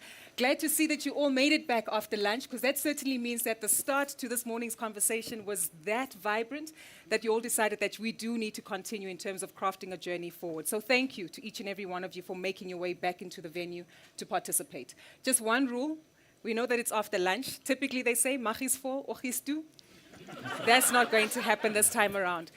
Well, as mentioned in the introduction, we've had quite a vibrant day today, really unpacking and peeling back at the layers and having an honest, robust reflection about where we are in terms of policies regarding triple BEE in South Africa. And this particular panel has the fortunate opportunity to build up on the themes and concepts that have been laid by our previous speakers. The presentations that help us understand the legislation and where we are in terms of the rules of the landscape, taking a look at the snapshot of what we've witnessed in the last decade and a half, and of course understanding how best it is that we can pull at the various levers and opportunities that lie ahead going forward. This one provides us with a blank canvas to literally design, rework, adjust, and most importantly, fully implement the outcomes that we're looking to receive and find when it comes to the full implementation of triple BEE to derive the kind of change that we'd like to see in the country. So we've got our various panelists who are joining us with us today. I understand Polo Luteka can only join us for the next 30 minutes. A woman on the move, big meetings and conversations to take care of. So we will perhaps start with you, Polo, just to give us some clarity and context given your background. Naturally, allocating capital within the private equity and venture capital space. But a few years ago, Polo, you were one of the critical South Africans who sat at the forefront of drafting the legislation regarding triple BEE. We've taken a look at the numbers, we've seen some of the outcomes, and perhaps before we actually craft our way forward, we just need to pick up on some of the insights that you might be able to share with us, that with the benefit of hindsight, looking into the rearview mirror as we craft a journey and trajectory going forward, what's your analysis of the progress that has been made, but most importantly, the sweet spots, the tools, the parts of the legislation that we should prioritize to continue with going forward? Good afternoon, everybody, and thank you so much, Gugu. I'm very honored to be part of this esteemed panel. And yes, indeed, for my sins, I was involved in the drafting of the codes. And at the time, we had very lofty ideas, of course, of what we would achieve. We thought that, each of the 7 elements that you see on the scorecard feed off each other, and that. Oh, is technology failing us? Sorry. Okay, go ahead. My apologies. I muted myself by mistake. Can you hear me? Loud and clear. Okay, great. So I was saying that when you look at the 7 elements of BEE at the time, which were ownership, management control, employment equity, skills development, preferential procurement, enterprise and supplier development, as well as socioeconomic development, we really, we had very lofty ideas. We thought that because each element feeds off each other. If you look at the scorecard, actually each element is supposed to feed off each other because you're addressing different challenges at different points, in our society. And we thought that by now there'd be a flywheel effect where this thing is just, self-propelling, and we are seeing transformation across the board. And unfortunately, that has not been fully the case across the board. I was just reflecting on some of the information that I think Duma would have shared with you this morning around, for instance, on the one hand, the scorecards say that we are doing exceptionally well. If you look at most sectors of the economy and you look at the B scorecards in the different sectors, everybody's a B level 1, 2, worst case 3, and it's really very rare where you find people with less than that. But when you then get into the detail of the numbers and you really get to the rents and cents of it, you find that actually we are not, we haven't created the level of value, we have not transferred the level of wealth into the hands of Black people. We haven't really created, we haven't really transformed the economy as much as we thought by now we would have. I think that, however, having said that, it's not all doom and gloom. I think we have seen some shoots, especially in the entrepreneurship space, and maybe because I spent a lot of time in this space. I have seen, we've seen what can work, what can be self-propelling, what can be sustainable. And this is the one area that, for whatever reason, we're not doing enough in. And yet that is, so this is on the creation of Black business. I think, Gugu, the preoccupation for a very long time has been around be it transactions where we acquire minority stakes in traditional businesses or white-owned businesses. And I'm sure good Kenny will attest to this, or maybe he won't want to say it too loudly, so I'll say it on his behalf. The reality is that when you fund BE transactions using whatever instruments, whether it's preference shares, debt, quasi-equity, MES, whatever you want to call it, typically the guys benefit the most financially from this are actually not the B shareholders. That's just the reality of it. Out of a 25% transaction, we did a study, in fact, when I was still at the DTI, we concluded that at best, only 5% of real value will go into black hands, even though we celebrate 25% stakes, because we first have to service the loan. If you've got a loan which is bearing interest on a monthly basis, you have to, service that interest. Then there's a hurdle, potentially in other instances, there's a hurdle that you have to meet. And then there's some form of carried interest participation between yourself and the people that provide you with funding. So the economics of it are such that it benefits mainly the funders and everybody else, the lawyers and the consultants and the BE shareholders. I'm not saying there has been zero benefit, but the bulk of the benefit has actually gone to everybody else other than B shareholders. So my sense, and from what I've seen, is that we need to be intentional about backing black business and maybe de-emphasize to a large extent the minority acquisition of stakes in white-owned businesses, but actually emphasize the backing of the establishment and support of black-owned businesses, which not only transforms the economy and creates wealth in the hands of black people, but actually that's where we create additionality in our economy. We create jobs. There's innovation. There are new ideas. There are new solutions. So let me stop there. But for me, that's really where the opportunity is. I think the opportunity is on the enterprise and supply development side, but not so much thinking about it as, poor, small black people, but actually providing proper funding behind even significant black business, like ourselves, for instance, who are a fund management firm. 100%. Have been doing it for 15 years. And until today, the big guys still don't want to touch us. They look at us as if we don't have, we've been around for 15 years. Surely that should speak for itself, but we're still treated as if, we are some small, inconsequential entity, whereas we stand, I think we are equal to the task. We've proven ourselves, but we are still treated as black women-owned small, and therefore nobody's going to give us a proper amount of funding. And that's just a very sad example of what I've seen in the market, that black business, we don't take risk on black business. We believe white is safer, less risky, better returns, and black is high risk. We're going to write off our money. That's just my personal observation over the years. And I'm speaking, having, wearing my previous hat at the DTI and now being on the other side and seeing how this is unfolding just in front of my own eyes. But let me stop there. Thank you very much. Thank you so much, Pula. And I think really putting it into context, because we want those honest reflections from both your personal journey, but of course also reflecting on the realities on the ground. And this potentially ties into some of the takeaway themes we saw from Duma as well as Holo's presentation, which not only spoke about some of the aspects that we need to monitor as we craft this journey going forward, the macroeconomic environment, the policies that need to speak to each other, of course understanding how it is that we set up in structured deals going forward, but capacity for this new stream of talent that needs to come about in order to lead industrialization in South Africa. And that leads us to a theme and a concept where many have actually mentioned that the third wave of triple BE needs to be entrepreneurially driven. And this does speak to the opportunities that we need to identify. Perhaps as we craft that picture going forward on what it is that we can change, an open question to the panel, but Zama, I'll give it to you, given that you do speak on behalf of the NEF and you work fundamentally with empowering a lot of women within business. Maybe you can share some of your perspective with regard to the opportunities that exist within crafting a new view of black industrialists, and also not leaving behind entrepreneurs who might be lower down the supply chain, to make sure that they actively participate in the third wave of triple BE. Thank you for that, and good afternoon, everyone.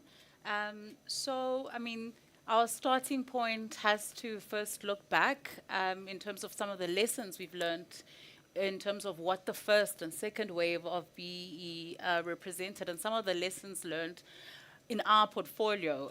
So we obviously fund, transformative deals, but we also fund new ventures and expansions. And we're seeing that there's a lot of uptake for funding for new ventures and expansions from Black-owned and Black-owned managed businesses. And that's where we are seeing the opportunity for growth to play a meaningful role in supporting SMEs. But I think, like the likes of Bulu's IDF, we are constrained in terms of, what can be achieved with the available resources. Duma did highlight earlier on that only 0.4% of bank assets are towards Black-owned SMEs, and that overall there is this 360 billion rand funding gap for SMEs. So the question is, how are we directing the available resources so that they reach,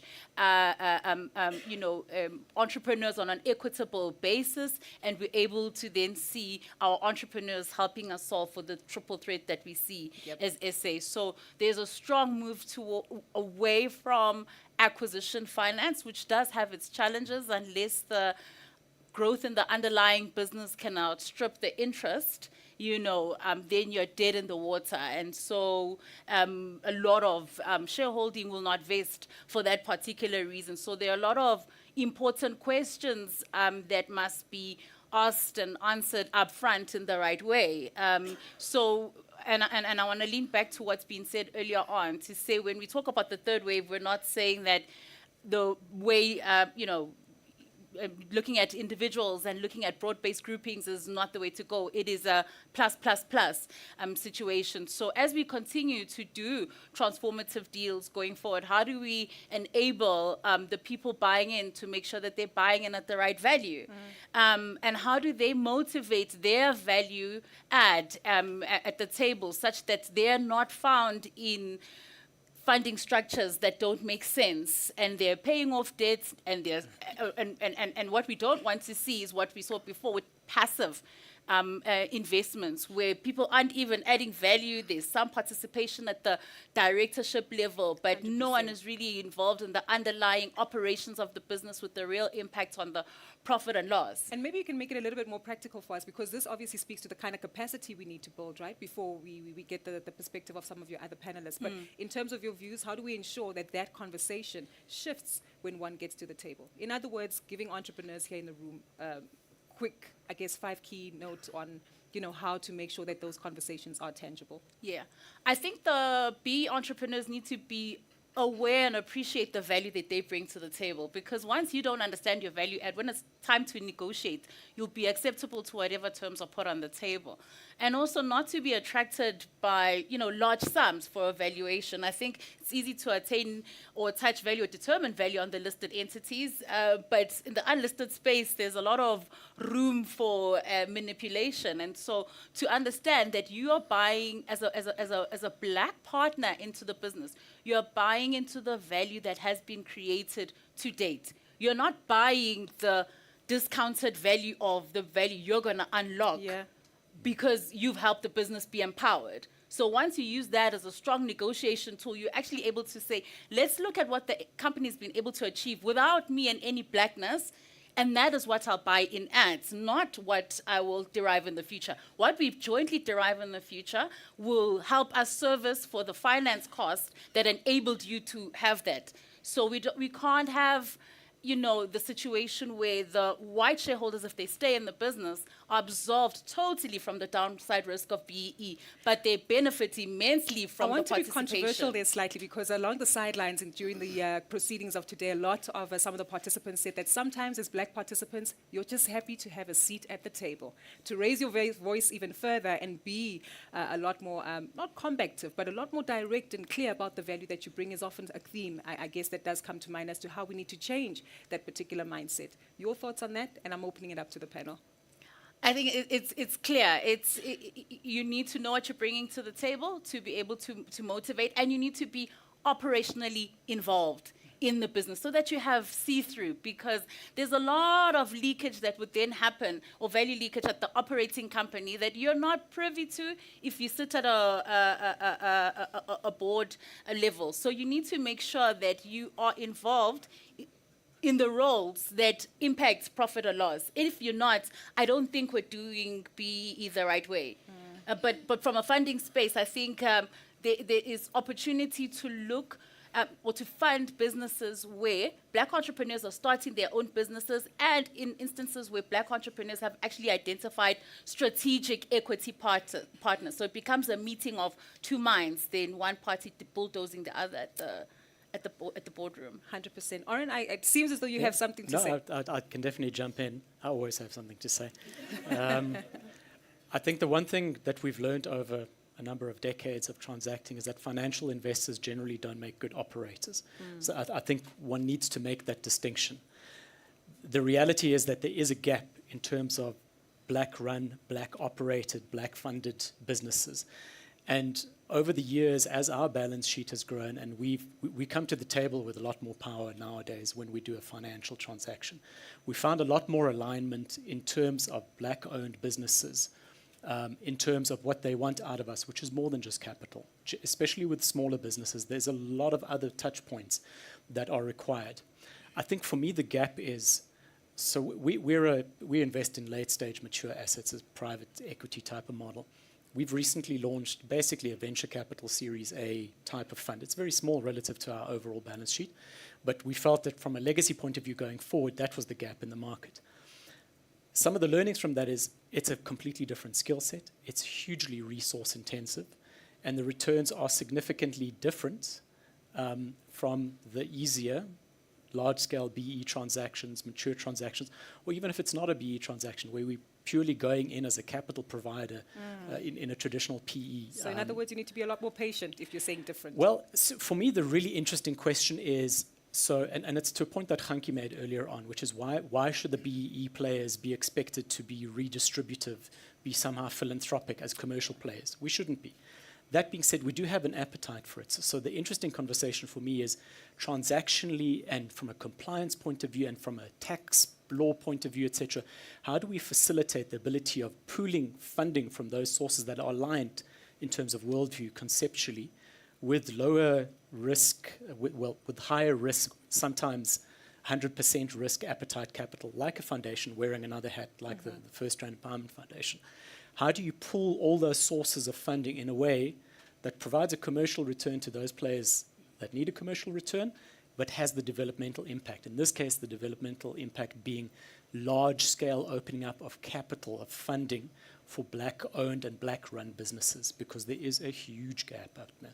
100%. Especially at the lower stages. Definitely. I do want us to come back to that, but of course I'm looking at Mr. Fischer and I'm thinking, shoo, if you saw Duma's presentation, I guess you'd naturally respond to a lot of the themes and the concepts that he shared. But giving us a breakdown of the ownership of the top 50 JSE listed companies, less than 5%, so really raising some alarm. Of course, some progress and of course witnessing some of the outcomes from Standard Bank specifically, where again, having actively participated in BE transactions, but a lot more opportunities that need to be explored primarily when it comes to funding and support for small and medium-sized businesses. Again, we understand it's a corporate entity. Risk mitigation is the name of the game. But of course, we're trying to ensure that we are actively invested in the policies of the day to advance growth here. Help us understand from your perspective as a bank, your observations on the challenges related to actively supporting black-owned businesses through the necessary policies to ensure that it cultivates growth within the SMME segment. Yeah. You don't want me to comment on the 2%, I take it. That was for Duma's partner. Oh, no.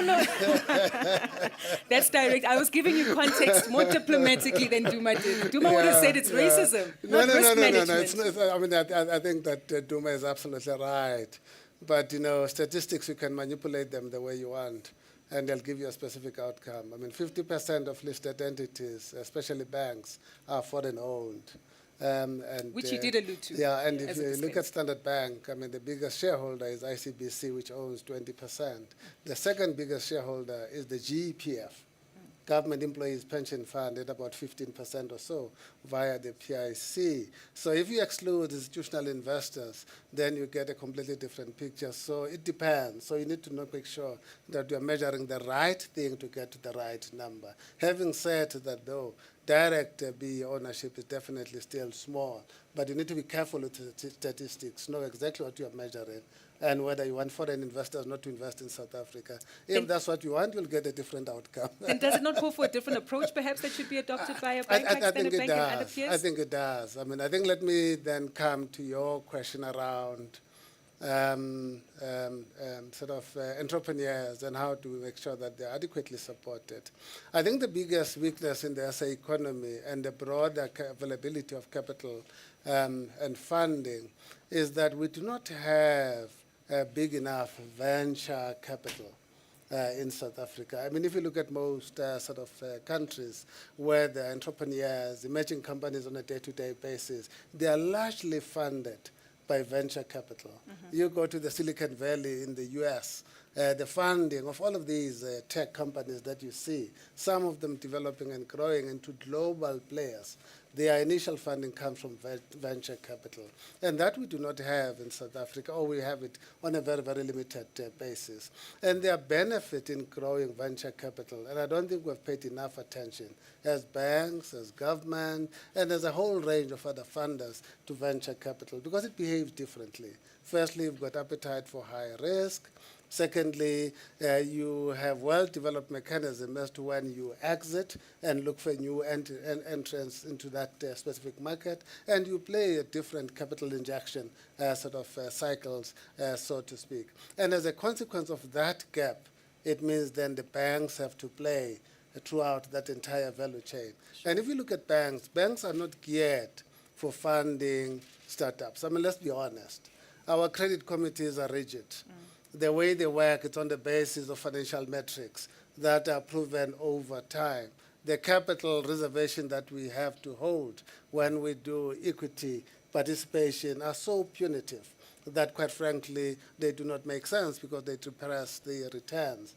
The provisions that we have to make to accommodate economic shocks are so punitive. So I think banks as a lender to startups are just not a viable sort of avenue. Having said that, though, there are certain lessons that we've learned which we're working on, and I think all of us ought to work on those.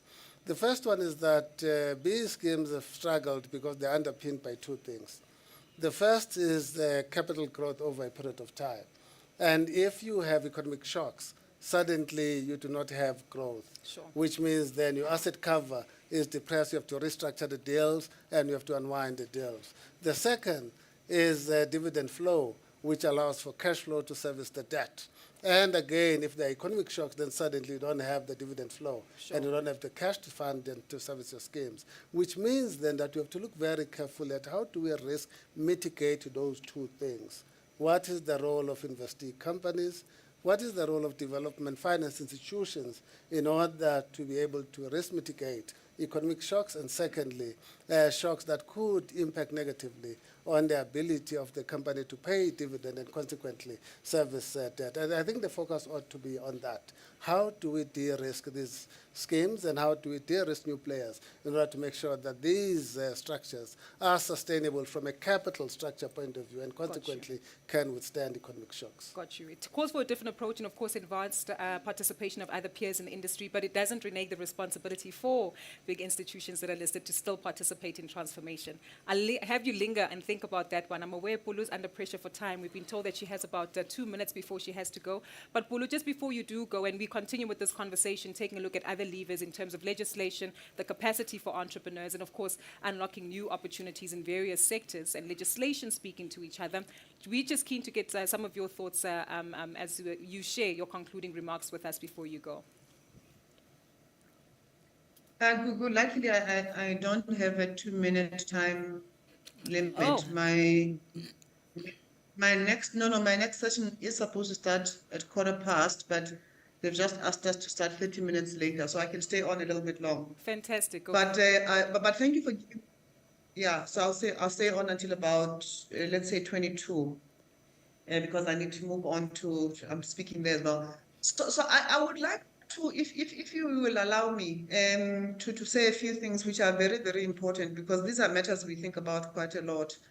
So but Kenny, on the banking side, there are two areas that the banks can actually participate, in my opinion. You've got enterprise and supplier development as part of the requirements of the Financial Services Charter.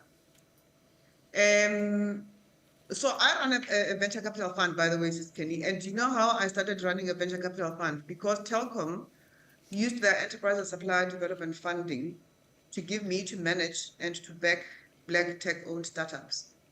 So my challenge would be to say that the banks actually do have pockets on their scorecards to actually participate in the very area that I appreciate that from your normal balance sheet financing perspective as a bank, you wouldn't be able to, because I understand the risk profile that banks are allowed to assume. But you've got pockets in your enterprise and supply development component of your scorecard that actually allow you to take a bit more risk, because that's what enterprise and supply development is about. So there's that aspect, that component of the code. There's also something that APSIP, I'm the president of APSIP, and when in 2014, I think, we negotiated very strongly with the financial services sector to say, the next wave of BEE is not about us buying 5 or 10% of banks, but it is about us creating black business. So let us, instead of replacing old BEE ownership transactions as they came to an end or as they were wound up, we said, let us rather create something we call the Black Business Growth Fund.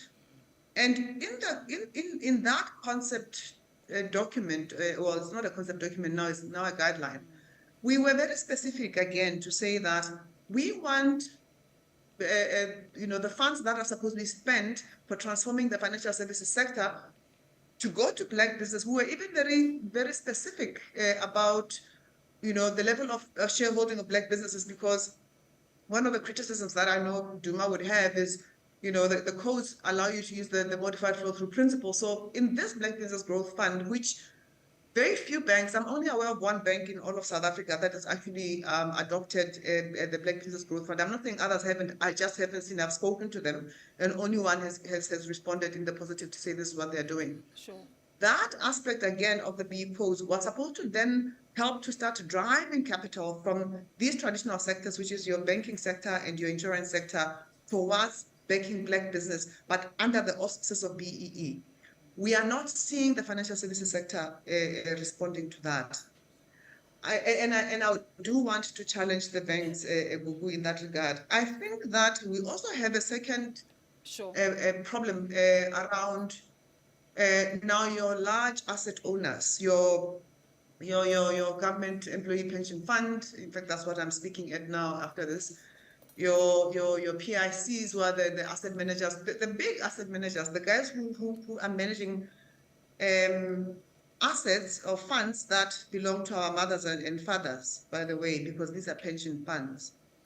And they prefer to allocate those monies to established white asset managers, who then in turn invest that money in certain and highly developed areas.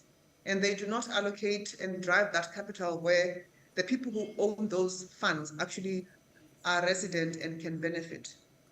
So we continue to challenge the notion that if you give money to black fund managers, you're going to lose it.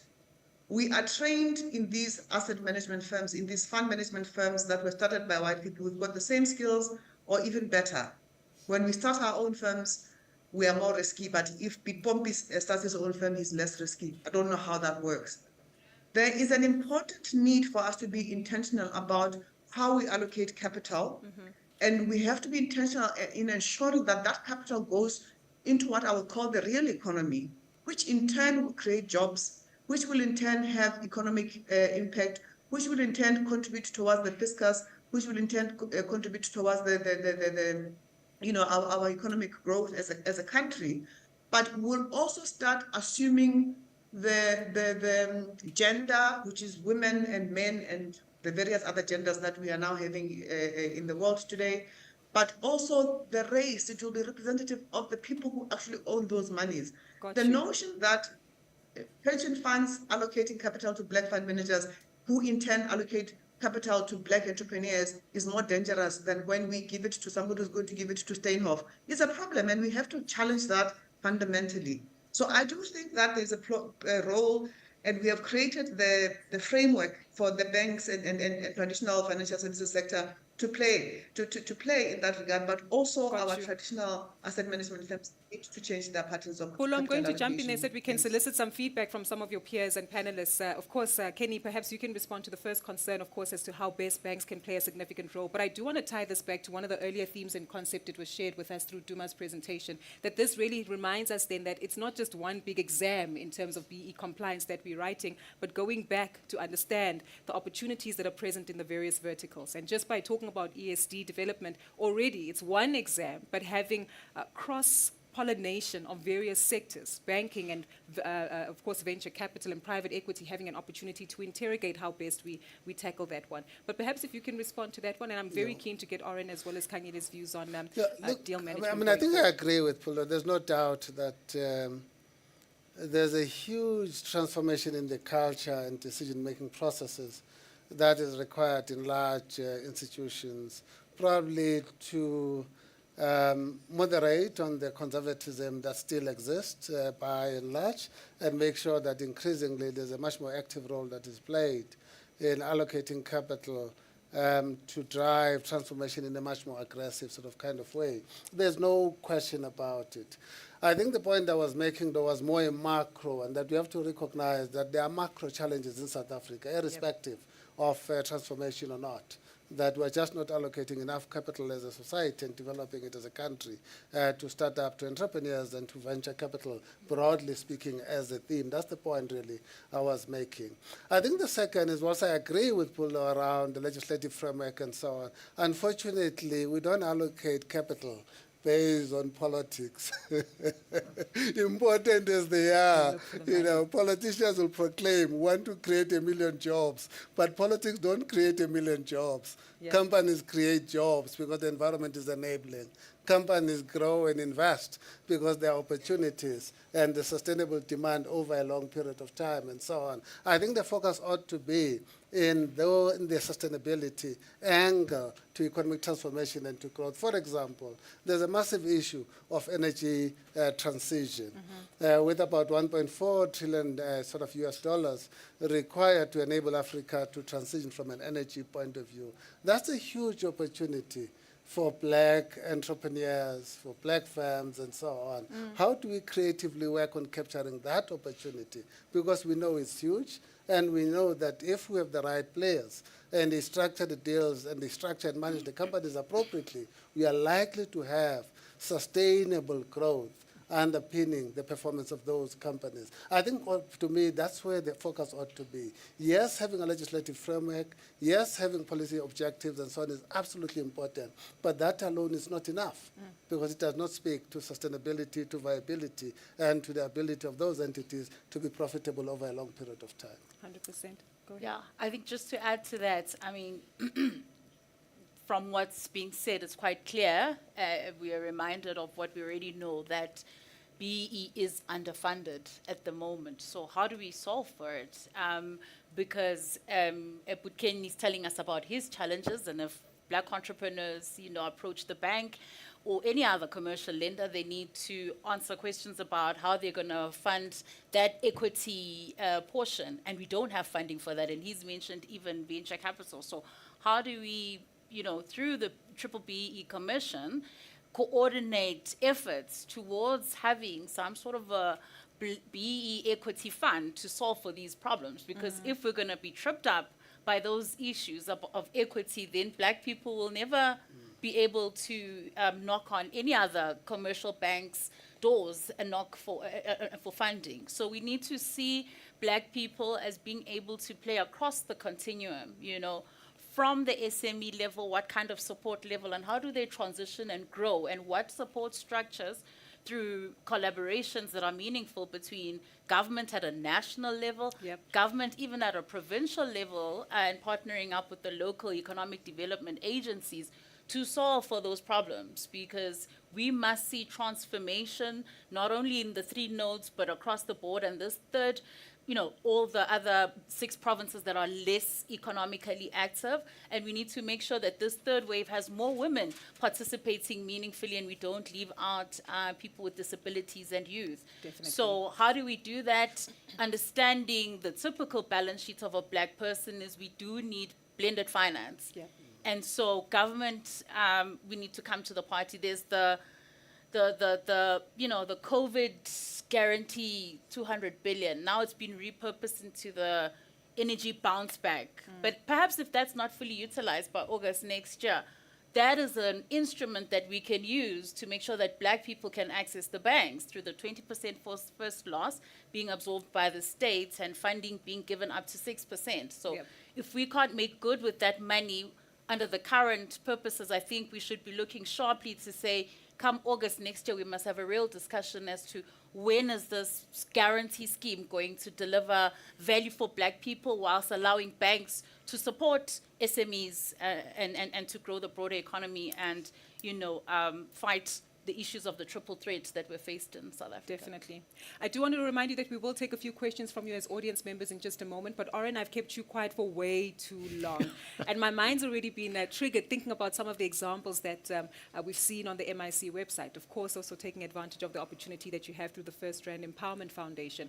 And as we focused on this entrepreneurially driven third wave of Triple BE, you've had first-hand experience wearing the MIC hat, where there's a particular farm in Hazyview, in Mpumalanga, if I'm not mistaken, where you assisted them, again, not only to ensure that within the agricultural space, they had ownership, they had the necessary skills development, actively participated in driving them into the value chain of one of the largest FMCGs within South Africa. And there were a number of lessons that you also shared. You probably don't remember. 20? Oh, I do remember. Oh, you do? I was running it, yeah. Fantastic. It was a while back. It was a while back. One of but my favorite projects, actually. And maybe that's why it makes a great reference right now, to understand some of the learnings that come from that on the back of the conversations we're having around the structuring of deals, but also the capacity for entrepreneurs to make sure that these guys can be long-term industrialists. So the program that you're referring to was actually our assistance. It was actually part of our CSI program in terms of assisting emerging farmers. And there was a whole set of interventions in terms of access to market, funding, technical support, etc. But I'd actually like to move the conversation out of the CSI space into the traditional capital markets and how we deploy that capital. So I'm going to wear two hats again. One, so in terms of what Paul has raised with respect to unlocking capital directly into black businesses, that's exactly why Mick started Kulisani Ventures 2 years ago. Very different space for us. Venture capital is not a good fit with private equity. It really isn't. A completely different skill set. But we recognized that there was just such a paucity. I stand to be corrected. I think that the VC funding space is around 1.5 to 2 billion rand a year in terms of funding, which is tiny. If you look at assets under management in terms of the traditional asset managers, it's really a drop in the ocean. And once you start disaggregating that to black entrepreneurs and to black female entrepreneurs, the picture gets significantly worse. So that's why we started it. But there's only so much you can do. And we allocated 150 there, and now our board has, I'm probably going to get into trouble for this, has given us another 150 because we've seen the need for it. But we haven't only seen the need, we've seen the fact that there's some very interesting businesses on the ground that need capital, but they need more than capital. They need assistance with compliance and business management. They need technical support. They need to be plugged into networks in terms of market, etc. So we need to find mechanisms of how we can unlock larger pools of funding into that kind of model. And for me, that's why I'm going to wear the other hat now. In terms of FREF, and I hope I don't get in trouble for this as well, but the whole day you've been saying that, so I think if you be fired, I never know whether I'm under NDA for some of this stuff. So, so we've been having a long conversation at FREF in the investment committee in terms of we really want to support impact investing. Okay, we really want to unlock some of this capital endowment base that we have to unlock entrepreneurial development specifically, and we have a black economic empowerment mandate in that respect. And I won't mention the name, but we saw a couple of proposals. And one of them, in the first iteration, black women-owned asset manager in the impact space, but I think the same argument can be made in terms of traditional asset managers as well. Put a proposal together. The problem is for the amount, for the quantum, you need a certain set of assets under management in terms of the fee structure to make it viable. And that number is fairly high. So obviously the numbers didn't stack up. We asked for it to come back. And what we did in the meantime was we started approaching people in the bank in terms of could we use some of their technical assistance, grant supports, or other areas to basically plug up that gap from a fee point of view that makes this thing viable. So it took some Innovative thinking. Yes, out-of-the-box thinking in terms Yeah. of how to pool it. For me, the trick is going to be in terms of how do we systematize that kind of thinking in terms of Yes. unlocking large pools of funding. And that could be in terms of impact investing, it could be in terms of other areas as well. I mean, the issue of the fact that there are basically no black asset managers, it's very, very difficult. We've seen it. But there's ways of, and on the other hand, I take Kenny's point. Credit committees, I mean, I've seen it with our IC, they are notoriously conservative. That's their function. That's what they're set up to do. So how do you mitigate all of those elements of risk in terms of potentially different players into some kind of instrument?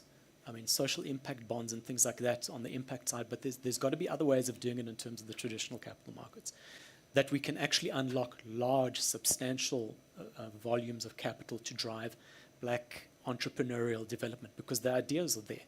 We've seen some amazing businesses on the ground.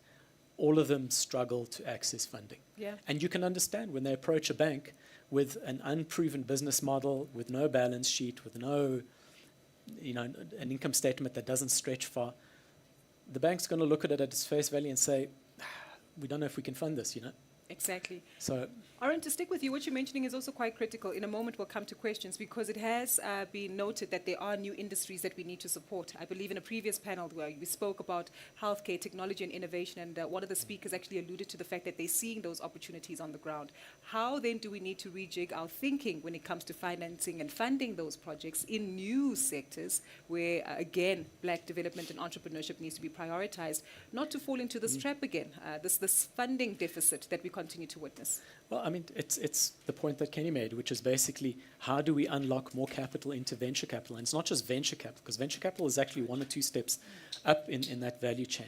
We've got a whole set of really interesting ideas that are potentially commercializable in universities as well. There's basically no funding in terms of commercialization. And potentially, if there is, it's coming out of the universities, then that IP is locked down. The founder basically loses most of it. That very early stage seed funding. The problem is also there isn't necessarily an integration in terms of just the funding side with a whole set of other support that's required. And the earlier down, the more support is required. So you've got to aggregate all of those services in a way through the right service provider, the right player in the market as well, because the bigger players are not well suited to doing it. Yeah. But how do you take those opportunities, aggregate those opportunities, and almost wholesale them to the larger entities that they can fund them and then hand them over in terms of somebody that can manage it? And there are many players out in the market that have developed competencies in this space. Definitely. Paula's outfit being one of them as well. We can say that louder for her to get some support, right? Exactly. I hope she heard me. Exactly. IDF Capital receiving some recognition there. I understand we do have about 5 minutes. We might stretch it slightly to about 8. And when we do come back to the panelists in terms of drawing some concluding remarks, I do want us just to reflect on the regulatory environment as well as a sense of accountability. It's been mentioned in previous conversations that when companies do not respond adequately to BE policies, there's no sense of accountability, and that's where we see the voodoo accounting coming on board, and even industries perhaps bullying the regulator and I guess the environment into the once empowered, always empowered concept. So how do we keep that circle going? But happy to take a few questions. Duma, your hand has been noted. We'll take about 3. Your hand has been noted, sir. We'll take one at the back as well. I haven't seen any on that side, but if there are, we're happy to make sure that the roving mic gets to you. Oh, we need a female. Are we keeping up with the quota? No problem. We'll throw you in there as well. No problem. Hello. Thank you very much. It's a fascinating conversation, but I do think we're being too polite with each other. Starting with the positive, the stuff I didn't mention in the presentation earlier on is that there's a number of large black companies that have emerged beyond the black ownership figures that I showed. And what I'm seeing is a lot of collaboration between the black companies. I'm also seeing a lot of collaboration between the black family offices as well. So that's on the positive side that I was talking about. Now, in terms of what we're talking about, I think people are not listening to what Pulu's desperate plea is saying. You're not taking it seriously. She said there was supposed to be spent 100 billion rands on black business growth funding. Only one bank has actually made a commitment to that. That's number one. Number two is that in terms of the measurement of BE. Standard Bank is at 29% on the scorecard. In the annual report, it's 0.5%. The only thing that you're allowed to exclude in terms of the codes, there's two things. Number one is the foreign assets, which is about a third of Standard Bank, according to my calculation. And then number two, it's mandated investments.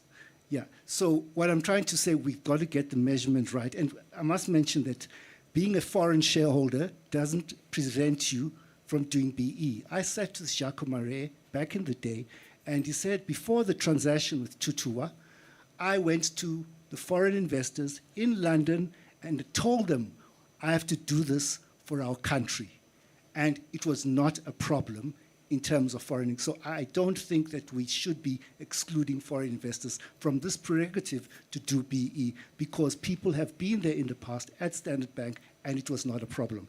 And then the final thing I'm going to say is that banks don't allocate according to politics. What I was saying in the morning is that it's about time we started doing that.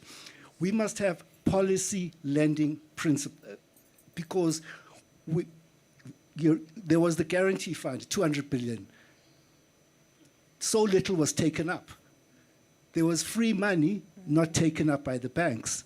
So why? All the excuses that they came up with. And so what I'm trying to say is that we need to introduce, like what you have in Asia, policy lending guidelines, not even guidelines. We need to have quotas for lending, to policy areas. That's what I believe in, yeah. Fantastic. Because the challenges of our country are so great that we cannot give one sector a luxury of not contributing to the challenges of our country. Thank you. Straight to the point. Happy to take another question. Your hand has been noticed, sir, Mr. Fisher. If you can prepare yourself for those responses in the interim. Your hand was noticed, sir, as well as the hand in the back. If the microphone is on, you can have. Hello, can you hear me? Loud and clear. Yeah, if you can allow me to bring a spiritual side here. I need to say that the Lord told me that we need to change the way we're operating in BEE. We need to emphasize BEE. BEE is very important. But as you guys spoke, the Lord showed me a vision of you trying to, with a Bobbejaan spanner, trying to fit the wheels of the nuts of a wheel. It doesn't work, and let's do something new. Why am I saying this? Yesterday, I went to sleep thinking I'm going to listen to you guys and not speak at all. This morning, the Lord gave me Ezekiel 3, verse 17, and told me I need to be his watchman, saying something. We are in BE since 2010. I'm a agriculturist, and the Lord said, go and do BE. So BE is very important for the future of Africa, and we cannot go away from BE. I know people want to stop BE. God don't want BE to stop. But we need to change the way we are operating. I want to introduce something. You talk about a new level of BE.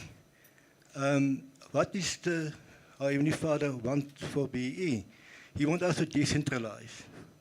He wants us to become self-sufficient. He wants us to promote capitalism with social means. So the institution he asked us to establish is Forgiven Ways. I can't think of such a beautiful name.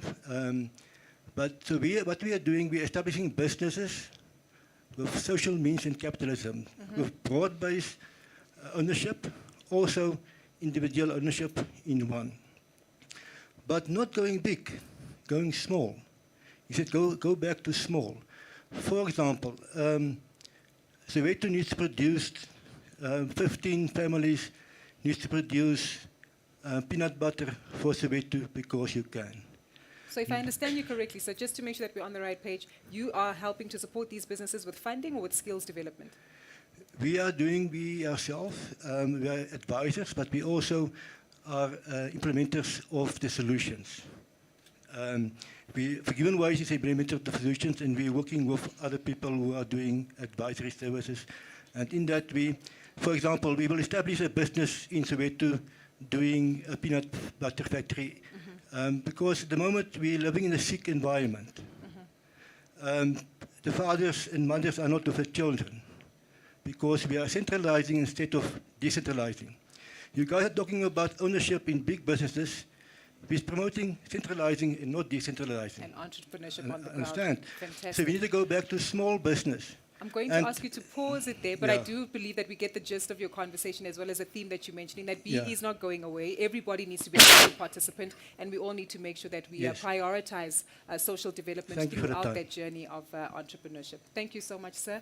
There's one more question at the back, as well as your hand has been noted, ma'am. I have noted about 3 other hands, so we will try to get to them as speedily as possible.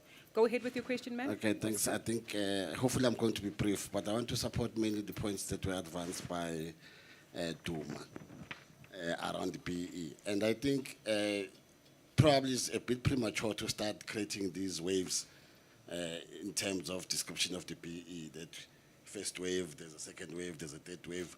I think we just need to look at it as a continuum. A process that started in '94 that is going to continue and be with us for some time. And I just want to address probably myself to a point that was advanced in a session before break by Gert particularly, when he cites the lessons from the Afrikaners. Probably, I don't know I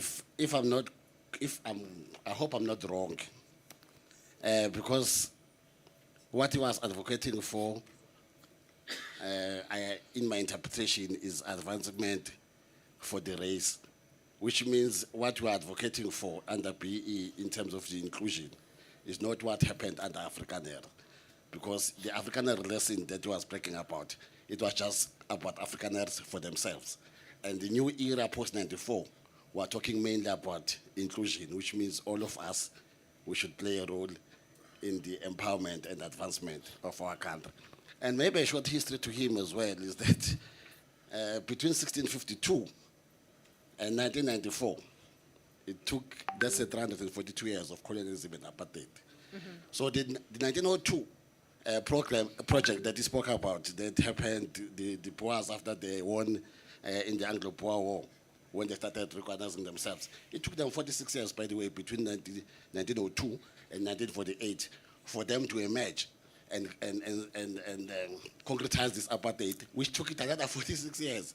Which means Got you. the So we don't want to get too totality political, of but I understand what you're trying to say. yeah, that the you need totality time, of it though was the and in 92 this years particular context, of this Afrikaner domination. If you'll and allow me, sir. building an economy for themselves. And under this new epoch, we should be talking more about inclusion and building this economy for it to be sustainable, and we should do it together. So I will also invite him that he should start thinking for other people as well, not for themselves as the race only, with that solidarity of his. Thank you. Got you. Thank you so much, sir. Ma'am, we'll take your question. There are a few other hands that have been noted, Thank and we will try to come to them. Go ahead, All ma'am. right. So I think the benefit that we have now, sorry, my name is Mposidibe. The benefit that we have now is we are looking back. The BE Act has been in place for 20 years, but the codes have actually only been in effect since 2016. So realistically, we're only 8 years, or 2015 rather, we're only 8 years down the line. But what I want to say is that, we are talking about people. We're not talking about policy. So it's not about, commas, full stops, what is right, what is wrong. There are people on the other side of policy.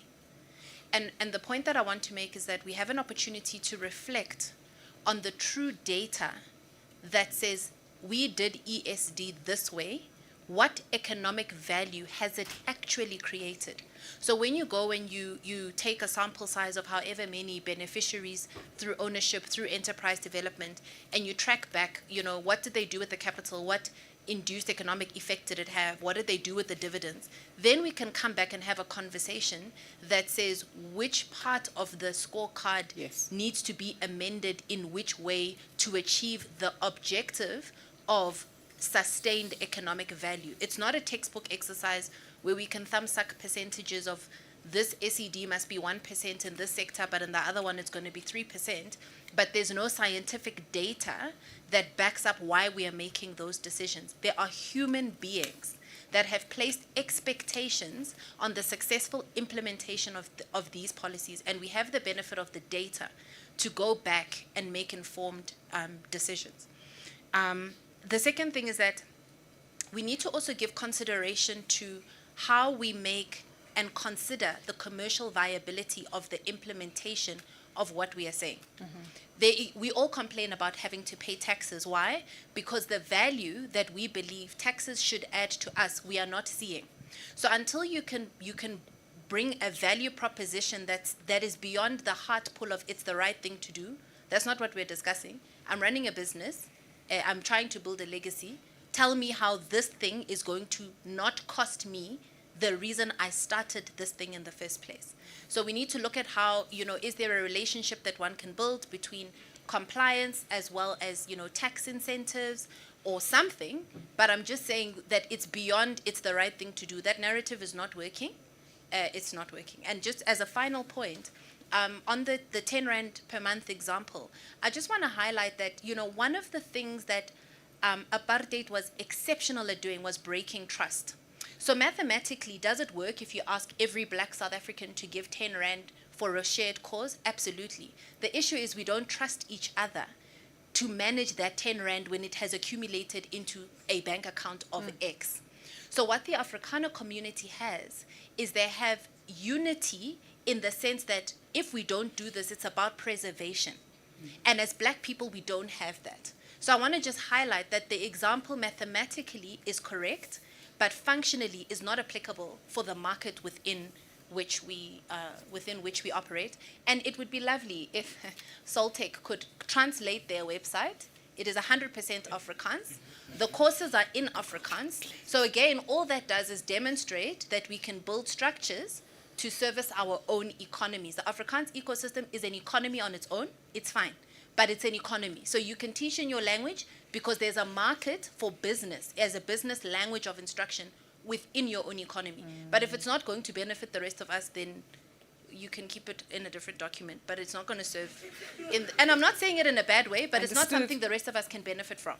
Exactly. Otherwise, we'll just all go build things for ourselves and then come praise ourselves. Which leads Thank to you. further isolation and not the sense of unity that we're trying to forge within the country. Mpho, you've really raised a number of critical points. I'll keep checking how much time we have with yourself, Sanjay, but I do want us to get to some of the major themes that were highlighted. I think Mpho really raising some key themes that we do need to be mindful of in terms of people at the end of the policy and also understanding, again, the commercial viability of some of the solutions we bring to the fore. Oren, I might pass that to you together with Zama. I'm going to hand over to Zama to start. I'm still collecting my thoughts around the Mr. response Fisher, to happy that. for you to also respond to Duma's themes and concepts that were shared in terms of the measurement outcomes and, of course, making sure that we might have to consider policy and changes in order to direct capital to the spaces that it needs to make a positive impact in. Yeah. Yes, Pulu, you're still here as well. Happy to get your thoughts on this one as well, which is basically an adamant, call to say we do need additional capital allocation and support for players like yourself within the private equity space. But I think let's give it to Kenny first just to respond to Duma's concerns, and then happy to come to you just to build up on some of the themes that have been mentioned. Look, I think the space Yeah, I'll for come up. policy, which is why we've got, the sort of Triple B Act and codes. That on its own is a policy intervention to fast track. I think Duma's asking, are you going to be a lot more deliberate about it now? No. Let me allow me to make this point. Duma is asking for prescribed assets, i.e., prescribed that a percentage of your balance sheet must be allocated to the following, Yes. and so on. You can do that as a policy sort of choice, but when you do that, you need to make sure then that you change everything else that goes with it. You can't say to banks, allocate a percentage of your assets in the following way, and then force them to still hold capital on the basis of your Basel III, because the implications for that are dire for investors, and you're going to achieve the exact opposite, in that effectively you'll have capital flight, and you effectively cut your nose to spite your face, which is counterproductive. So when you take a policy position, you need to change everything else that goes with that policy in order to make that policy sensible and to make sure that it's sustainable into the long term. There are many countries that have tried, prescribed assets. Interestingly enough, the former governor of the Central Bank of Nigeria tried it through the back door. Yes. He's in jail now. Exactly. With the currency And the that's Naira devalued. lost Yeah. 60% of its value. So there are also lessons of how badly that can go when you do it glibly and willy-nilly and without understanding the consequential impact into the economy. Countries that have done that well, by the way, are very few and far in between, but they changed everything, and they were quite careful as to what sectors do they stimulate growth on, what management capacity, what controls do they put in place, what role is played by the state, and more importantly, they dealt with corruption very, very harshly. Very true. Very quick one. Duma did mention just the foreign exposure in terms of shareholding, still not necessarily blocking an opportunity to implement BEE. I was not suggesting at all that it blocks it. I was simply talking about statistics, that you have to be careful as to what you include and you exclude. I mean, foreigners have a choice. I mean, they will either invest in South Africa or they will disinvest. In fact, part of the challenges that we're having now with the rand fluctuating is because foreigners are net sellers of South African assets. They are literally net sellers of South African assets, which effectively means we've got net outflow of capital from this country. So you have to make a choice. And if you say, I don't care whether they sell and move out of the country, I'm willing to live with the consequences, that's a policy choice that you are making. But understand that there will be consequences and know that you are willing to live with them and so on. And that is why it's so important to be clear about what your objectives are. If your objectives are economic growth, income disparities, job creation, economic transformation, and you think all of those are equally valuable, you will adopt a balanced approach that does not put one above the other.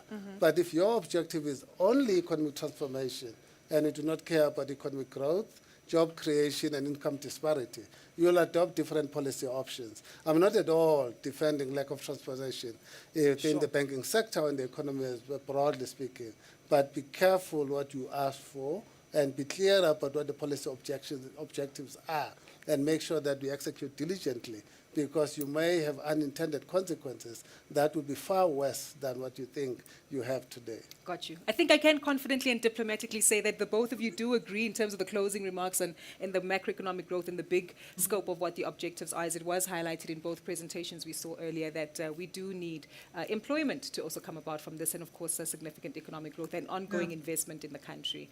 Polo, happy to come to you very briefly. Then we'll come to you, Zama, as well as Oren, just to respond to the roundabout of questions we had. Yeah, thank you so very much, Gugu.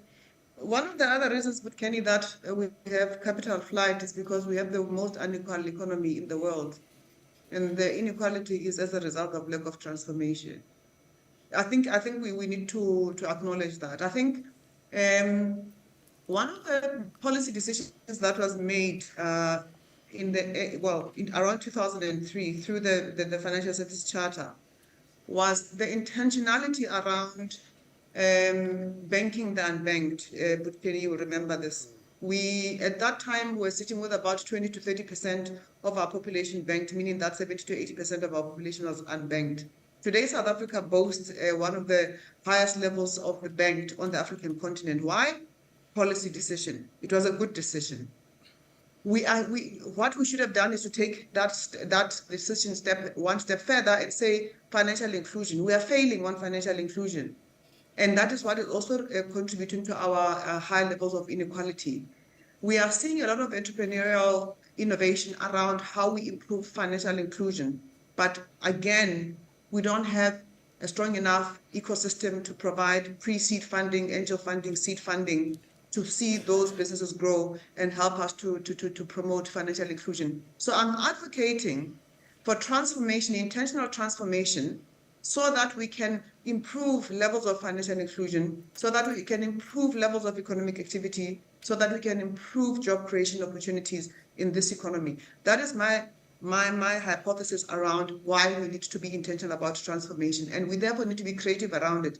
One last point. I have seen banks launching private equity funds internally. I know a few banks run private equity funds, not for Black people, for their own balance sheet. They have found ways of getting around prudential limits and all of those other things. I do not know why it is that we are afraid as banks to get around, to find creative ways of solutioning for this very desperate situation, which will help us to close the gap between the haves and the have-nots and reduce the levels of inequality. Thank you, Gugu. That's it. Thank you so much, Pulu. Happy to get some feedback as well as responses as well from Zama as well as Oren, especially on the back of some of the themes that were mentioned by Mpho earlier on in terms of policy, making sure we understand the people impact at the back of it all, and of course the value in terms of commercial viability of deals.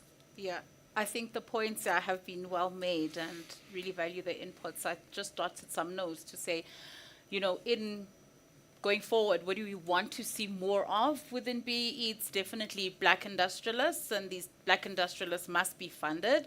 There are schemes already to facilitate their entry and growth, but I'm not sure if a 50 million rand check to support a multi or 100 million rand or a couple of 100 million rand or billion rand projects is actually sufficient. So where to next after the black industrialist program has come to an end? Because I don't think it'll survive into perpetuity. Secondly, if we want black entrepreneurs to play meaningfully in these new sectors, we don't know much about these sectors. So there's scoping studies that need to be done, pre-feasibilities and bankable feasibility studies. The larger the projects, the larger the costs associated with these funds. It's high risk, and 80% of them lead to write-offs, but 20% of them might lead to performance that shoots the lights out, so that whatever you invested initially, you see a sufficient return of capital on. Do we have the right will, not only from government, but from all players in the financial services sector, to make sure that we've pooled sufficient capital, to make sure that we are investing in these early, in these industries of the future? Because it not only speaks to facilitating BEE in a space that's not owned by anyone, but it also speaks to South Africa's global competitiveness and our willingness to invest in the future, and for our, you know, future generations to be able to thrive globally. And we see more localization and more exports of value-added products from South Africa. So I think we do need, you know, more intentionality and funds to follow that intentionality. And perhaps a challenge to financiers, and I don't know how complex, I imagine it's a complex task on the side of commercial banks, but to do some of the elements that we see in the DFI space, where if you are supporting an entity with funding that also helps to support BEE, so you're playing in the BEE ecosystem and saying, who is the investee company procuring from, not looking at triple BEE ratings level 4, 3, 2, 1, because those can be very misleading, but looking at the actual, what's the percentage, and is the business run by those people? So I think we need to refine our processes to be responsive to what it is that we want to see. Otherwise, it'll always look the same. 100%. Aaron, I'm happy for you to share some points then, even if you add some of your concluding remarks as to what we need to consider in this potential third wave. Luckily, I can tiptoe away from the prescribed assets conversation. I'm so glad not to have to go there. Right? I think just to touch to the people element, and I think for me, impact investing is definitely an interesting conversation there in terms of that. Where, speaking of intentionality, you've got a funding model that looks both at social impact and looks at the commercial returns.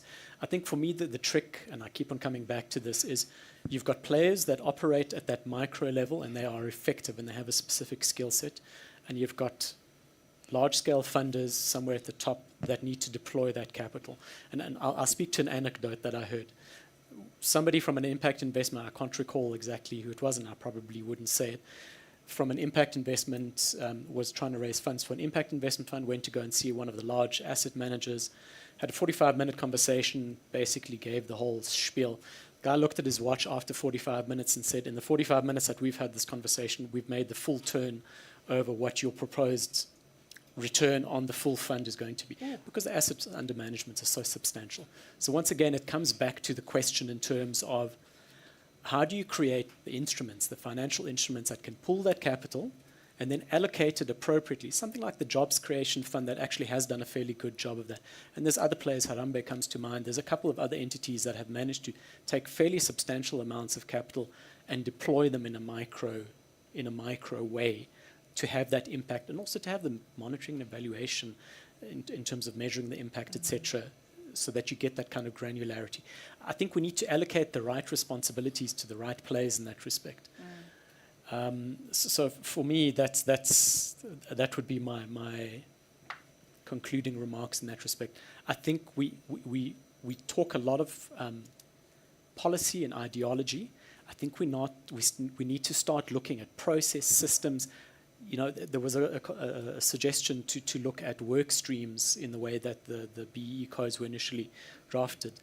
I know that there are conversations, for example, in terms of impact investing happening at the national level in terms of specific work streams and in terms of the mechanics of that, so tax law, funding instruments, you know, who in the ecosystem is out there, etc. I think we need to get down to that level of granularity if we want to unlock funding for black business development at a micro level, which I think we all agree on. Yeah. The question is how. Definitely. Thank you so much for the perspective that you've shared. Unfortunately, we are under pressure for time, and we're aware that many of you need to dodge the Sandton traffic and obviously perhaps need to just get a refresh on some of the businesses you run, the transactions that you're involved in. And I think what's critical to remember about this particular conversation is that we have focused quite heavily on the commercial aspects, the funding that needs to be unlocked, and of course the entrepreneurial culture and spirit that we need to take advantage of to really drive the kind of economic change we need having BE as a policy. But as has been mentioned by some of the questions as well as the statements that were made earlier on today, is that again it goes back to people, understanding that we need to ensure that lives can be practically transformed to make sure that the quality of their lives does change and is on par to many of their counterparts who perhaps have had an advantage over decades and even centuries in terms of development. What does speak to be quite critical is that the new wave of BBBE will have many, many, many layers to it. There'll be several considerations to also bear in mind that do speak to policy, that do speak to the structure and setup of the deals, and of course making sure that we peel back at the various outcomes of the pillars and sector codes to make sure that it's not just one easy exam that is easily put together in order to see some kind of transformation, but really going into the granularity as well as the detail and practicality of the transformation that we look to attain. I look forward to seeing how this conversation does develop in the months and in the years to come, and of course, most importantly, the implementation, because ultimately these do need to be conversations of consequence that derive the change that we're looking to see in society. So to Pulu, to Oren, and of course Zama and Kenny, really appreciate the insight that you've shared with us today and for the bold and robust conversations that we've been able to have throughout the interactions of today's session. Sanjay, I think you might fire me today after Teresa fires you for running over this morning, because I've done exactly that. But it's back to you to take care of the program before we wrap up with our concluding remarks. We're just going to make our way off the stage. Thank you.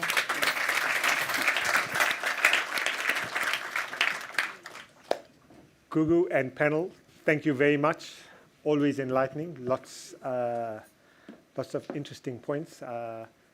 My own perspective, we do as a country need to move away from risk-based financing. That's the only way entrepreneurship grows, but that's a conversation for another day. We are almost at the tail end, so it gives me great pleasure to call up the chairperson of Kagiso Capital, Mr. Andrew Marilak, to close off this afternoon and share the vote of thanks. Need a mic, Andrew? Yes, please. Sure.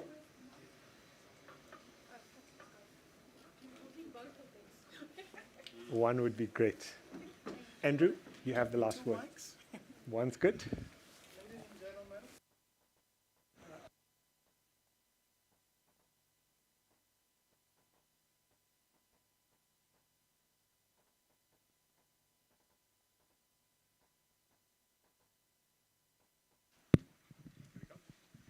We made a promise to get you out of here by 4 o'clock, and it is my intention to keep to that promise. So I'm going to run ahead of time. I've got a long speech here.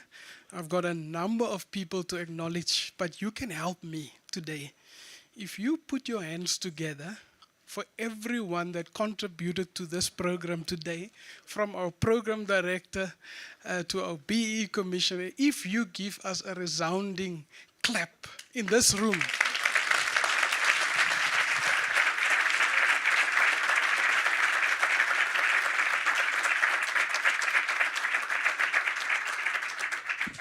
This is going to be an unusual vote of thanks. So the next group of people that you need to put your hands together is 2 groups. There's always a group that is disadvantaged because they didn't get the energy that was in this room. And those are the group that was online. So let us just firstly focus on the group online. Just give them a clap. That's enough. They weren't here.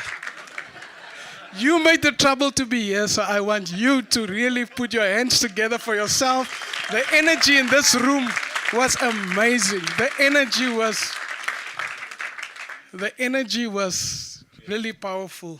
Then I need to acknowledge the funders, the Institute of Inner Work, KC Institute, that worked with our colleagues from First Rand Empowerment, and also the Kagiso Group, Kagiso Trust that is here, and all the other trustees. We just want to acknowledge what the contribution that you've also made. So let's put your hands together for the trust.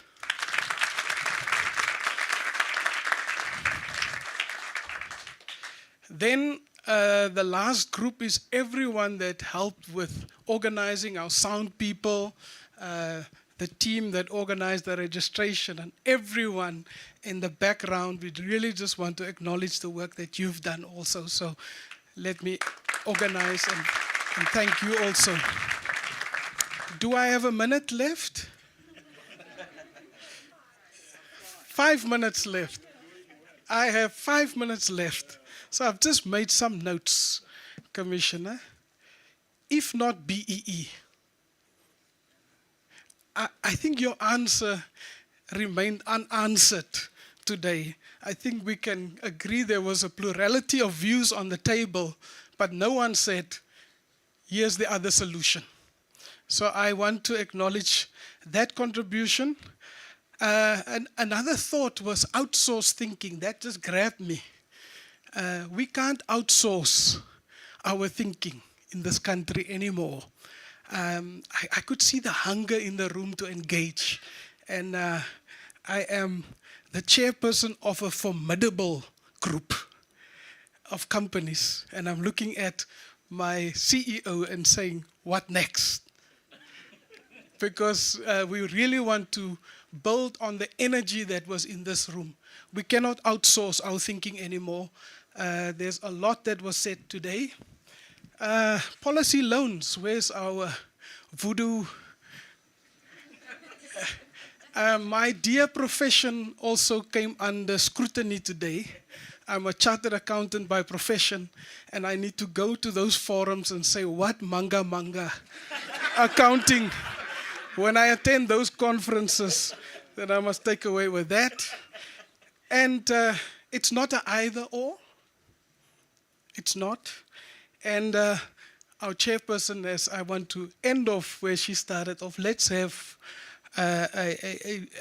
put on a multifocal view of the different lenses that we need to look at in terms of BEE.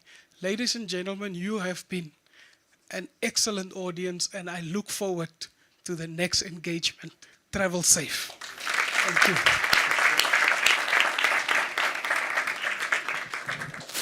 The meeting is closed. Thank you.